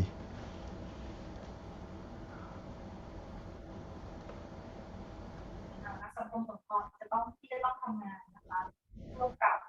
ผู้ที่จะต้องบางครั้งว่าจะต้องเสียชีวิตอยู่ในบ้านคนเดียวนะคะเพราะฉะนั้นเราก็จะต้องคำนึงซัพพอร์ตนะคะกับการสูญเสียกับการสูญเสีย So what you can help the elderly, encourage them, and build new activities to include them, and that will be a way to be more inclusive of the elderly. แล้วเนี่ยท่านก็จะนะคะแนะนำที่จะดูแลคนแก่นะคะก็คือว่าเราจะต้องมีกิจกรรมที่ผู้แก่สมควรได้ I'm going to move faster because there are also the special needs and children, for example, and you need to focus on not just the health, but also the psychological and the social needs of children. ต้องการของกลุ่มเด็กๆนะคะคือกลุ่มเด็กก็จะต้องการของต้องการพิเศษ Let me turn to migrant workers. They are a special group that needs special attention because of the discrimination, even in the public health and living conditions. And the important thing is the strength approach is to bring them access to resources of healthcare resources of housing, recreation, and also the assurance of the income and the employer being part of the system to support them and assure them that their salary, their pay will not stop even in the time of the lockdown. And I think that's their main concern. กลุ่มแรงงานข้ามชาตินะคะที่คือได้รับการเลือกปฏิบัติเพราะฉะนั้นแล้วเราจะต้องช่วยแรงงานข้ามชาติเหล่านี้นะคะให้เข้าถึง health care ต่างๆนะคะรวมถึงให้มั่นใจว่าเขาจะมีที่พักนะคะและมีรายได้ในช่วงที่ล็อกดาวน์ So there are various services and resources available, including hotlines that hears them in different language, whether it is in Tamil, in Bangladeshi, or in Myanmar language. There are different hotlines. เป็นหมายเลขฮอตไลน์สำหรับแบรนด์มอเตอร์โดยเฉพาะจะมีทั้งภาษาทามิลภาษาเมียนมาภาษา There are campaigns to increase knowledge of healthcare for the migrant workers, and also policy requirement that employers must take up health insurance and ensure that their pay is not affected by the lockdown.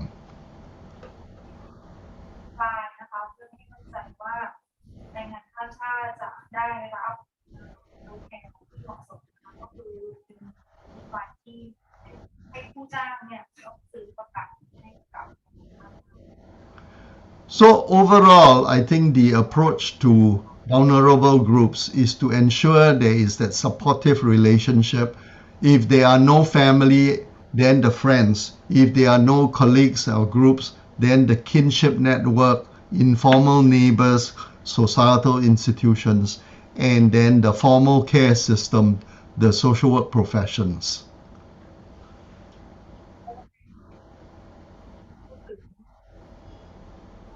การครอบครัวนะคะผู้ปลูกนะคะคือ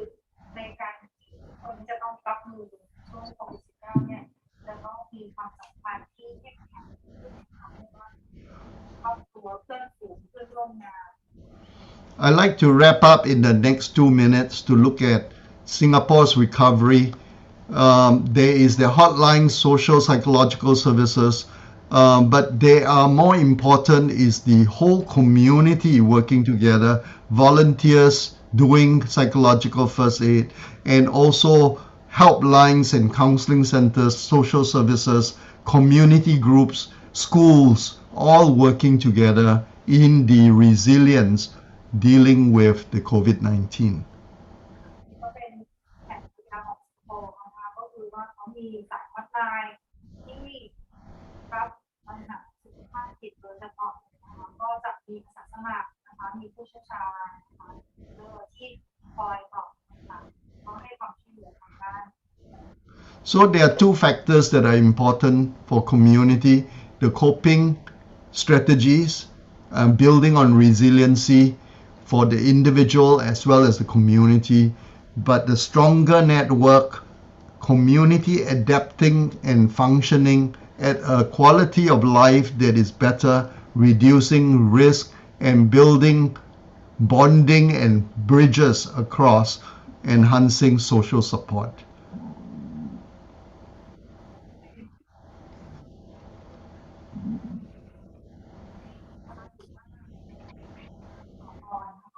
ในช่วงโควิด -19 เนี่ยของชุมชนนะคะที่สำคัญที่สุดแล้วก็ในตรงกับตัวบุคคล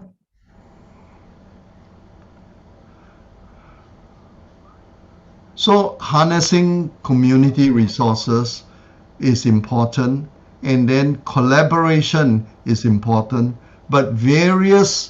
groups, whether formal or informal groups, need to coordinate, and government and non-government bodies together. So there is the whole idea, even citizens distributing food and water and masks and sanitizers to migrant populations, to elderlies in the homes, to children, education. So it's a whole society that builds the social fabric, providing for unity. And this is like United SG. That means United as a Singaporean. สนับสนุนความเข้มแข็งของชุมชนนะคะในการช่วยเหลือผู้ที่ถูกเปราะบางนะคะไม่ว่าจะให้บริจาคอาหารน้ำดื่มอากาศนะคะ Let me go into my conclusion. My conclusion is that resiliency requires a strategic approach to look at strength and building capacities, and resiliency has to also start with social workers in our new social work mantra, which is leaving no one behind. That means social workers themselves must also be visionary, idealistic, but also be very practical in self-care and be resilient themselves. ในสังคมสงเคราะห์นะคะเพราะว่า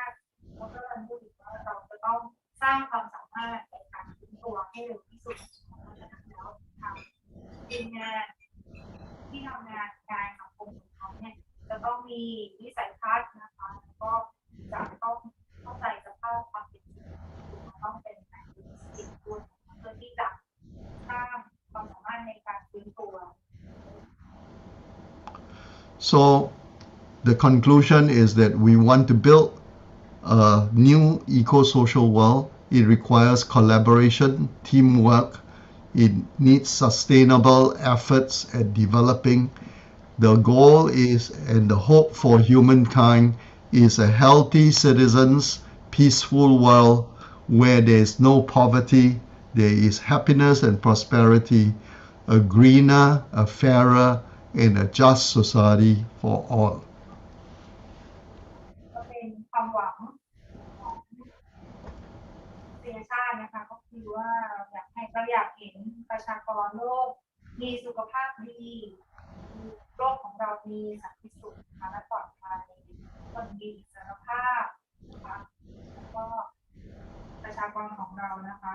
ไม่มีความยากจนข้นแค้นนะคะเรามีความสุขนะคะความร่ำรวยนะคะแล้วก็มีความ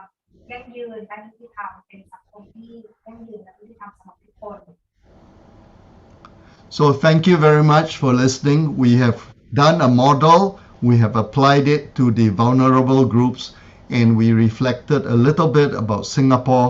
But because of time, I really thank you for your attention and thank my interpreter for being patient because I speak too fast maybe,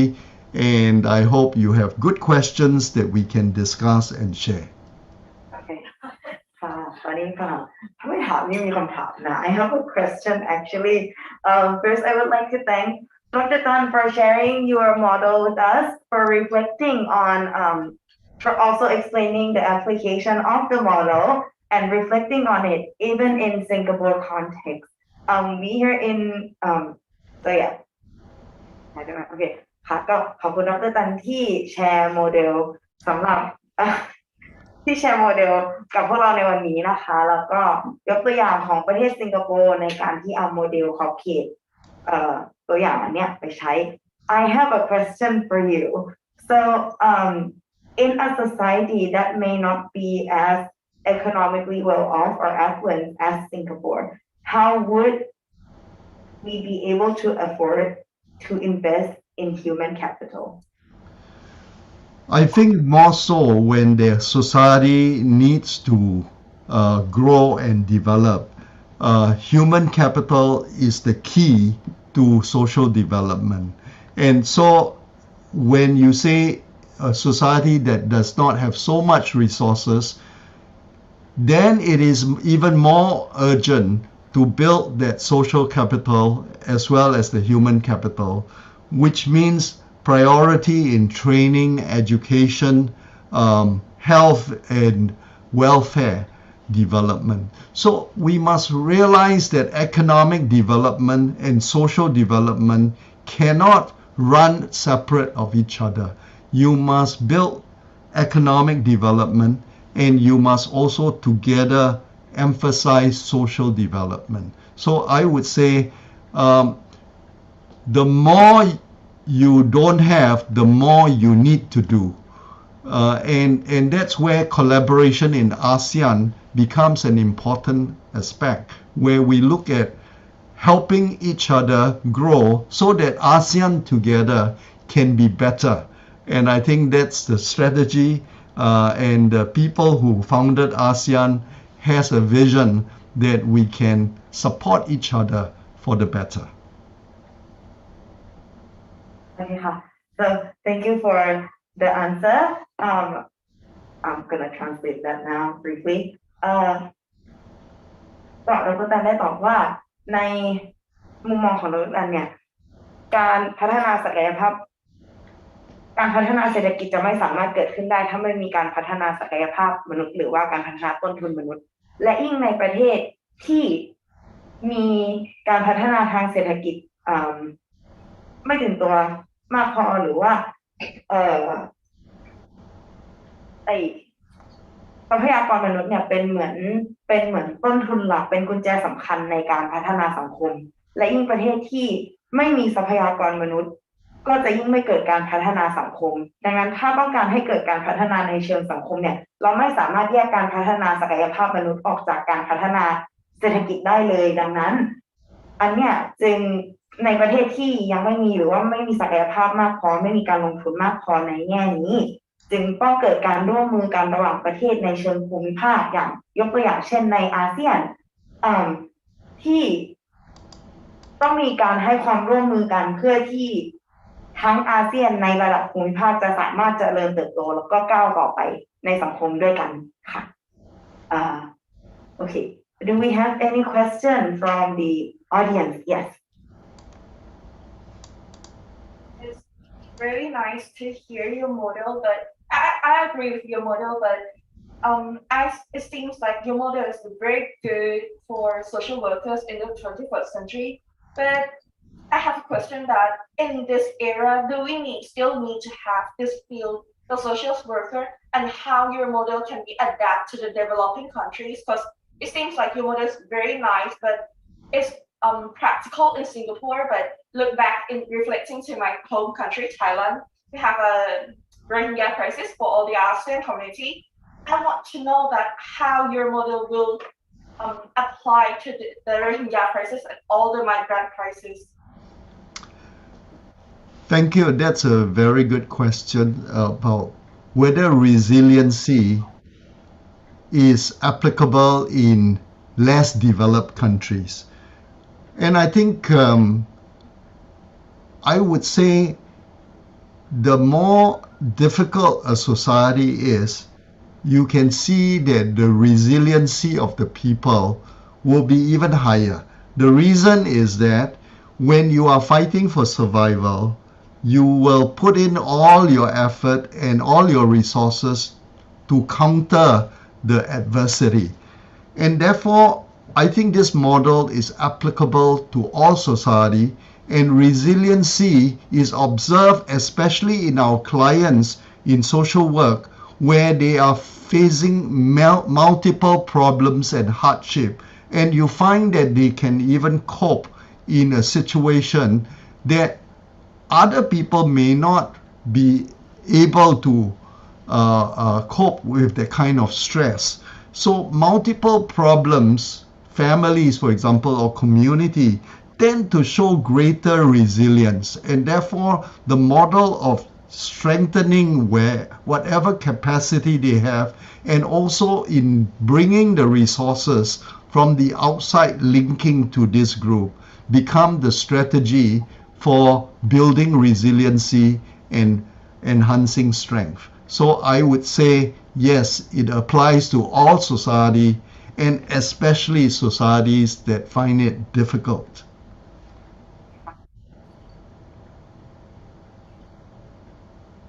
เป็นคำถามมาจากข้อที่สองก็คือคำถามว่า โมเดลของดร.นันเนี่ยมันดูดีมากๆเลยแล้วก็ในสมมติอยากรู้ว่าแล้วถ้าเกิดว่าเราเอามาทำประเทศไทยเนี่ยมันจะทำได้แล้วก็ดร.นันก็บอกว่าโมเดลก็คือมันเหมือนกับพอที่เราจะถามว่าการที่จะสร้าง resilience นะคะหรือว่าการสร้างความสามารถในการฟื้นตัวให้เร็วใช้ได้หรือเปล่าประเทศกำลังพัฒนาแล้วก็ดร.ตันก็บอกว่าในกรณีที่ประเทศหรือว่าประชากรของประเทศนั้นเนี่ยไม่ค่อยมี resource นะคะก็คือประเทศนั้นเนี่ยก็จะยิ่งสามารถฟื้นตัวได้เร็วขึ้นนะคะเพื่อมันสรุปว่าโมเดลนี้ใช้ได้กับทุกประเทศนะคะแล้วก็ยิ่งประเทศที่นะคะไม่ได้เป็นประเทศตั้งตัวก็จะสามารถฟื้นตัวได้เร็วขึ้นกว่าด้วยซ้ำอาจจะเพิ่มเติมนิดนึงตรงที่ดร.ตันเองได้พูดว่าในประเทศที่ถ้าคนต้องต่อสู้เพื่อที่จะเอาชีวิตรอดอย่างเงี้ยค่ะคนก็จะมีความสามารถในการรับมือกับความเครียดและสถานการณ์ที่ยากลำบากได้มากกว่ากลุ่มคนที่อาจจะไม่เคยต้องตัดสินระหว่างความเป็นหรือความตายหรือการต่อสู้เพื่อที่จะใช้ชีวิตดังนั้นในสถานการณ์ที่ refer to อย่างโรฮิงญาในประเทศไทยอย่างเงี้ยค่ะก็สามารถเอาโมเดลเนี้ยไปใช้และดึงเอาทรัพยากรข้างนอกมาสู่กลุ่มคนพวกนี้เพื่อที่จะทำให้เขาต่อยอดความสามารถและพัฒนาตนเองขึ้นไปก้าวเหนือขีดจำกัดที่เขามีอยู่ได้ค่ะเป็นคำถามที่ดีมากขอบคุณค่ะโอเคค่ะI think that is all our time today. We'll be having a closing remark in the main session. For audiences here and online, I thank you so much for staying with us for the whole afternoon. I hope you have learned a lot, and ATCSW hope to host you again in the future. Please join the main session for closing remark in the main room. Stay safe and have a good evening.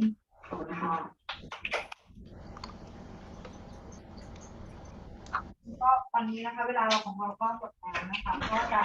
ขอเรียนเชิญทุกท่านไปที่ห้องใหญ่นะคะก็เราจะไปฟังนะคะไปดูที่ปิดนะคะก็วันนี้ก็ขอบคุณทุกท่านนะคะแล้วก็พบกันอีกครั้ง Thank you so much, Dr. Tan. Thank you. Thank you very much, Dr. Tan. Thank you, Miss Interpreter, and thank you, Vinny. All right, Dr. Tan, there will be a form that I need to send to you, speaker response form, but I'll probably send it to you maybe today, hopefully tomorrow. No worries. Okay. All right. Yeah. Thank you again. Okay, bye-bye. Bye. Have a great afternoon. ค่ะการ broadcast ในเซสชันนี้ก็จบลงแล้วนะคะขออนุญาตปิดไลฟ์นะคะต่อจากนี้สามารถเข้าร่วมกิจกรรมของ ATCSW ได้ในห้องหลักค่ะ